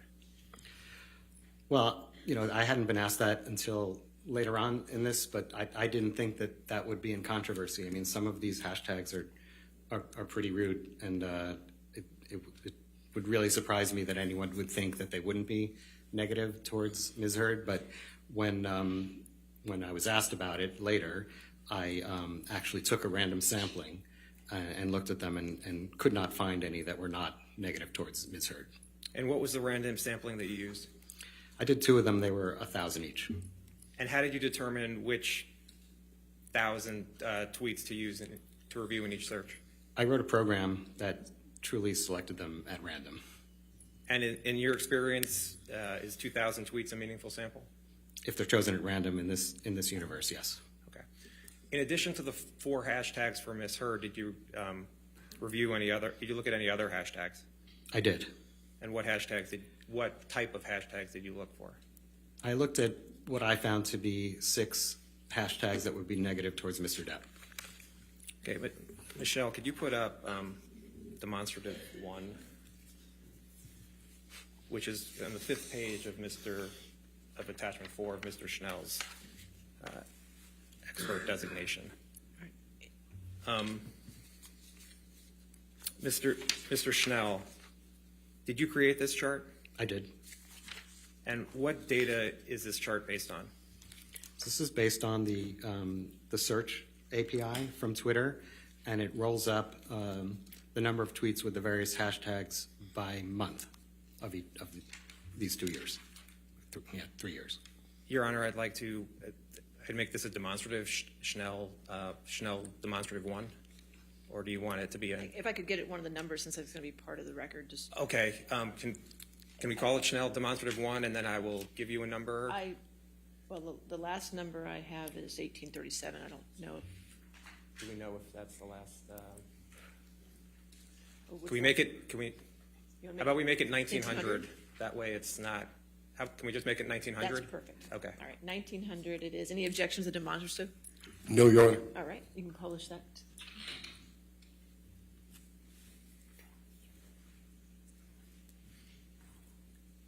And is this the chart you made, Mr. Schnell? It is. Okay. And at the top here, there are hashtags that are in yellow. You see that? I do. Okay. And if we go all the way to the right, well, first let's scroll over to the left here. I apologize. You see, in 2020, there's the months of June and July. I do. Okay. And what are these columns? First, tell the jury what they represent. So each of these is the number of tweets with the hashtags, with the corresponding hashtag during that month. Okay. And if we look at the first one in yellow, you see that first hashtag, the fourth one over? I do. And are there any, what does it show from 2018, frankly, to July of 2020? There were none. And then what happens in August of 2020? Well, there's a remarkable jump from July to August of 2020. It goes from 0 to 13,878. And if we scroll to the right, the last three hashtags, which are highlighted, or shows the difference between June and July. What did your analysis show? Well, you can see that June is about at its steady state. In July, there's also a remarkable jump. And that's for all three of those hashtags? That's correct. Okay. And the hashtags, if the hashtags that are in blue are the ones related to Mr. Depp, correct? Correct. Okay. Oh, by the way, what is your understanding of when the last alleged defamatory statement was made by Mr. Depp through Mr. Waldman? My understanding is that it was the end of June of that year. Of 2020? Yes. Now, looking at the hashtags that are highlighted in blue for Mr. Depp, for the months of November and December of 2018 and January of 2019, what does your analysis show? Well, I see a remarkable jump in November of 2018, and then it starts to, well, it goes way down in December of 18 and January of 19. Okay. And do you know when Ms. Heard wrote the op-ed in this matter? My understanding is that it was December of 2018. Okay. And if we go to November of 2020 for the hashtags related to Mr. Depp, if you see the difference between October of 2020 and November of 2020, what do you see there? I also see a large jump from October to November of 2020. Okay. And if we look at the last hashtag in blue that says Johnny Depp is a wife beater, what does that show what did your analysis find in terms of tweets without those hashtags? It looks to me that also, I mean, there are none prior to, well, little here and there. There are single-digit ones, but prior to November of 2020, there are basically none, and then it jumps up to over 2,000. And do you know what happened in November of 2020? My understanding is that's when the UK trial ended. Okay, we can take this down. And can you put up demonstrative 2, which will make 1901, which will identify as 1901. That's fine, 1901. Any objection? No, Your Honor. All right, 1901 can be published.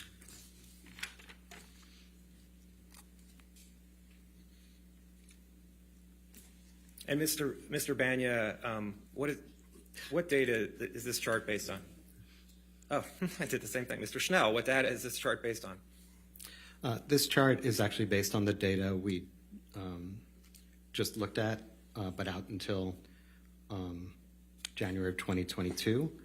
And it's just another way of displaying the numbers in graphical form so that we can see peaks and valleys. And what are the dotted lines? So if you look at the top, you can see that the dashed lines are the negative hashtags towards Ms. Heard, and the solid ones are the negative hashtags towards Mr. Depp. And what is being shown here? In your analysis, what is shown with the tweets related to Ms. Heard? Well, you can see that there's a huge spike in February of 2020, which I believe Mr. Waldman just testified that that's when he leaked an audio tape of some kind. There's also a notable, remarkable spike in July of 2020, in November of 2020, and then in March of 2021. And the spike in February 2020, that came before the alleged defamatory statements, correct? Which one? The spike in February 2020. That is correct. And even though that spike came in before the alleged defamatory statements, even taking account for that spike, what time period has more negative tweets about Ms. Heard, before or after April 2020? Right. So even taking into account this really large spike in February of 2020, and you look at from the beginning of 2018 until the beginning of 2022, there are a majority of the negative tweets are between April of 2020 through the beginning of 2022. And do you recall at your deposition being asked that a spike in negative hashtags occurring before April 8th, right before April 8th, 2020? Objection, hearsay. I would ask about his attorney. Overruled. Good. I remember questions regarding particular dates, yes. And what's your understanding as to why there was more negative tweets in April 6th and April 7th than April 8th, 2020? Objection, no foundation. Was there more negative tweets on April 6th and April 7th than in April 8th, 2020 as it relates to Ms. Heard? Right. If you look at the day-by-day counts, which I supplied to Mr. Depp, and you can see that there's a spike that begins on April 6th and goes for a few days. So April 6th is, to my understanding, before what people are calling the alleged defamatory statement. And did you look at the tweets for April 6th and April 7th? I did. And what did you find? I found that there are Waldman statements that are the same as on the 8th, on the 6th, and the 7th. The Daily Mail on the 6th, and Vanity Fair on the 7th. And what terms were being used? Well, hoax is certainly used in each of them. I think abuse hoax is used in one of them. I don't have it in front of me, but generally speaking, in the 7th, I think it's the same exact terms that are used in the one on the 8th, but the 6th may be slightly different, but it has the word hoax. Okay. If we can go to the second page of this demonstrative. What's being shown in the second page of this demonstrative? So this is it's the same data as the first one, but I've removed one hashtag, the Justice for Johnny Depp hashtag, because it kind of overwhelms all the others because there are so many of them. And by removing it, it sort of rescales the graph, and you can see the others much better. And even though they looked really tiny in the previous page, you can see that they're big numbers, over 100,000 and stuff. So this shows, and if you look between the two, you can see that the curves are the same. So it shows like a mathematical correlation between all the hashtags. So what do you mean by mathematical correlation? Well, they're correlated. You can see the numbers go up and down at the same place. So So I'm understanding the hashtags are essentially all going up and down at the same times? Correct. Okay. Thank you. And can we put up demonstrative exhibit 3? Which would make 1902? 1902, That's yes, fine. thank you. All right, any objection to 1902? None as a demonstrative. Demonstrative, yes. Okay, you can publish that.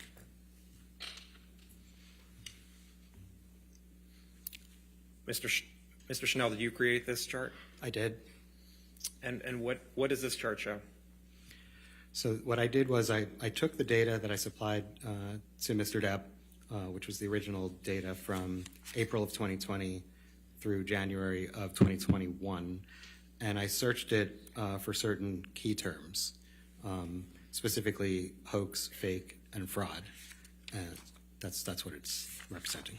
The top part, anyway. And the top part, if you look at for hoax, fake, and fraud and this is within the negative hashtags or misheard? Right. This is only searching through the ones that have one of these 4 hashtags in them. Okay. And if you look at the total, oops, I'm putting that in black. Let's clear that. Oh, you saw the line there. What's the total number of times it was used in the negative tweets, either hoax, fake, or fraud? 81,121. And did you perform any other searches on the data? Yes. And what searches did you perform? So I also looked in that same data for references to Waldman by itself, or Wald, and then followed by anything followed by Mignon or Minion, depending how you want to pronounce it, sort of a portmanteau of Waldman and filet mignon, I guess, or Minions, and looked for those in the same data. And in terms of the percentage of the amount of times Waldman or Waldmignon was used in the negative hashtags from April 2020 through, is it January 2021? The percent? Yeah, what's the percentage? Yeah, so I found over 25% of the negative hashtag tweets, or 1 out of every 4 on average, had either Waldman or Waldmignon. And I see you ran searches for hoax, fake, fraud, rather than abuse hoax in quotes or sexual violence hoax in quotes. Why didn't you run those searches? Objection compound. Overruled. So so if I had put them in quotes like that, say abuse hoax in quotes, that would require that it show up in exactly that way, with the same spacing and the same order. So if it said something like there was abuse and there was a hoax, it wouldn't get caught. So if I take the quotes out and search for them separately, search for things separately, that'll cover it and make sure that I catch everything. And based on your analysis of these searches within the negative hashtags, what do the results of these searches mean? Well, obviously I can't read what's in people's minds, but when I read the disclosure of Mr. Depp's expert, Mr. Banya, he stated that if these terms, in particular the Waldman term, Objection, hearsay. He's an expert. Overruled. If these terms had shown up a lot of times in the negative hashtag tweets, then that could show that they were, paraphrasing the impetus of why people tweeted these. So I sort of adopted Mr. Banya's opinion on that and found this large number. So I agree with Mr. Depp's expert that this could show a substantial correlation. And to what level of confidence do you hold the opinions you just provided to the jury? To a reasonable degree of scientific certainty. Thank you, Mr. Schnell. I have no further questions. All right, cross-examination.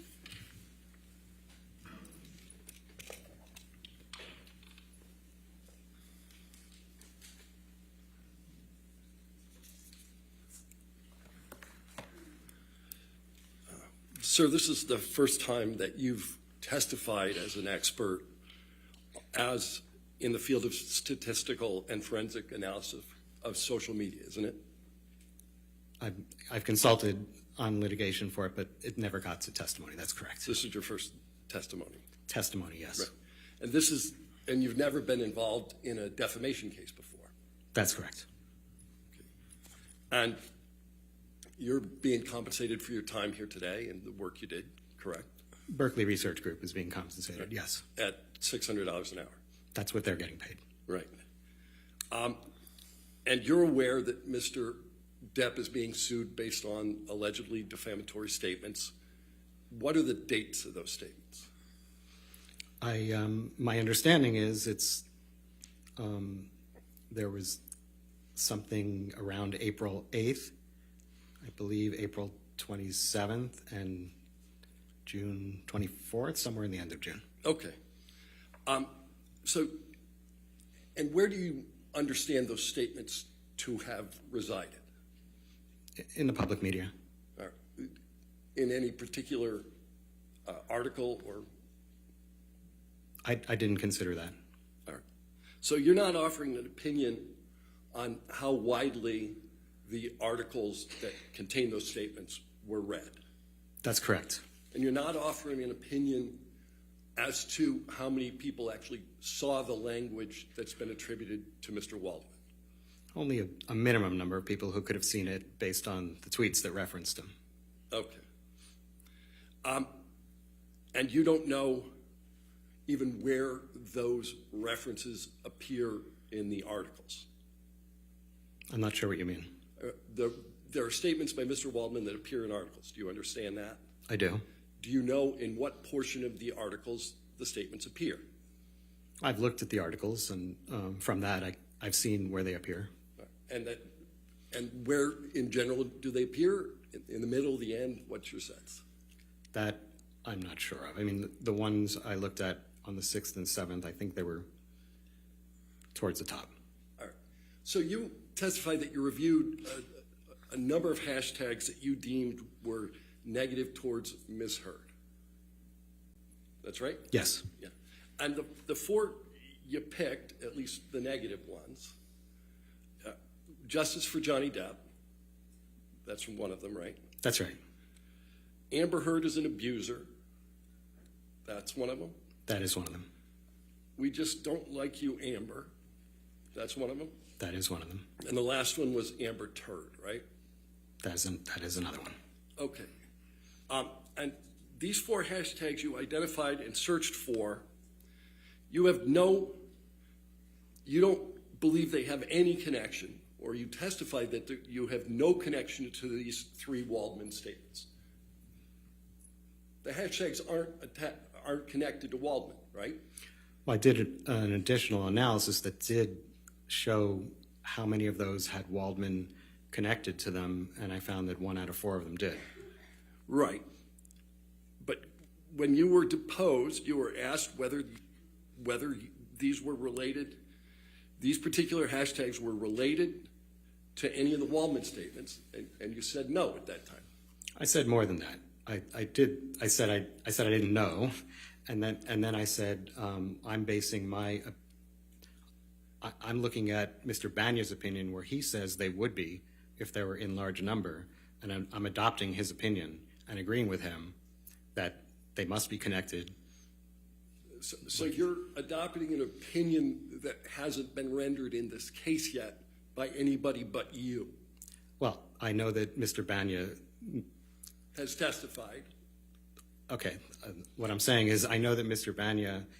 Banya's disclosure says that he is expected to come to that opinion. All right. But the only person who's ever expressed this opinion to date in this courtroom is you, correct? I wouldn't know. I haven't watched everything. I've watched a bit. So but you're adopting your own opinion? No, I'm adopting the opinion that I read in Mr. Banya's disclosure. Right. And that's not the opinion you had during your deposition? I think I did make reference in my deposition to what Mr. Banya said, and that I agreed with it. All right. And you indicated in deposition you didn't take into account statements made in the media, correct? Made in what? I couldn't hear. You said you did not take into account in your analysis statements made in the media. Yes, in the analysis where I gathered data and decided which data to gather, I did not take into account statements in the media. All right.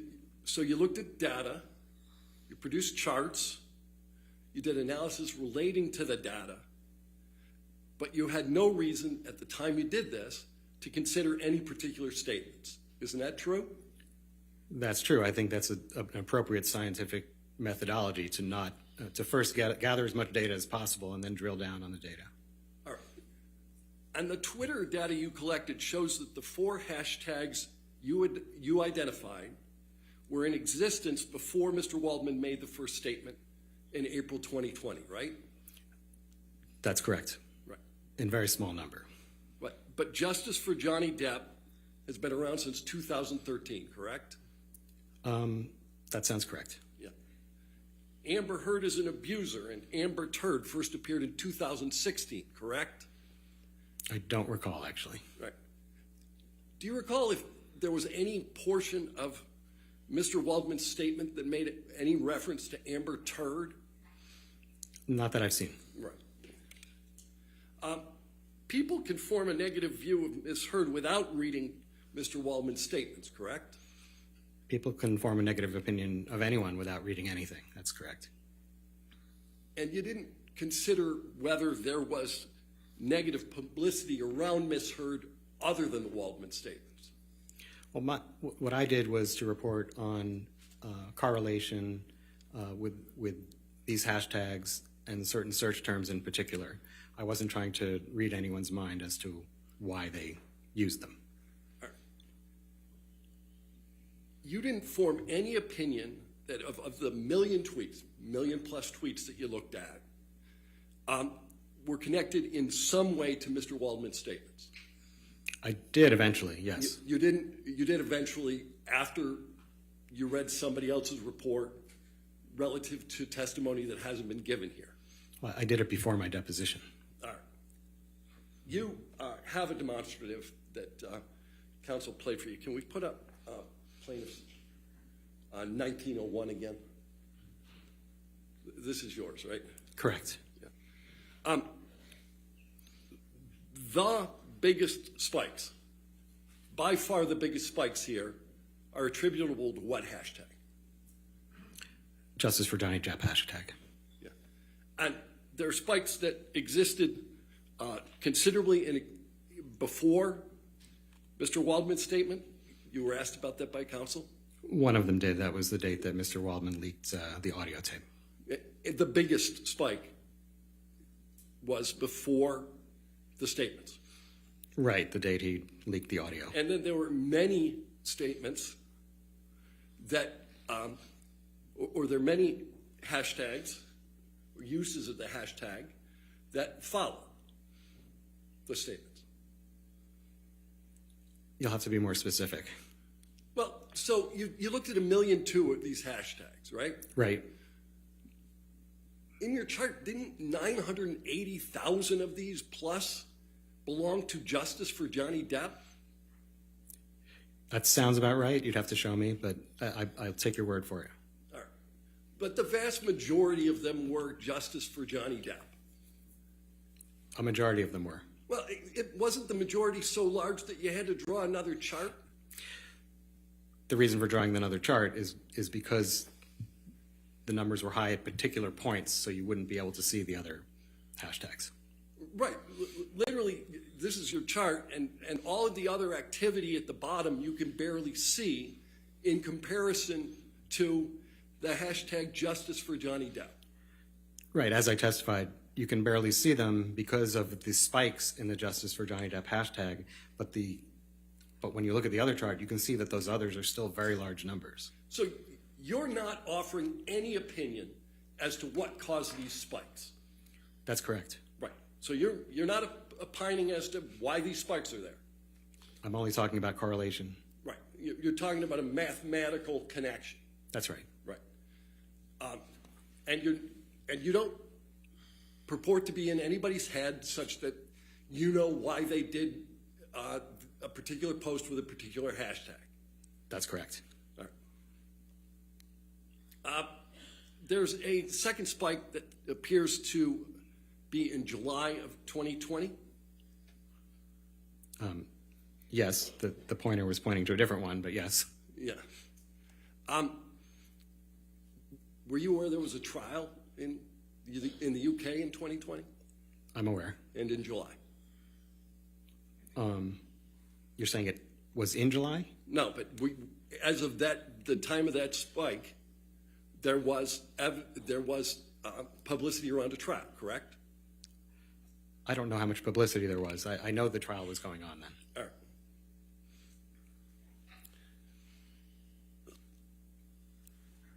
There are a number of things called out in your chart relative to particular dates, December 17th, February 11th, February 14th. You see all those? I do. And your chart makes absolutely no reference to and does not identify the dates of any of the Waldman statements, does it, sir? No, it doesn't call those out, if that's what you're asking. It calls out a whole bunch of other dates, but nothing relative to the Waldman statements. Correct. All right.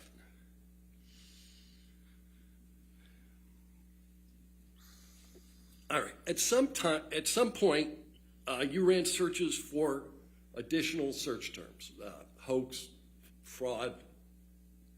I think you said fake. And then you don't know why those terms appeared, do you? I'm not sure what you mean by that question. Are you asking me? You could not perform a scientific analysis of the reason why those terms appeared in the tweets you were looking at. Right. I could only show mathematical correlation. Right. You could show a correlation, but you don't have any idea why they're there. I can't get into people's heads. Right. And just because the tweet contains one of the terms does not mean the tweet was in some way prompted by Mr. Waldman, right? Well, there are a few things I searched for. The ones you just mentioned, and then the Waldman and Waldmignon terms. So, it's not that big a stretch to say that it's related to Mr. Waldman if it's his name and Waldmignon or Minion. Wait a minute. Is the new standard it's not that big a stretch? No. I'm trying to speak. Certainty, right? Yes. All right. So you're not suggesting that you know why Mr. Waldman's name appeared in any of these tweets? Well, if you look at the tweets that have Waldmignon, and I looked at a large sample of them. Just a large sample was 2,000 out of 1,000,002. No, I looked at more than that of these. But that's another thing that I wouldn't expect to be in controversy. When people are saying that they're part of the Waldminions or things like that, I would expect everybody to agree without arguing that it has to do with Mr. Waldman. And nobody asked whether it had to do with Mr. Waldman. I'm wondering, how do you know that it had anything to do with Mr. Waldman's statements? But I was under the impression, I was informed that nobody really knew who Mr. Waldman was before all of this, so I wouldn't expect it to be anything else. I didn't think it was in controversy. It wasn't in controversy whether everyone knew who Mr. Waldman was? Is that your testimony? No, I'm saying it wasn't in controversy that if somebody was suddenly talking about him, that it had to do with this case. All right, but again, it's not, did it have to do with this case? It's, did it have to do with the allegedly defamatory statements? You have no idea, do you, sir? I can't get into anyone's mind. I can only talk about the science of it. Right. And so you identified all of these hashtags as negative towards Ms. Heard, right? Right. Justice for Johnny Depp is not negative towards Ms. Heard, is it?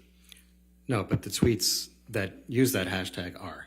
No, but the hashtag itself, the hashtag that predominates through your analysis is not, in fact, negative towards Ms. Heard. I'm not opining on the hashtag itself. I'm talking about the tweets that contain that hashtag. But the hashtag itself is not negative. That's not part of my opinion, one way or the other. Do you have an opinion as to whether justice for Johnny Depp is a good thing? That's not part of my assignment. Okay. But you'll agree with me, justice in general is a good thing? Big fan of justice. All right, me too. No further questions. All right, redirect. Okay, yes, sir.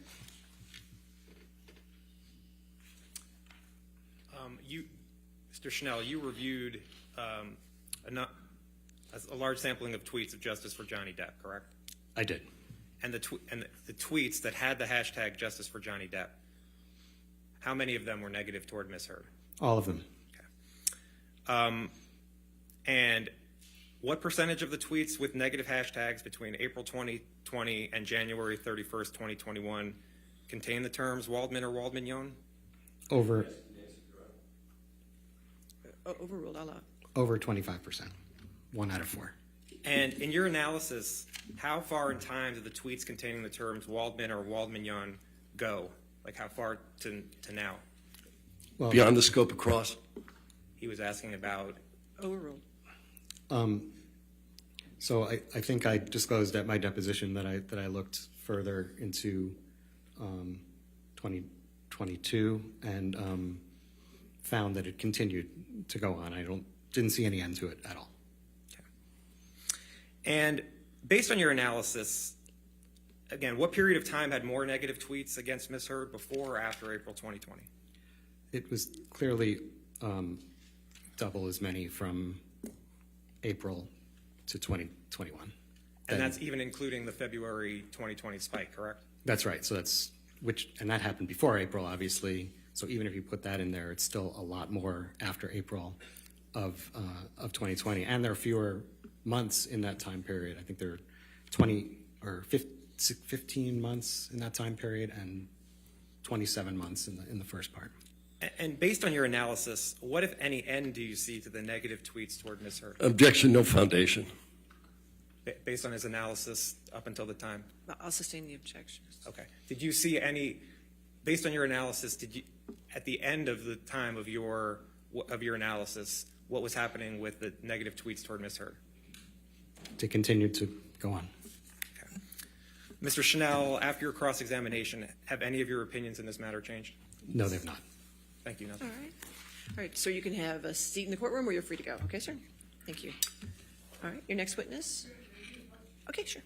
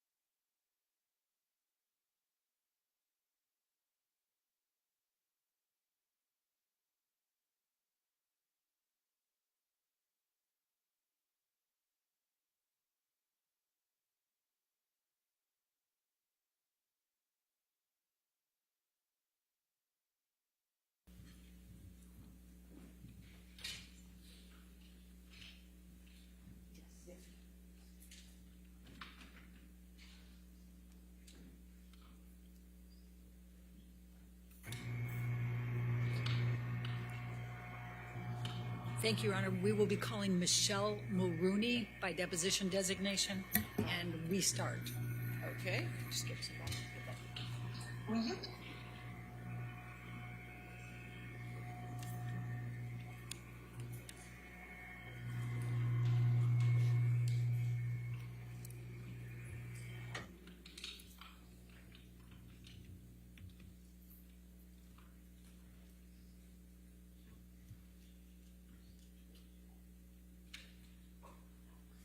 All right, you just want to spell the last name for me? It's Mulrooney. All right.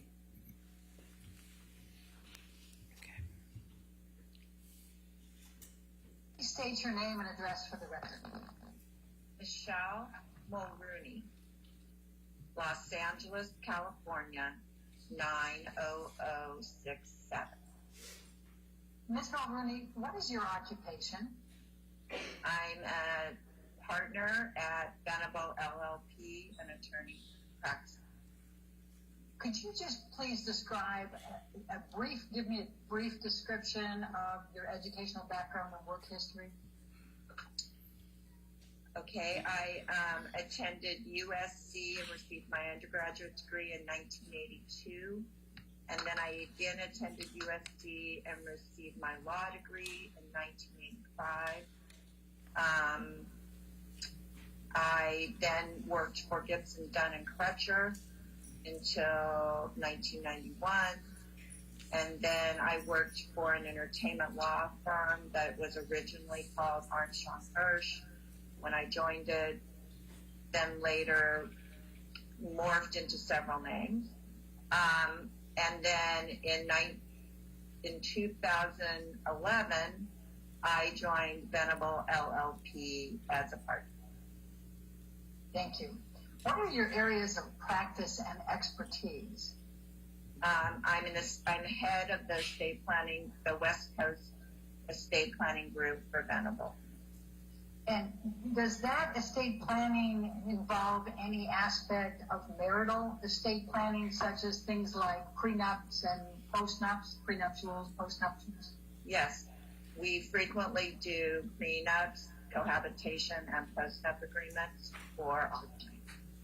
Would you please briefly describe what a prenuptial and a postnuptial is? A prenuptial agreement is where spouses contract on the economics of their marriage before they are married, and they discuss things as the nature, and they contract the things as the nature of the property, community separate, etc., and also things like spousal support.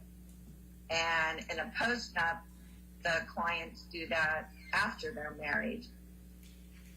They contract on the same issues. Do you regularly represent actors? Yes. I'm asking very narrowly, did there come a time when Amber Heard contacted you for representation respecting a prenup or a postnup agreement? At some point, I was contacted about an Amber Heard prenup. Ms. Mulrooney, I'm going to show you what has been marked as exhibit number 3, and it's an email from you to a Dana Lowry. Do you know who Dana Lowry is? Yes. And could you please tell us who Dana Lowry is? She's a family law attorney practicing in Los Angeles. And this is dated Monday, February 2, 2015, and says, I look forward to working with you. Please send me, this is from you, please send me the bullet points for the economics of the deal. When you are back in the office tomorrow, I will have Amber's business manager get her financial information to me ASAP. I also like to exchange 2 years of tax returns, but not attach them. Is this your general practice? Let me know. Think. Who did Dana Lowry represent? Johnny Depp. I take it Amber in the actual document is Amber Heard. Is that correct? Yes. Okay. And if I just direct your attention to the top of the email where it says February 2nd, get control. February 2, 2015. What, if anything, does this do to refresh your recollection on when approximately you were contacted about representing Amber Heard in connection with the prenup? It makes the approximate date more clear to me. Okay. And based on this, when approximately were you contacted to represent Amber Heard in connection with the prenup or postnup? The early part of February, the late part of January, or the early part of February 2015. Ms. Mulrooney, I'm going to ask you to take a look at what has been marked as exhibit number 4.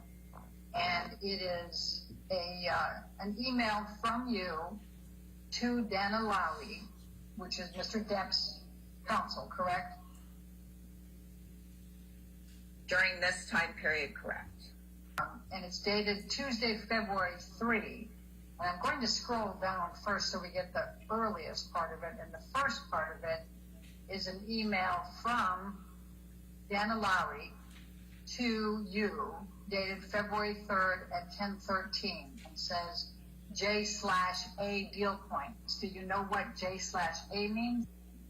I'm going to take you, first of all, to the bottom part, which is the J/deal points. Do you have an understanding of what J/A means? I believe it means Johnny/Amber deal points.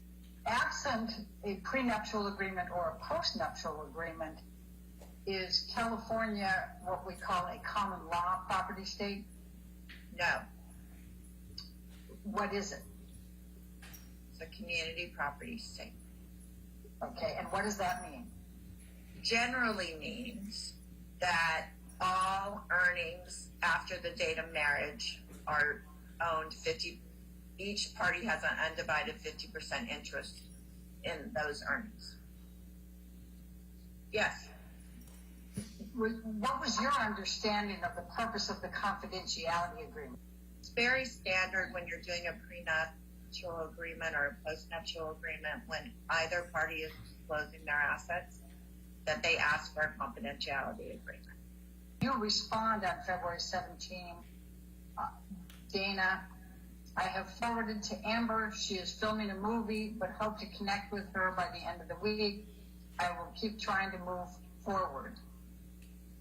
I'm asking you what you meant by I will keep trying to move forward.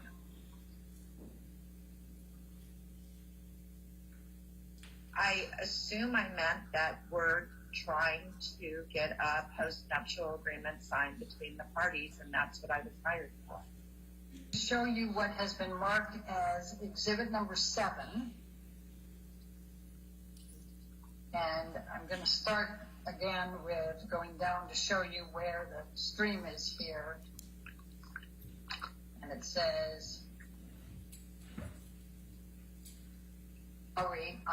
on February 17, that's the same email we've seen a couple times now, where she's attaching the confidentiality agreement, telling you she'll have a draft post-nup agreement, but she's getting the signed confidentiality agreement first. And then I'm going to direct your attention to the very top part, and that is Wednesday, February 18. And it's from you to Dana Lowry, and it says, Amber is sending the signed confidentiality agreement to me. I assume I will receive all the underlying financials and a list of anticipated future revenue streams and documentation pertaining thereto.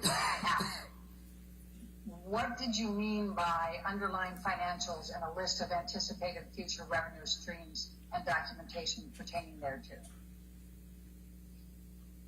I mean, this is typical for an actor. They have profit participations, back ends. I wanted to have a list of what his future revenue would be. He might have had movies booked that he would render services after marriage. I just wanted to see the pro forma. What did you mean by back ends? Back end is either profit participations or royalties Sometimes it's box office bonuses. You just have to look at the underlying agreement on each movie, TV show, etc., to track what the revenue will be from each project. And why is that relevant? I want to know what they're going to make during the marriage. I want to know the income during the marriage. And those are all components of what they make during the marriage? Correct. Okay, thank you. All right, and then you said, I can't really comment on the document until I get this information. What document were you referring to there? The post-nup agreement that I anticipated she would send. How much time expired between when you were sent the confidentiality agreement for Amber Heard to sign and when you indicated back to counsel for Mr. Depp that Amber is sending the signed confidentiality agreement to you? The next day. What, if any, communication did you receive from Mr. Depp in connection with the post-nup agreement? I received one telephone call.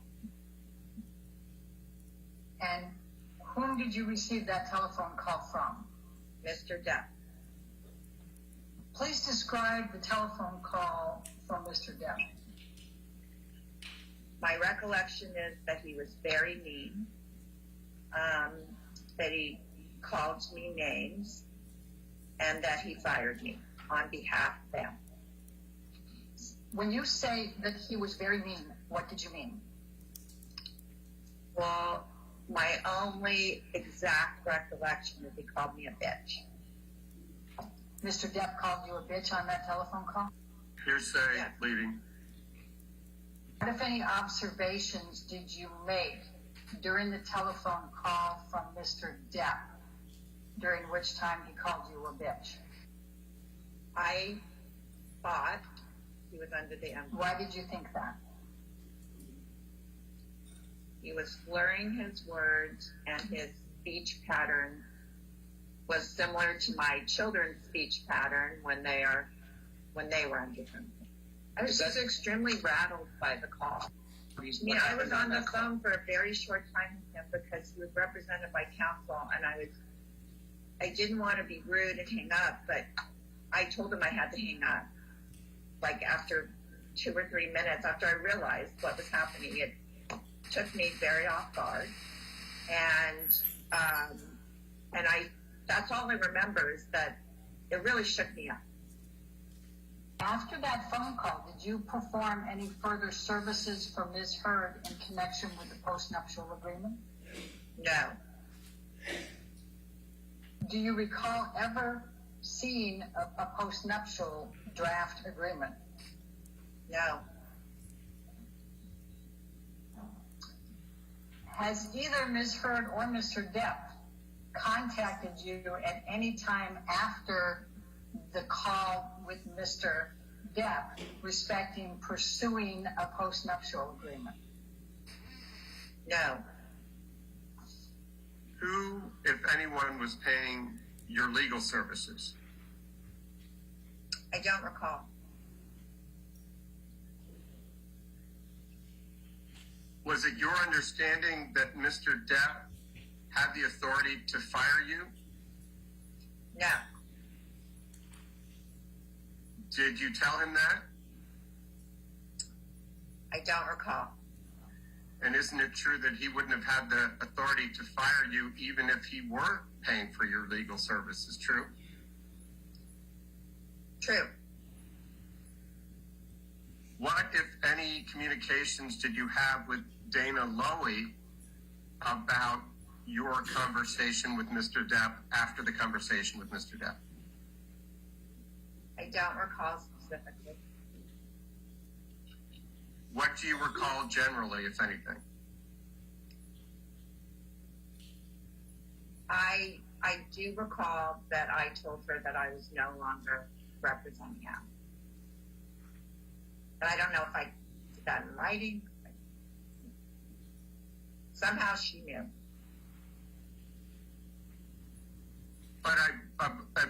correct me if I'm wrong, but I believe you testified that Mr. Depp did not have the authority to fire you, correct? Correct. Ms. Mulrooney, when did your attorney-client relationship with Ms. Heard relating to a potential postnuptial agreement terminate? Shortly after that phone call. When you say shortly after that phone call, can you give us a time frame of how long it was after the phone call? Within a few days, could be one. He didn't have the power to fire you, correct? Correct. Do you have any recollection of ever receiving any more communications from Dana Lowry furthering the postnuptial agreement after Johnny Depp called you and told you he was firing you on behalf of Amber and called you names? No substantive, I recall that there was no more substantive conversations. Is there any question in your mind that it was Mr. Depp who called you? No. All right. Yes, ma'am, your next witness. Yes, Your Honor, we'd like to call the Disney corporate representative. All right.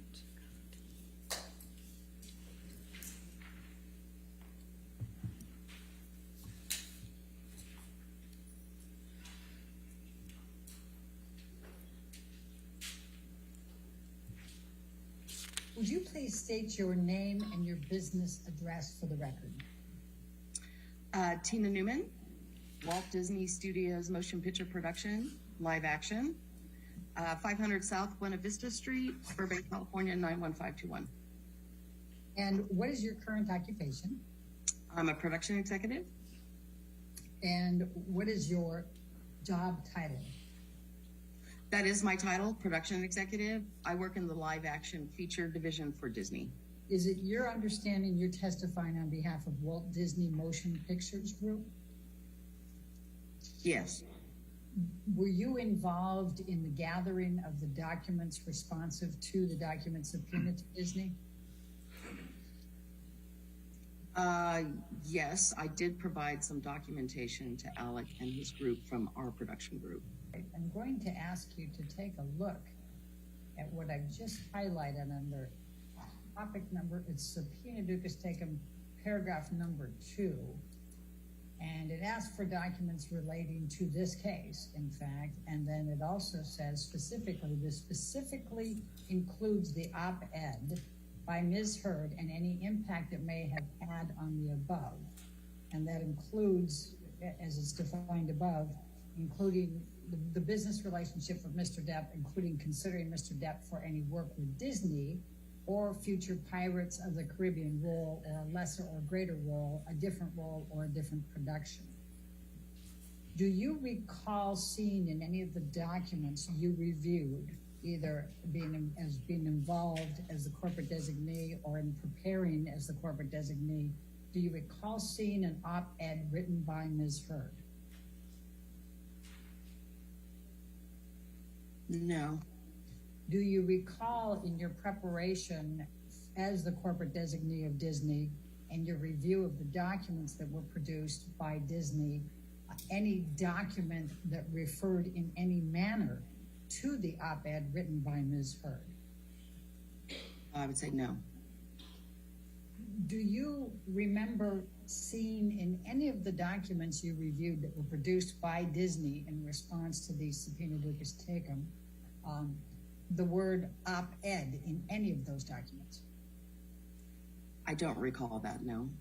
Did you have any discussions with anyone at Disney about any future Pirates of the Caribbean role, a lesser or greater role, a different role, or a different production? No. Did you have any discussions with anyone at Disney about the impact of the op-ed by Ms. Heard on the relationship between Disney and Mr. Depp, including considering Mr. Depp for any work with Disney, any future Pirates of the Caribbean role, a lesser or greater role, a different role, or a different production? No. Do you know whether Mr. Depp is being considered for a role in Pirates 6? No. And when you say no, I think I have to probably ask clarification. Does that mean you don't know one way or the other, or he is not being considered? I don't know one way or the other. Do It you doesn't know? fall. I'm sorry, go ahead. I was just going to say that decision doesn't fall within my job responsibility. It's above my head. It's the best way to say it. So what is the knowledge you have about Pirates 6? Like I said, I just know that it's a project that's possibly in development at the studio. That's it. Do you know whether anyone at Disney has ever even read the op-ed written by Ms. Heard? No. Are you aware of anyone else at Disney who has knowledge of the topic areas in the deposition notice, that's deposition exhibit number 2, that beyond what you know? I can't honestly say. I can't speak for someone else. Like I explained earlier, my knowledge and what my job functionality is at the studio, at plateaus, and there are people that I work under, and those particular persons may or may not have more knowledge, but I can't speak on behalf of them. Is Disney aware that Mr. Depp has testified under oath that he would not take another Pirates of the Caribbean franchise role for $300 million and 1 million alpacas? No. Would Disney entertain paying Mr. Depp more than $300 million and provide him with more than 1 million alpacas to be able to obtain his services for any future Pirates of the Caribbean role? No.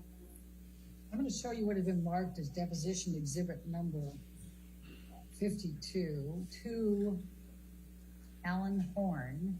Who's that? He was our co-chairman. Of Disney? Yes. And Alan Bergman, who's he?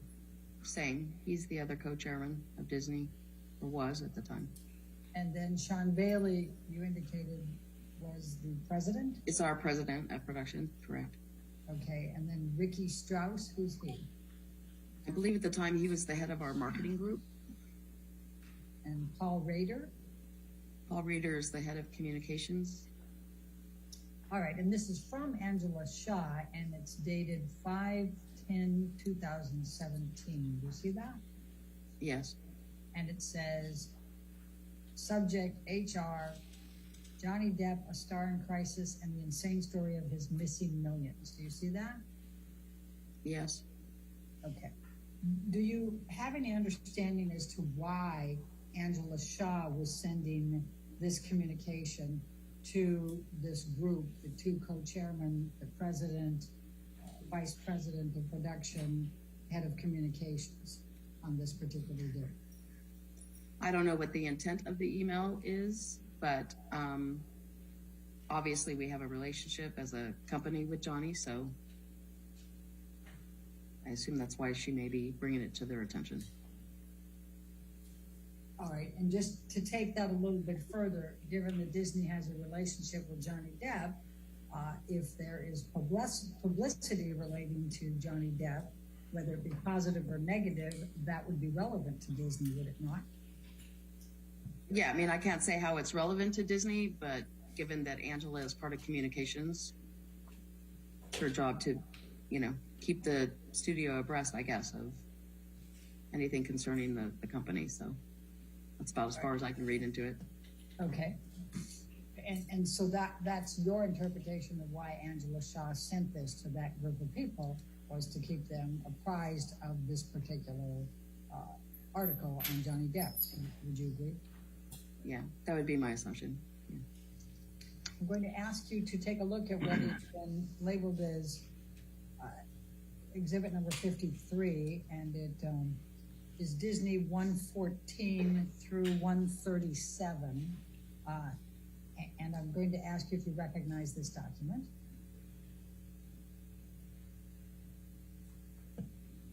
Well, it looks like an internal email. It may have been part of the disclosure documents.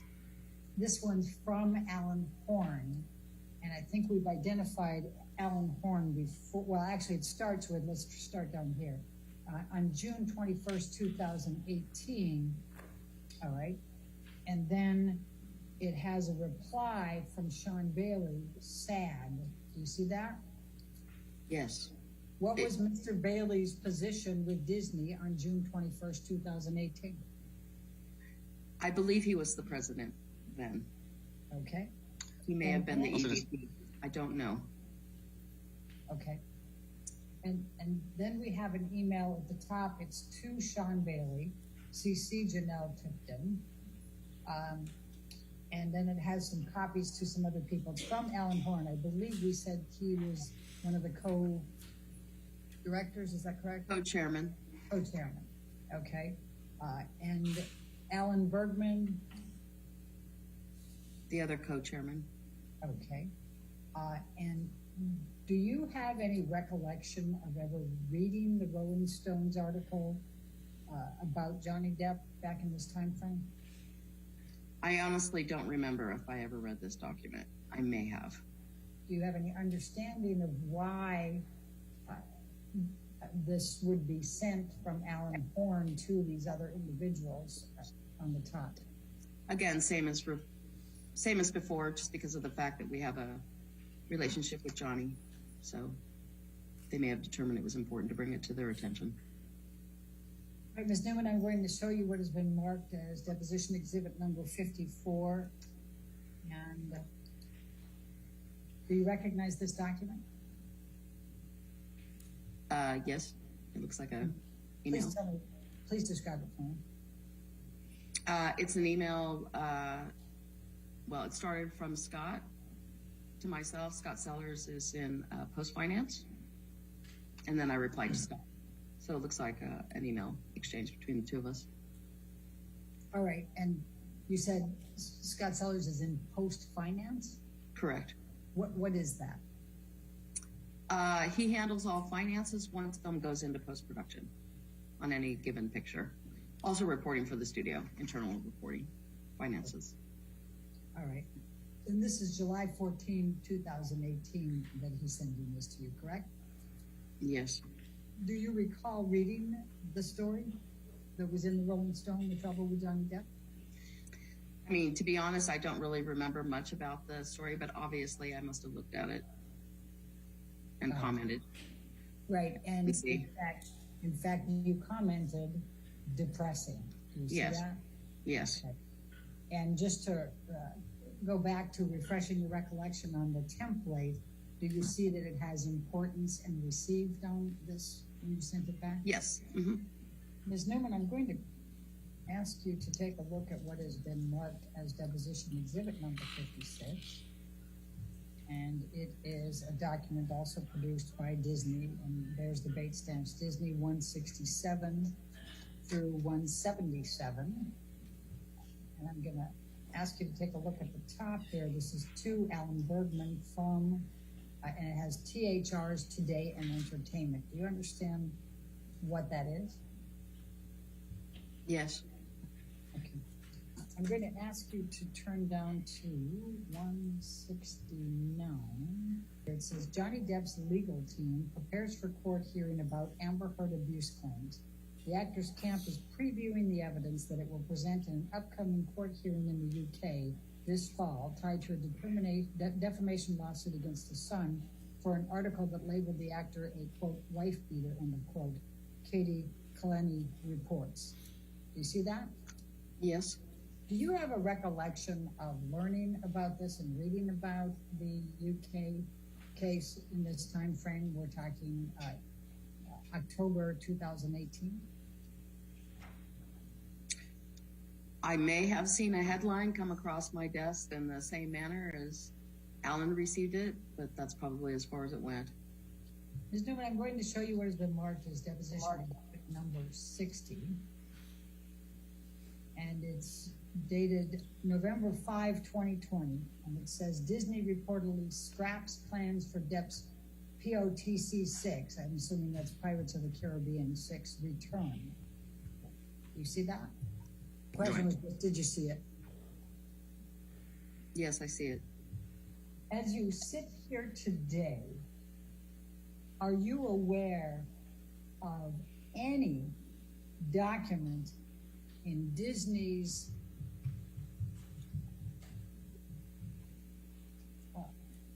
emails or in their IT system or anywhere that contains Amber Heard's op-ed from December of 2018? I mean, no, not that I'm aware. Okay. Are you aware of any decision maker within Disney who has ever said they are not casting Johnny Depp in Pirates 6 or any other role because of Amber Heard's op-ed? No. Are you aware of any decision maker outside of Disney? And by this, I'm including producers, directors, people of that ilk, who have ever said they were not considering Mr. Depp for Pirates 6 or any other movie because of Amber Heard's op-ed from December 2018? No. All right. Do we? How much time? We have an 11-minute one. Okay, that's fine. What's your next witness? Ellen Barkin. All right. Barkin. Thank you.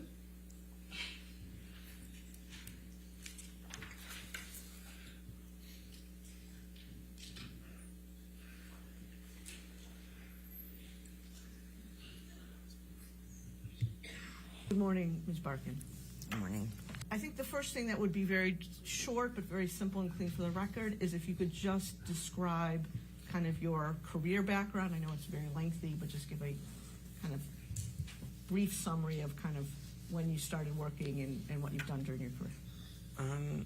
I started acting professionally about 26 or 7. And I did theater, television, movies, lots of them. That's what I did for 40 years. And in the course of your career acting in theater, television, movies, etc., did you come to meet a person by the name of Johnny Depp? Yes. Can you specify in time, Ms. Barkin, when you met him? I would say 1990. And upon or after meeting him, did there come a time when you became friends? Yes. And can you describe how that happened?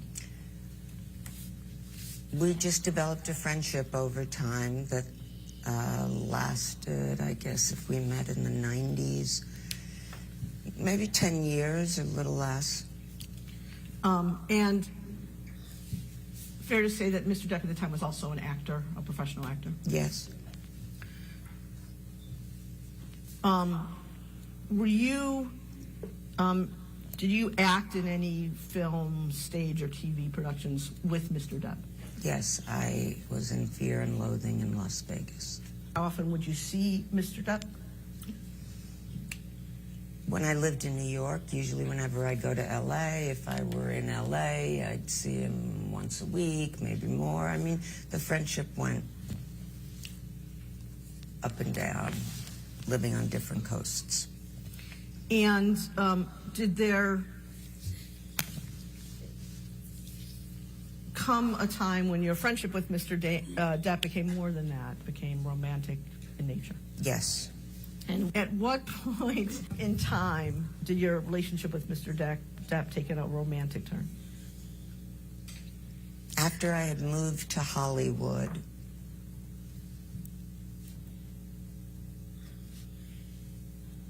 and he, switched the buttons. Recall what year you moved to Hollywood? Yes, 1994. When you said switch the buttons, can you tell me what you meant by that? The friendship went from a purely platonic friendship to a romantic one. At that point in 1994, when the relationship turned romantic, Change that to sexual. To sexual. Thank you. For how long did your relationship with Mr. Depp remain sexual? Several months. Anywhere between 3 and 5, 6. And during that period, how often would you see Mr. Depp? That period when it was sexual? I'd say I'd see him 3 or 4 times a week. And again, I'm not looking to pry into private details, but can you tell me, like, where you would see him? Just give me some sense of that. Yeah, he would come to my house, or I would go to his house. And both houses in L.A.? Yes, about a 10-minute drive apart from each other. And at either when you were at his house, where you didn't stay the night, or where you were at his house when you did stay the night, were there other people in the house who saw you there? Who would those people be? He had an assistant, his sister,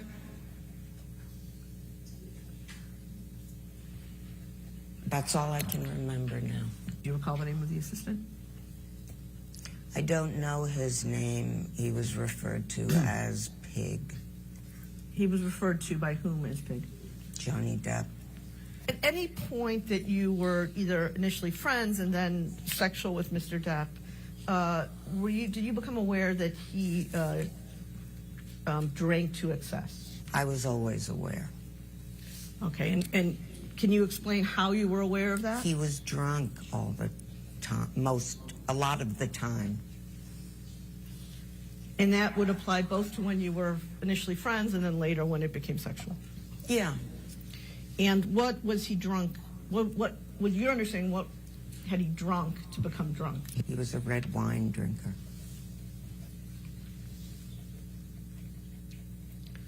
Okay. In addition to alcohol, were you aware at that time that Mr. Depp was taking any prescription medication? No. Okay. Same question, Mr. Barkin, for illegal substances. Yes. Same question. And what illegal substances? Hallucinogenics, cocaine, marijuana. Hallucinogenics, can you say specifically what those were? I don't really know. Okay. He called me and told me he was tripping.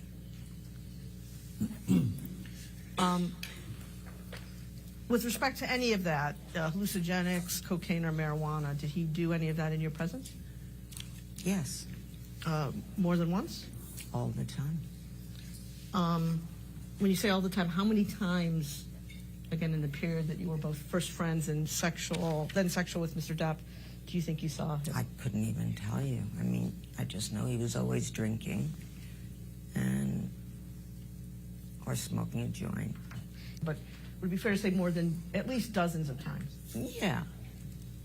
Over the full course, oh yeah.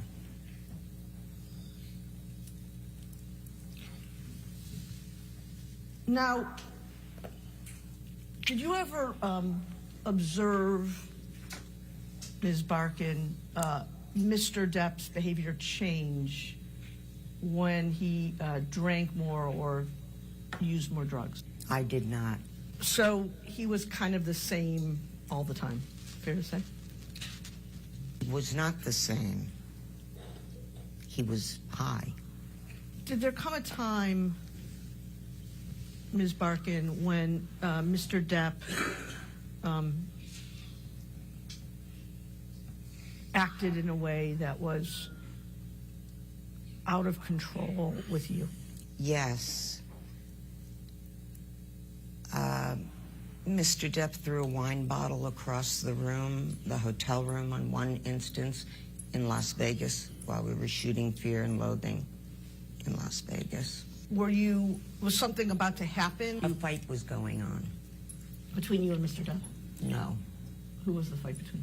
Between Johnny Depp and his friends in the room, the assistant. Honestly, I don't remember. And the bottle that, do you remember sitting here today, Ms. Barkin, whether the bottle was full of wine or empty? I don't. Sitting here today, Ms. Barkin, do you remember whether the bottle hit you? No, it did not. Did the bottle hit anyone else? No, it did not. Approximately how far away from you was Mr. Depp when he threw the bottle? Across the room, so maybe by that break in the table or a little further down. It was a toss. And sitting here today, if the bottle had hit you, would it have injured you? Sure. Ms. Barkin, was it your understanding back then that he was throwing the bottle at you? I don't know why he threw the bottle. And was it, when he threw it, was it in your direction? Yes. Were there other people standing around you? Yes. So he threw it in your direction at a group of people? Yes. Whose hotel room was it? His, Johnny Depp's. Who broke off? He did. How did it come about that Mr. Depp broke off your relationship? I went to go home. There was a big goodbye, crying, a lot of jealous, don't do this, don't do that. And I never heard from him again after that. And did Mr. Depp not want you to go back to Los Angeles at the time? Yes, he didn't want me to go. I was only supposed to be there for 2 days. I stayed for longer. And you just referenced, you just used the word jealous. How did that come up? What did he say that indicated to you that he was jealous? He's just a jealous man, controlling. Where are you going? Who are you going with? What did you do last night? I had a scratch on my back once that got him very, very angry because he insisted it came from me having sex with a person who wasn't him. During the time that you were in a sexual relationship with Mr. Depp, was it common for him to say things to you about being controlling, to use your words, or being jealous of you? Yeah, very common. And when, in these instances, when Mr. Depp became jealous or controlling, did he also become angry? Yeah, and demanding. All right.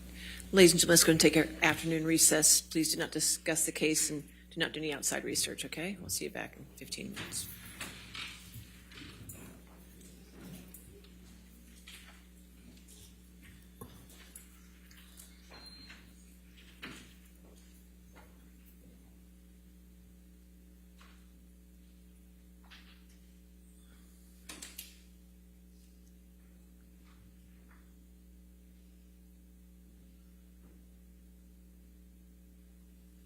All right, we'll come back at 3:45. Does that give you time to be ready? Okay, all right, 3:45.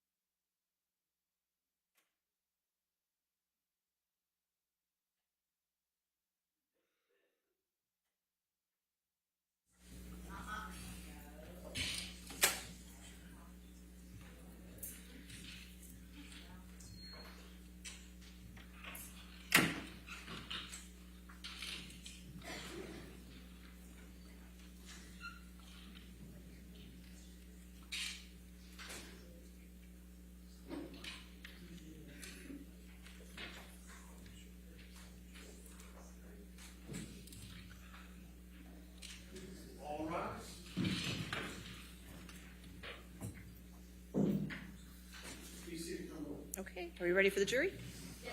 Oh, yes. Okay, you want to approach with...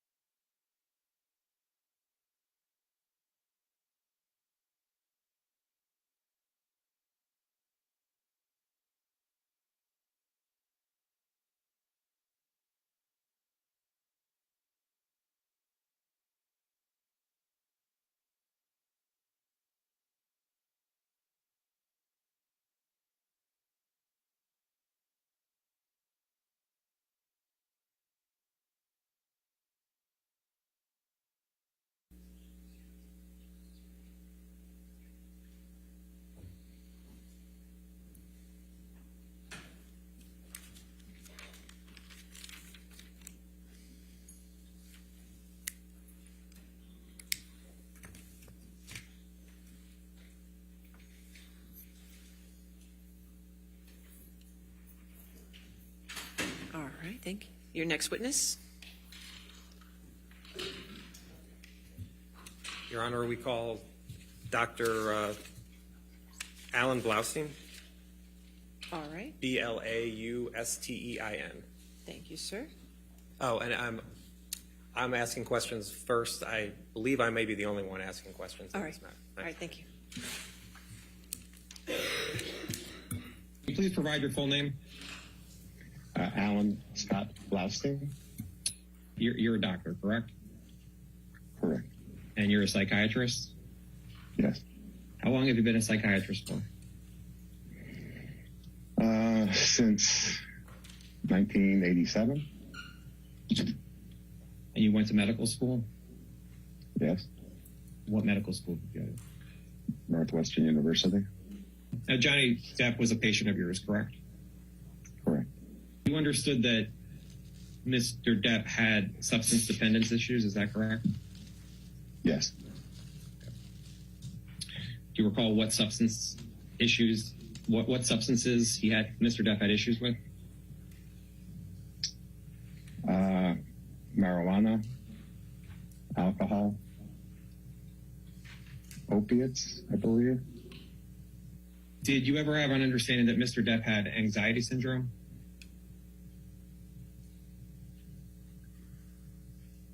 I knew Mr. Depp had anxiety. how did you come to be aware that Mr. Depp had anxiety? She told me that. Do you recall having any conversation that Mr. Depp was bipolar? There was some question about bipolar disorder diagnosis, but I do not remember any specifics about the discussion. Do you recall having a conversation with Mr. Depp about a bipolar diagnosis? No. What behaviors did Mr. Depp acknowledge that should be changed? Certainly his drug use and his turning to drugs to help relieve a lot of the psychic pain that he was experiencing. In working with Mr. Depp, would you agree that Mr. Depp had fundamental issues with anger? I would say that he expressed having issues with anger. Mr. Depp expressed having issues with anger? Yes. Did Mr. Depp express having issues of anger towards Amber? He expressed having anger towards her. Yes. Do you recall what reasons Mr. Depp told you as to why he was expressing anger towards Amber?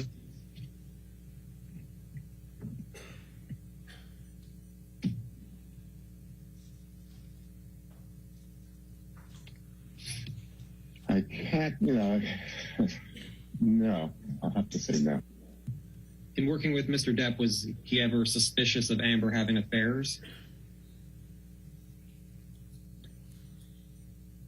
I can recall now he expressed feelings of jealousy, but I don't remember if it was about affairs. Do you recall any more detail about what Mr. Depp was feeling jealousy toward Amber about? No.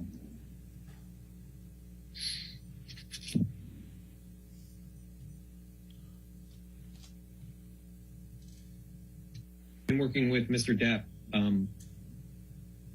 did you see that Mr. Depp had any issues with patience? Yes, he was impatient. What is your understanding about issues that Mr. Depp had with Amber? It was a very chaotic relationship with a lot of fluctuations and ups and downs and lots of difficulty in emotional expressions and lots of anger in both places and, high intensity affect and emotional expression.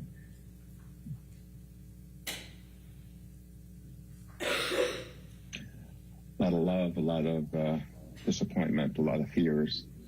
Dr. Blaustein, I'm showing you what's been marked as Blaustein Exhibit 3.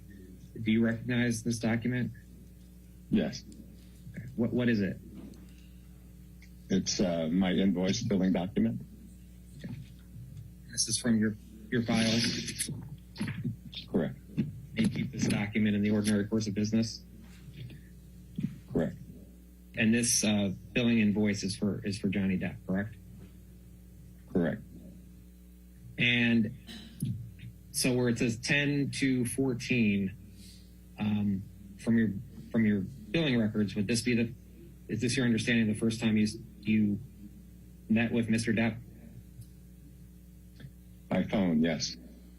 And in total, if we look at the number of sessions you either met or spoke to Mr. Depp that weren't canceled or he didn't show up, my count, it comes to 18 times you met with Mr. Depp. Does that sound about right? Looks like 18 times. Did you have any concerns about any of the amounts of medications that Mr. Depp was taking? I had concerns about the Adderall that I would have expressed to him. And what were the concerns about the Adderall?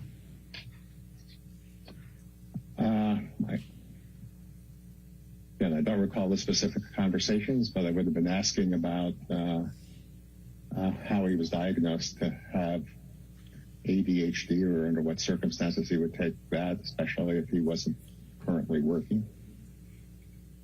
Did you ever talk to Mr. Depp about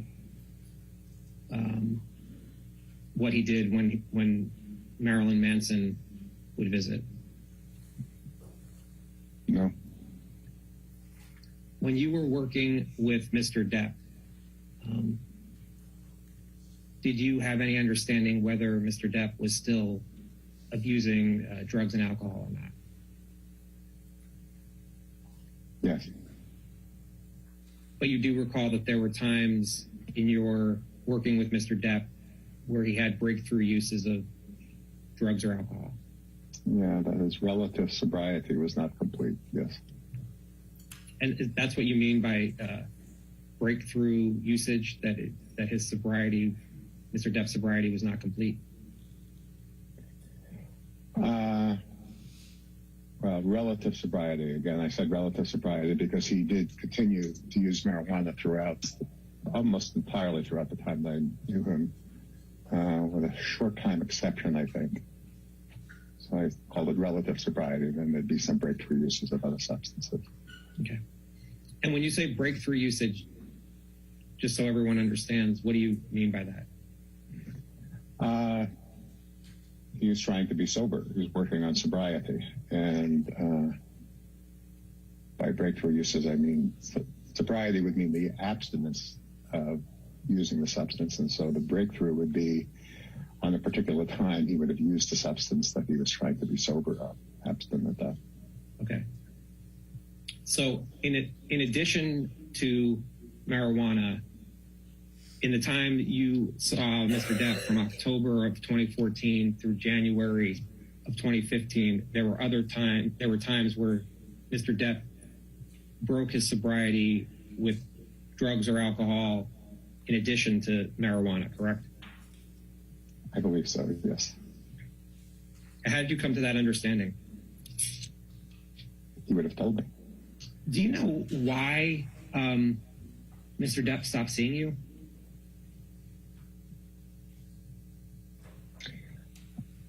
I know he was preparing to leave to Australia to go to work, and I assumed that was the reason. But he hasn't returned to you since he went to Australia in 2015, correct? Correct. And did anyone inform you as to why he stopped seeing you? No. Last seen, Exhibit 9 are notes reflecting your care of Mr. Depp, correct? Correct. And you kept these notes in the ordinary course of business, correct? Correct. And you kept these notes in a file for Mr. Depp, correct? Correct. And this is page 1 of those notes from October 2nd, 2014, correct? Correct. Again, there will be plenty of places where I don't remember, I can't read what they say. They are for my current attention purposes only in these particular notes. Okay. And that's what makes them process notes. In working with Mr. Depp, did he discuss any abuse he received as a child or an adolescent? Yes. And do you recall any difficulties that Mr. Depp was talking to you about in his relationship with his fiancée? No, not from this. What does it say? Such a pain in the ass. Do you recall why he was saying Amber was a pain in the ass? No. Okay. And what's the next thing say? Well, in boxes about his kid's mom. Okay. And again, I think I have the word destructive. What was destructive referring to? Do you know? I don't know. No, I don't. Something relationship 14 to 15 years, mother of my kids. Out of that officially. He didn't want to be his dad. Thinking I'm not abandoning like his dad. And then below kids, it says clear, better. She needed me to be all this. She needed me to be all this week or all this work. I don't know. If we turn to the next page, it says page 2. Yep, got it. And then what's the next line say? There's this violence, rage that we've had over a couple of years. Okay, and so what is Mr. Depp referring to there? I don't recall.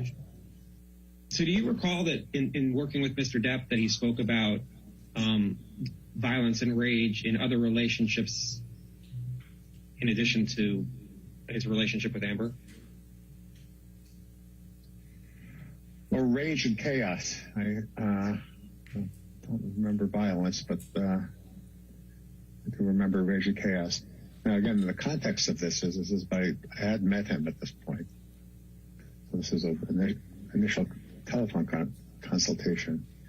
So to see whether or not he was going to start therapy with me.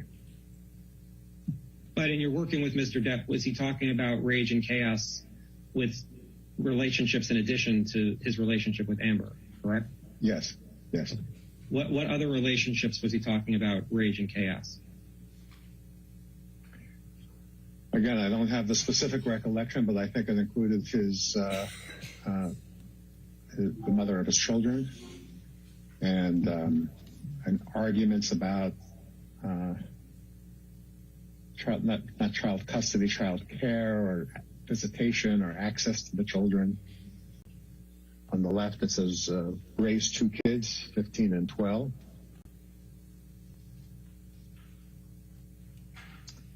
And then below that, she tried to protect me. She tried to protect me too. You know what that's referring to?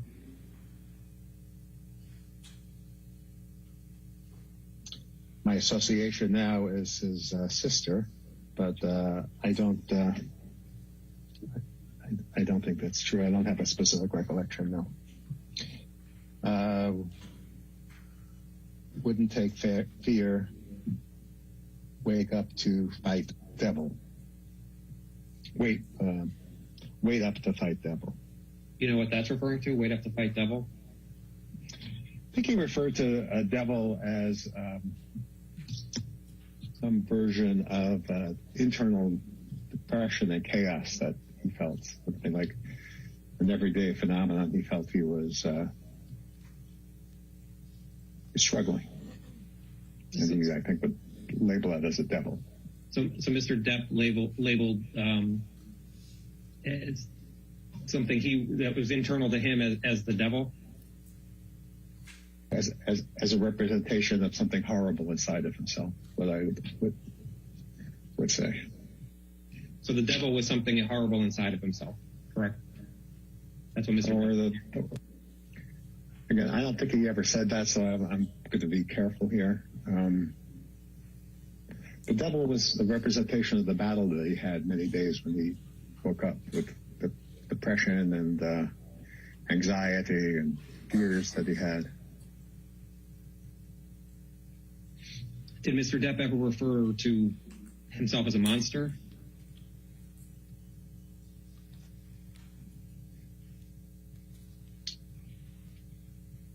Remember the word monster in my office, but I don't know if it's referring to himself or not. Maybe that'll be more revealed as we go forward. Now, turning to Blaustein 12, which is page 4 of this exhibit, and there's a 3 at the top, correct? Yeah. And then to the right, that says Amber fiance, correct? Correct. And then there's work through anger just below that. And where it's saying work through anger, is that referring to his anger towards Amber? I think what he was saying then is that part of his goal of therapy was to work through anger that he and his fiance had towards each other. Then going back to the left, better with girl about it. Self-destructive, hard to not put in front of me. Do you know what self-destructive, hard not to put in front of me means? It's referring to? think the self-destructive was his drug use. That's what I think referring to at this time. I'm now looking at Blaustein 13, which has a page 4. Are you there? Yes, I am. Okay. And at the top it says Johnny/Debbie, correct? Correct. All right. And then the date, it says 10/what? That's 10/7. And so it says JD 10/21/14, correct? Correct. A lot of things, work, intense work, fatigue, need a minute. Here I can say with certainty, his words, shit with my girl. And what's that referring to? Difficulty he was having with Amber. Do you recall what he was talking about, what difficulty he was having with, Mr. Depp was having with Amber? No.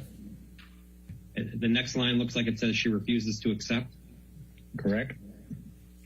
Do you know what Amber refuses to accept? What Mr. Depp was referring to? Nope. And to the right, it says Amber what? Amber wedding. Were you talking at this point about potentially Mr. Depp and Amber marrying? Yes, he was talking about that, yes. Okay. And then what does it say under she refuses to accept?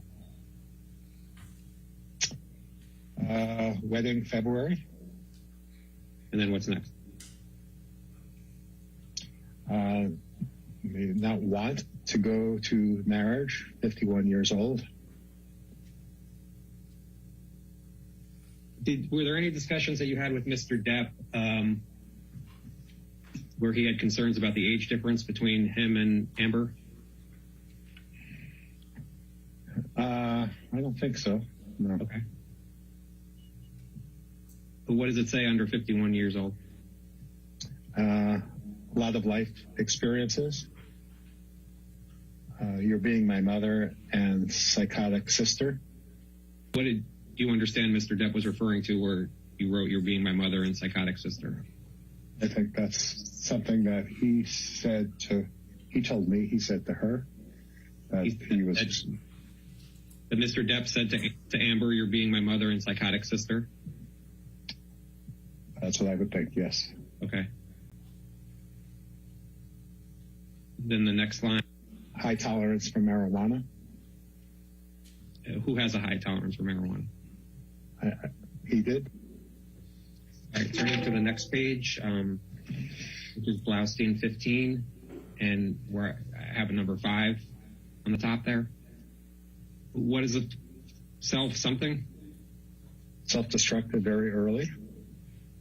And was Mr. Depp talking about himself being self-destructive very early? Yes. Okay. How is Mr. Depp describing that he was self-destructive? I think, I don't recall, but let's continue and maybe something's there. So he was trying to be sober from booze and pills, correct? Correct. Okay. And then was it you who said reward? Yeah, asking him about where can he get rewards elsewhere? Where did he get reward? I maybe asked him, where did he get rewards elsewhere? And there he said, in the past, MDMA, ecstasy, cocaine. So what did you understand where you wrote MDMA, ecstasy, cocaine? I'm not quite sure, but those are things that he had used in the past. There is another possibility that I had asked him specifically about that, but I don't think so. I think it's more likely that those were things he had used in the past. Do you know what pills Mr. Depp was referring to be sober from? I know oxycodone was a main thrust of that time. And then it says, back to the left, it says left off.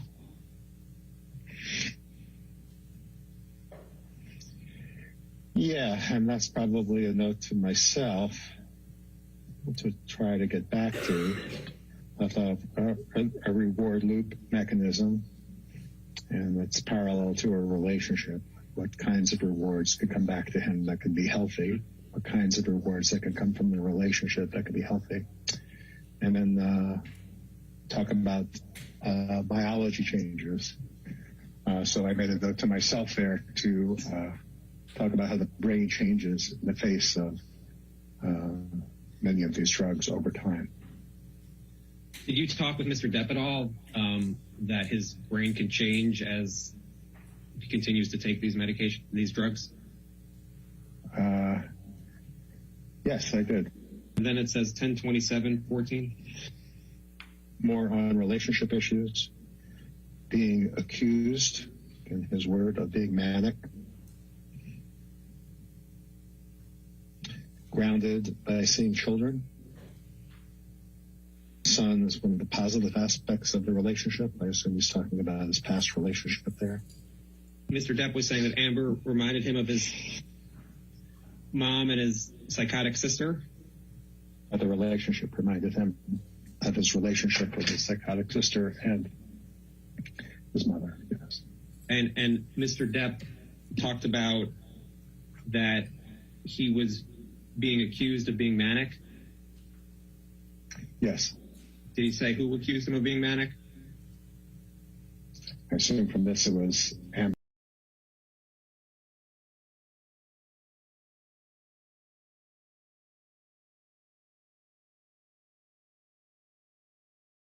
It's 10/29/14 at the top. Mm-hmm. Mood euthymic. What does that mean? Attention. Normal mood. Attention decreased. You mean by memory, attention decreased? Difficulty with attention, paying attention. Memory, transitional difficulties. And what do you mean by having transitional difficulties with his memory? It would have been part of a maybe mental status test that I would have done in the first session, where he would have trouble holding on to memory of things from 5 minutes ago. If I asked him to remember 3 words, he would have had difficulty remembering those 3 words 5 minutes later after distracting him with other conversation. All right. And then what does it say after that?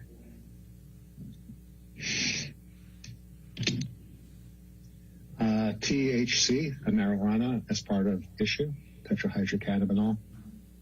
That's what THC stands for. So you saw THC as an issue with Mr. Depp's memory and attention, is that right? Well, with the transitional memory, at least, yes. Perhaps the attention. MSE, mental status examination. More present, more attention.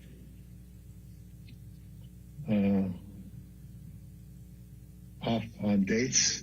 When I would ask him about what today might be, what today's date was, perhaps, is what that's referring to. So Mr. Depp was off on what date that was. Date. Turning to the next page, Blaustein 17.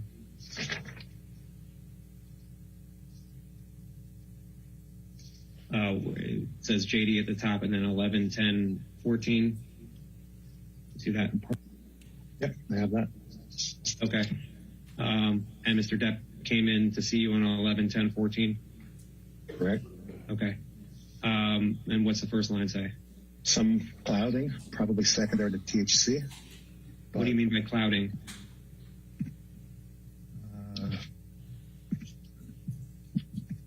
Would have been something in confusion or something about his mental state, or less sharp, less alert, perhaps. What's the next line say? It says no evidence of mania, hypomania. What do you mean by that? I didn't see in his presentation any evidence of mania or hypomania. Okay. Next line. Discussion about relationships, core issues of trust. Amber says context. contact. Don't know. Okay. Fruitless meeting with her therapist. Did you ever observe Mr. Depp with mania or hypomania in any of your other sessions? Not that I recall. At 10:24:14, Mr. Depp came in for another individual session, correct? 11:24:14.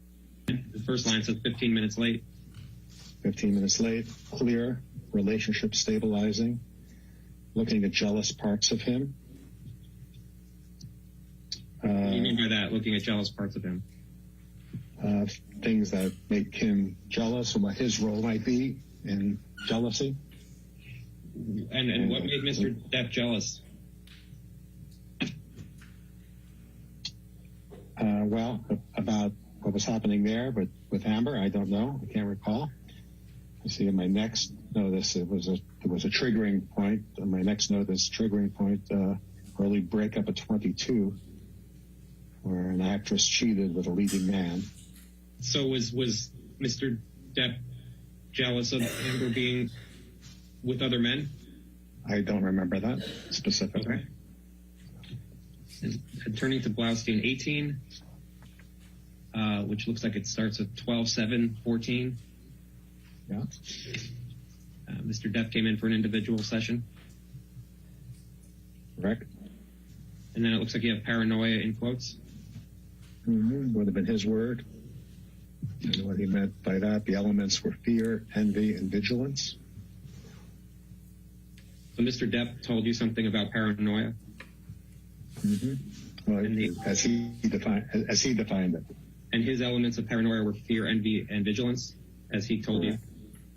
Then there's what's the next date? 12:18:14. Yeah, let's see. 12:18:14. Yes. And Mr. Depp came in for a session. Mm-hmm. Yes. Patient working. So psychotherapy on phone. It's just possible there was a phone session that I didn't mark as a phone session. Big fight with girlfriend yesterday. Struggling with how to separate. Let her tell you her feelings. Relationship needs to take care of you. Her to go to a safe zone, withdraw. Different than childhood experiences. And then it's at 1:6:15, correct? Correct. And what do these notes say? Patient late, 20 minutes. Positive hypnotherapy session. Goals to make a beeline to bed. Using relationship to take care of the individuals.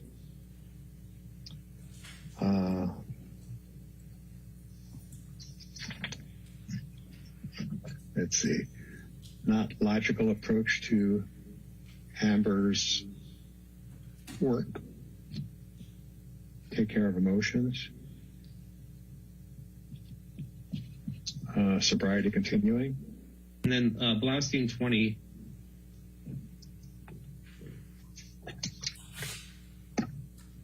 Move down to the last page. And this is for 1/8/15, just to be clear. 1/8/15, correct. Slate, vulnerability, woman in studio who admired Amber. Threat. What did that mean? What did you understand that to mean? That probably related to your prior question, that there was a woman who admired her that he felt jealous of. Let's see, the next thing is something of vulnerability. Instances of vulnerability and internal fear parallel to vulnerability and childhood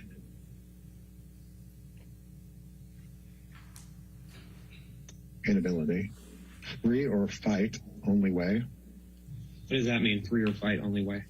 Free or fight, or free and fight is the only way. And my understanding of that is either that be free of the relationship or fight for it. And positive relatedness with Amber through dash vulnerability. Did and 1/8/15 was the last time you saw or spoke to Mr. Depp as a patient, correct? I believe that's true.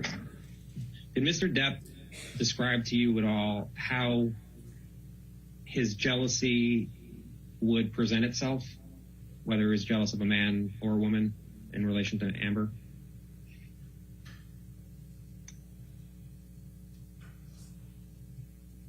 It would make him angry. It would make him feel insecure. Your next witness. Your Honor, our next witness is Eric George. He was the attorney for Amber relating to the op-ed. Will you please state All right.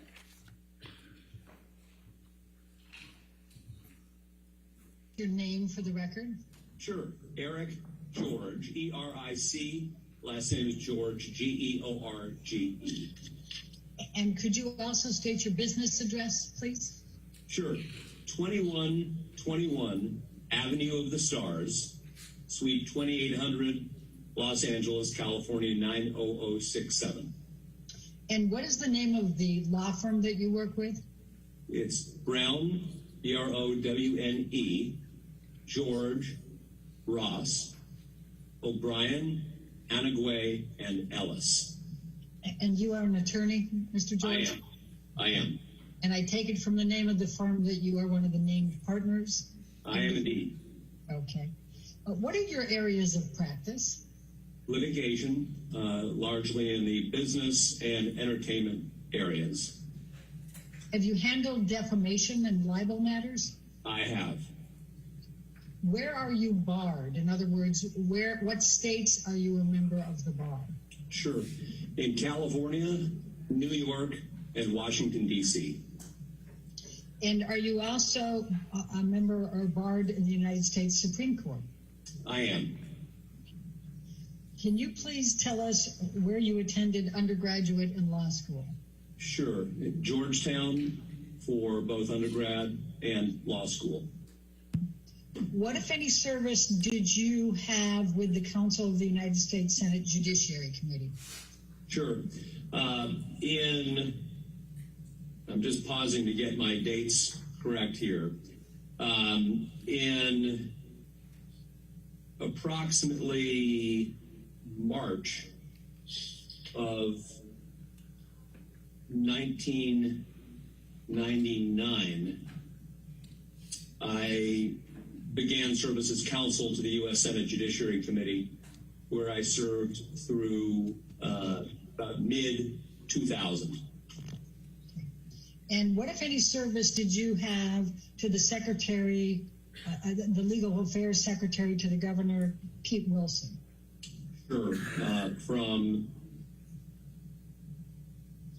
about March 1997 to January of 1999, I was counsel to then Governor Pete Wilson, and my specific title was Deputy Legal Affairs Secretary.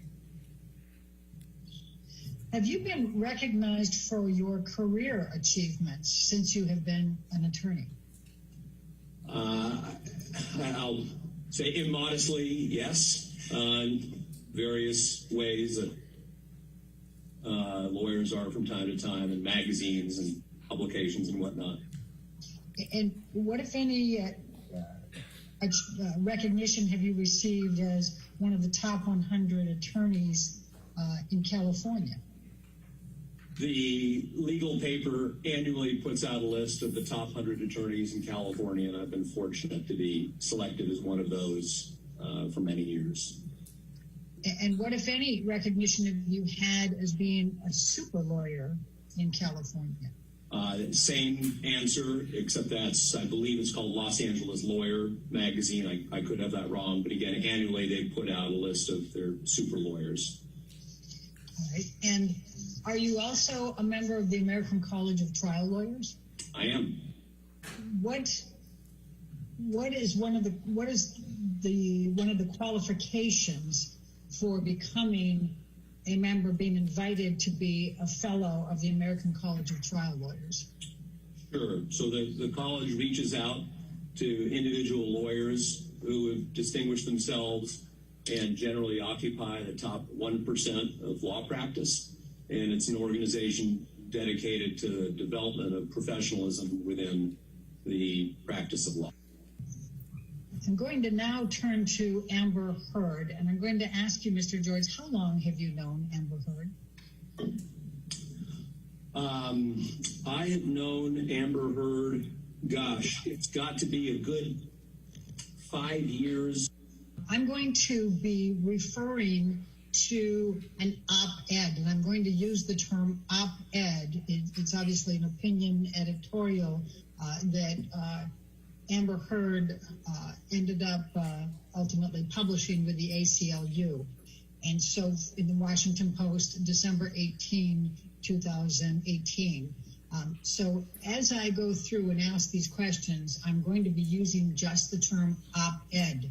Will you be comfortable with me using op-ed and understand it to mean that particular publication on December 18, 2018? Sure. So what, if any, legal representation did you provide to Ms. Heard relating to the op-ed?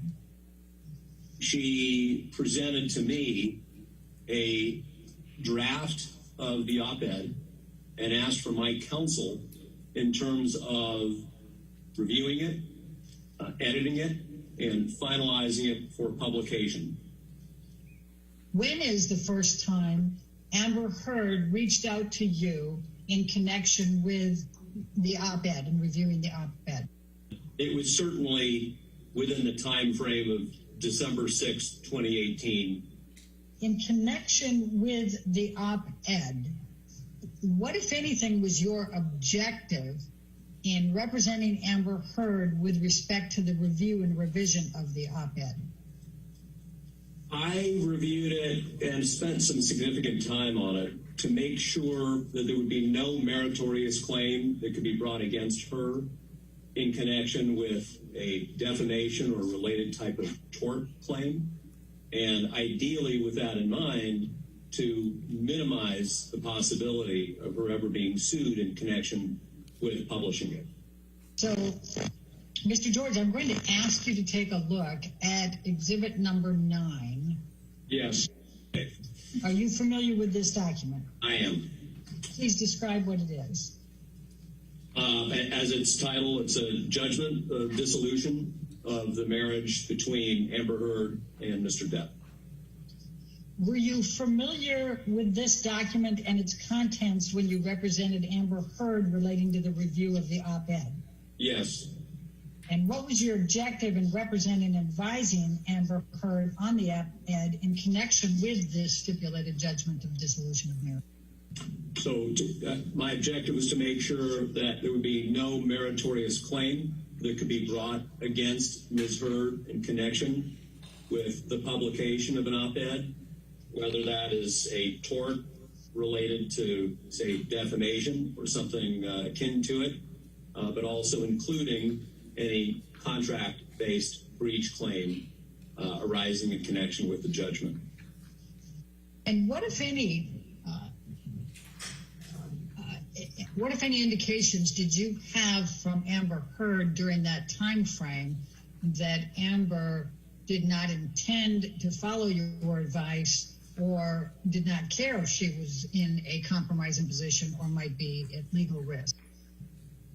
So let me answer that this way. Really 2 points. Number one, there was never anything that she said to me to the effect that she was willing to run some risk of being sued or that she wouldn't listen to my counsel or anything of that sort. Number two, that she affirmatively did follow in all instances my counsel with respect to these particular edits. What, if any, legal advice provided by you to Amber Heard respecting the Washington Post op-ed was disregarded by Amber Heard? None, to my knowledge. What, if any, legal advice provided by you to Amber Heard respecting the Washington Post op-ed was followed by Amber Heard? All of it. What, if any, legal advice did you provide to Amber Heard in connection with the drafting and publication of the op-ed that was not made in good faith by you? I acted in good faith throughout and with the best of my abilities. All right, your next witness. Yes, Your Honor. We have Jessica Kovacevic. She's Amber's agent, and that's approximately 27 minutes. Go ahead and spell the last name for me. That's a tough one. Kovacevic. All right, thank you.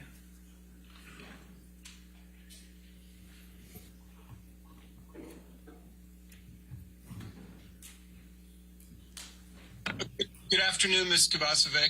And Ms. Kovacevic, do you know that you are here today in your personal capacity and also as a representative of your agency, WME? I do. Ms. Kovacevic, what do you do for work? I'm a talent agent. Would you please describe in just very general terms what a talent agent does generally? Generally, you procure work for your clients. You make introductions, you read their scripts, you negotiate their deals. And I take it Ms. Heard is one of your clients? Yes. Did Ms. Heard have a successful career at the time you began working with her? Yes. And over the period that you've worked with Ms. Heard as her agent, what have your job responsibilities entailed? Like I mentioned before, introducing her to producers and directors, writers, studio executives, procuring work for her, introducing her to people that can employ her, and then negotiating her deals, and then dealing with whatever happens on while she is working, anything that arises that needs dealing with. Did you ever, at any point in time, see Mr. Depp hit Ms. Heard? No. Were you working with Ms. Heard when she was cast in the original Aquaman? She was cast in Justice League first, and then the deal was to be in Justice League, the first Aquaman and the second Aquaman. Did you assist Ms. Heard in procuring the role of Mira in Aquaman? Yes. Was Aquaman a successful movie? Extremely. Was Ms. Heard's performance in the film well received critically? Yes. Were there any negative views about Ms. Heard's performance in Aquaman? In the press, you mean? Or what do you mean specifically? Well, in the press or otherwise. No, there weren't any negative. As her talent agent, did you attempt to renegotiate Ms. Heard's salary for Aquaman 2? Yes. When did you do that? We did that around this time last year. Why did you attempt to renegotiate it at all? It's standard to renegotiate these types of deals. It's normal practice. When Aquaman came out, it was the most successful movie of all time ever. So even more so for that reason. But for any successful franchise movie, when you make a 3 or 4 picture deal like we did in success, it's typical to go back and renegotiate the deal. And now getting to your point, why did you choose to do it last year at this time? Because that's when her option was exercised.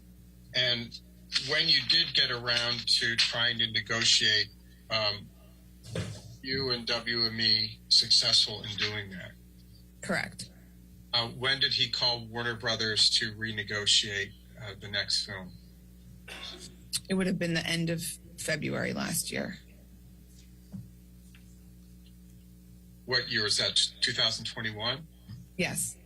At some point, were there press reports that Ms. Heard was getting released from Aquaman 2? There were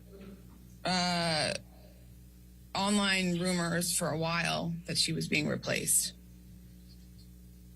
When did you first hear about those?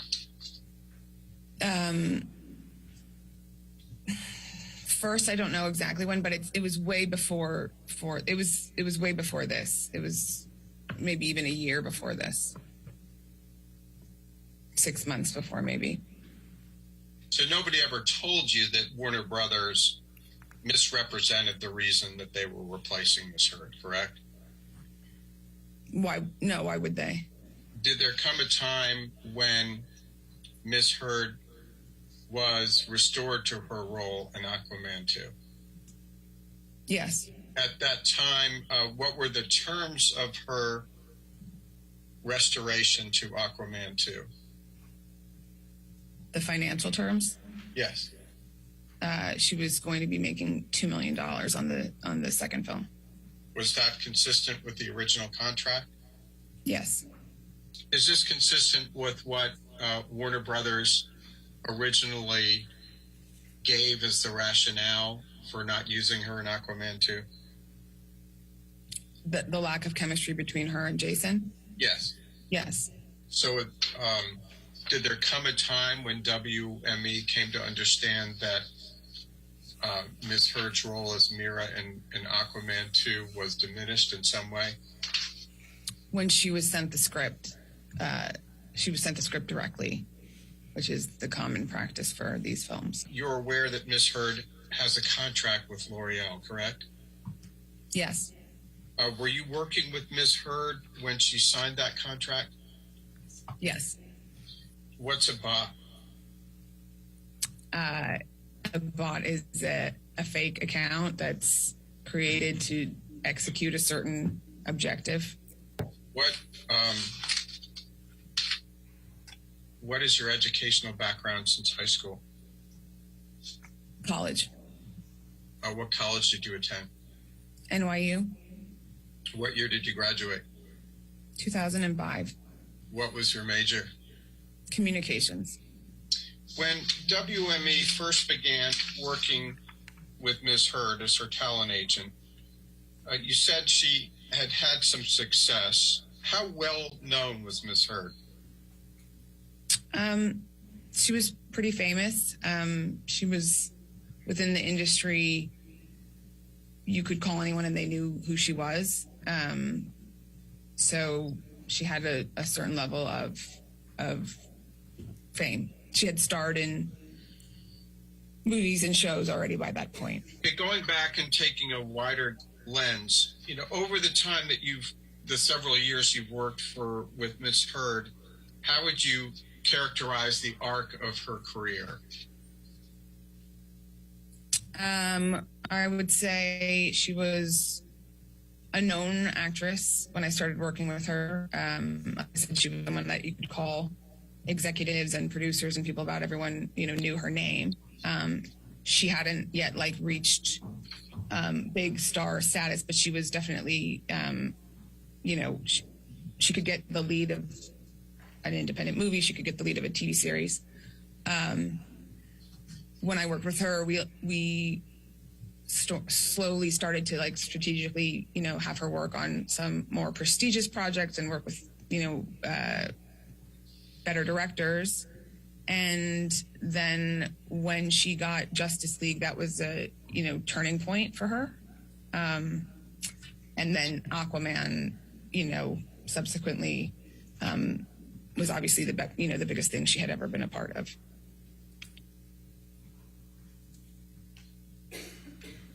And is the arc of her career now on the upswing with her being part of Aquaman 2? No. Tell me what you mean. Why not?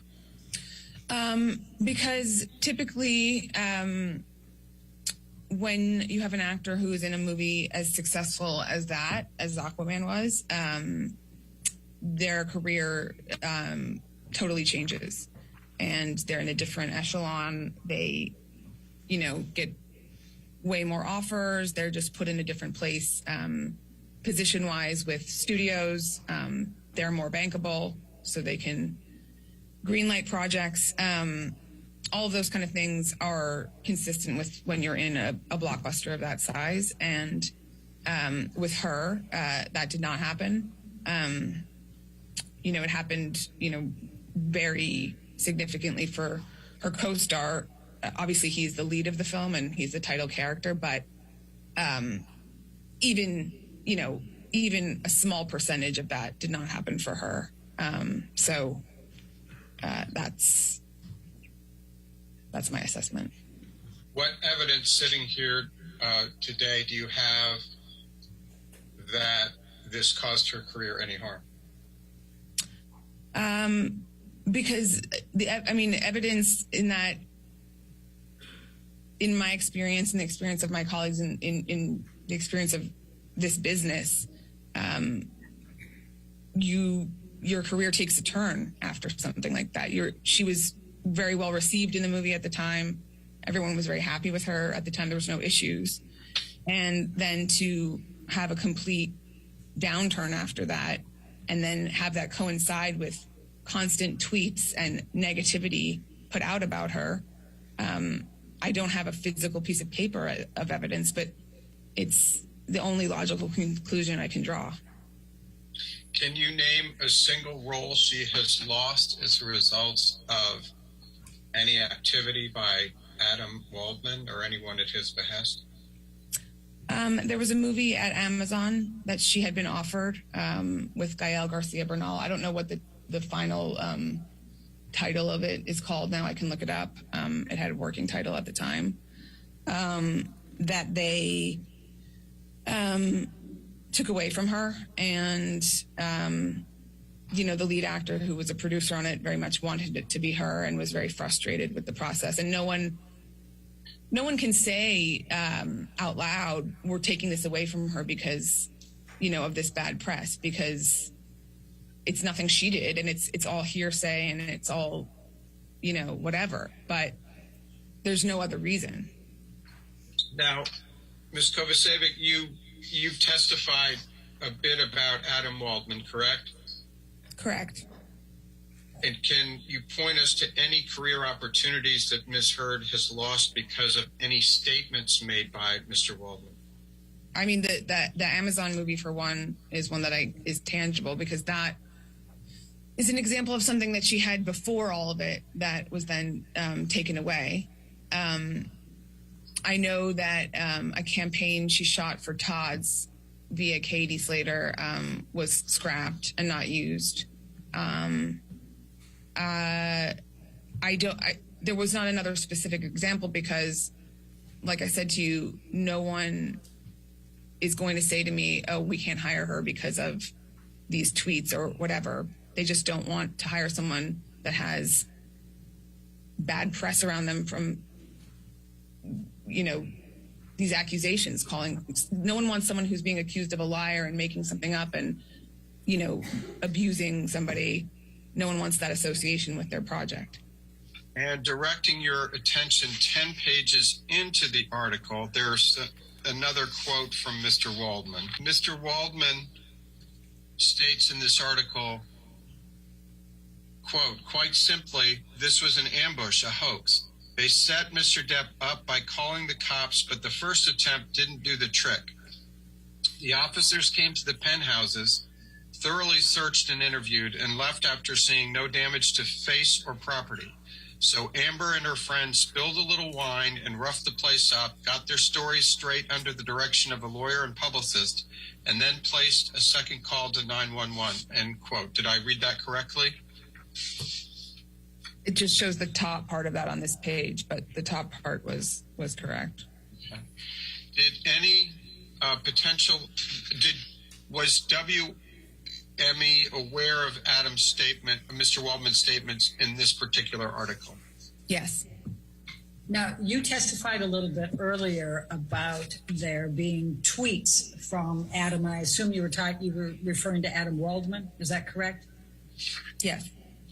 And what, if any, impact did it have on Amber Heard's career and career path to have Mr. Depp's lawyer putting out statements in the press and in tweets that Amber Heard was lying, making things up, creating a hoax of abuse? I think that his comments spurred on, it just added fuel to the fire. So there was already so much media coverage. And that's what you observed? That's what I observed. I'm going to take you to Aquaman, and I'll call it Aquaman 1 just to make it a little bit easier to understand. What, if any, performance issues were raised with Amber Heard by anyone that was responsible for the filming of Aquaman? No performance issues raised whatsoever. And what was your understanding of how Amber tested with the audiences in Aquaman? My understanding was that she tested extremely well. And this is an Aquaman has reflected all the markers of a very successful movie at this point? Yes. You testified earlier that it's quite typical when you have a series of 3 to 4 films in a franchise or a series to be able to renegotiate as you go into the sequels. Do you recall that testimony? Yes. Okay. And why is that? Because you make the initial deals,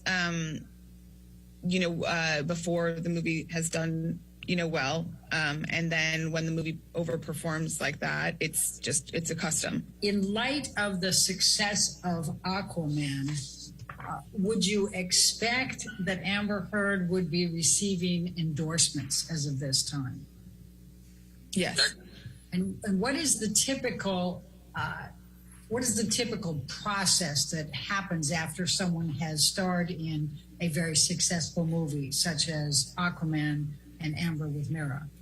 The endorsement department would a combination of offers and then seeking out opportunities. Now, given Amber's career trajectory leading up to and immediately after the success of Aquaman 1, did you expect her career to go on an upward, downward trajectory, or stay the same? I expected an upward trajectory. And why is that? Because in success of a film like that, it's usually always the case. And immediately after the successes of Aquaman, would you have expected Amber's annual earnings to increase, decrease, or stay the same compared to the previous 5 years? I would have expected them to increase. And why is that? Because her profile had been raised internationally. She was in a movie that was successful worldwide. And when you are in a movie that performs that well worldwide, your bankability is stronger. You can finance an independent film more easily. You can greenlight a film more easily. You can just do more and for more money. Do you recall what the budget was for Aquaman? The first one? I don't know. It would have been probably somewhere between 150 and 200 million. Immediately after the success of Aquaman, would you have expected Ms. Heard to continue to earn at least the fee she made on Aquaman on future big budget studio firms, or less or more? That becomes an actor's quote, their fee. Yes, typically, like, you will then earn your, not on a tiny independent film, you couldn't make that much money on that, but another studio film, another film at a streamer or whatever, something like that, you would make that much or potentially get a raise. Other than Aquaman 2, has Amber obtained any roles with a budget the size of Aquaman's? No. Has she been hired for any films with budgets over $100 million? No. Immediately after the success of Aquaman, would you expect the success of Aquaman and her starring role in that film to increase her ability to get more movie studios to be interested in her, decrease, or stay the same? Increase. And did it? No. Would you expect her to get more TV roles. Objection. And why? Why? Because I mentioned earlier in the conversation, TV and films are so blended now, and there's much less of a delineation between picking projects between film and TV. And did Amber receive more TV roles as a result of Aquaman, the success of Aquaman? No. Immediately after the success of Aquaman, would you have expected Amber to star in more than one project per year, less, or the same? It depends. If it was a big, Aquaman takes up 6 months of the year. Big movies take up longer time. Indies, you can do a couple of them a year. It just depends. So I wouldn't put a number on it, but definitely more than 0. And has Amber starred in more than one project per year since then? No. Immediately after the success of Aquaman, did you expect Amber to earn between $5 and $10 million a year for the next 5 years? I would have expected to renegotiate on Aquaman 2, most certainly. And so right there, that would have been significantly more. And she would have, yes, I would have expected her to earn more in a combination of TV, film, and more endorsements. Was it your understanding that WME passed on to L'Oreal suggestions to assist them in being able to block some of the harassing Instagrams they were getting at that time? Yes. All right. Let's bring up 30 again, please. Now, did in fact L'Oreal suspend having Amber Heard on the International Women's Day campaign? Yes. What the conditions were for the renewal? It was just essentially that they were renewing her. It was the same fee. That was the bulk of it. It wasn't, like a raise, but they were extending her. Okay. And typically coming out of the success of Aquaman, would you have anticipated that Amber could have negotiated larger fees for commercial projects? Yes, we would. Okay, and why would that be? Because her profile had been raised. She was, she had done something super successful. So typically that's what you would do. That would just be the standard practice. When did you first learn about the change.org petition that was out there to try to get Amber Heard dropped from Aquaman 2? I don't know when I first saw it. Were you aware of it as of May 27, 2020? Yes. You earlier talked about bots in response to one of Mr. Chu's questions. What, if anything, was your understanding of these bots at this time, during this time frame? My understanding is just based off my own, mainly based off my own research, just clicking on the accounts myself, and then discussing it amongst the team. And what did you learn when you did that? Just as I would go through, daily, just looking at comments or, just the negative comments, clicking on them. Many of them were just kind of accounts made for this kind of commentary, or just accounts that just had, no followers, no posts, nothing, or following just Amber and Johnny, things like that. And I'm sorry. And so what did you learn from clicking onto those that led you to believe they were bots? They weren't consistent with what I know to be actual Instagram accounts. When you look to set a career trajectory for an actor who just broke out in a major franchise film, would you look to other comparable actors' careers to ascertain what type of acting jobs they could get? I mean, I've been doing this job for, quite some time, so I don't necessarily look to one or the other, but in general, when someone is in, what was at the time the most successful film ever released, the natural progression is growth and more films, more work, more money, all of that stuff. And when you say the most successful film ever, you're referring to Aquaman 1, correct? Correct. Okay.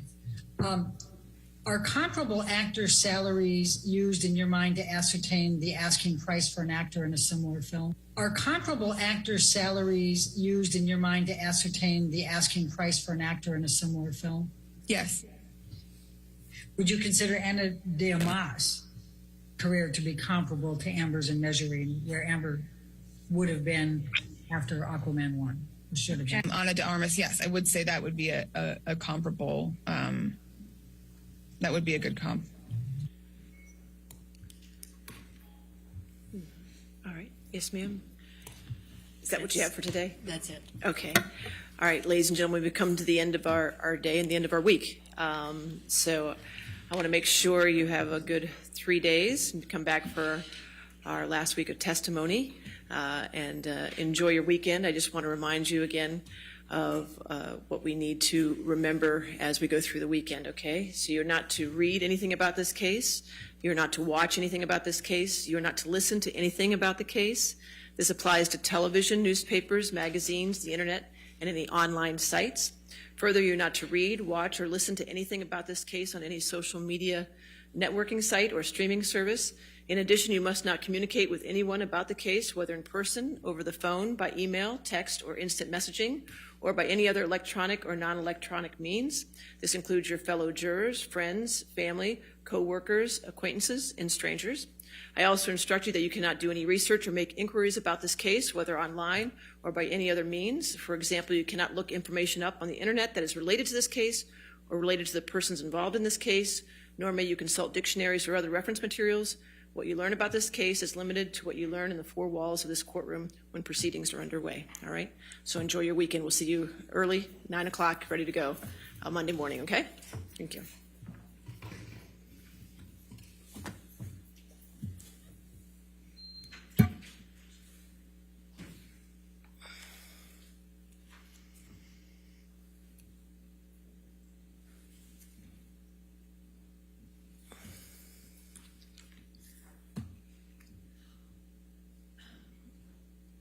All right, and also in this matter, Ms. Heard and Mr. Depp, please do not do any posts on social media over the weekend and no public statements, please. All right, and we will see you on Monday morning. As for the attorneys, 8 a.m. tomorrow. I thank you for all the jury instructions, objections. We're going through those now. I appreciate that. I am missing some exhibits from depositions that we need to get, so if you get with Jamie so we can get those and get them all taken care of for the week. Another thing that I'm doing, just to give you information, I'm getting IT together to do a laptop for the jurors for deliberations. The laptop is going to be scrubbed, and it's just going to have the audio and the video files on them, okay? So they're going to get me a mock-up by Tuesday. It's not going to have any Wi-Fi or internet or no passwords, so it's just going to have that on it. So once I get it and I approve it, I'm going to have both parties take a look at it and make sure everything is on there. That's supposed to be on there, and that's going to go to the jury when the physical evidence goes to the jury, okay? It just seemed like that was a better way to do it for the audio and the video files, okay? As far as times go, I can give you your updated times as of this minute.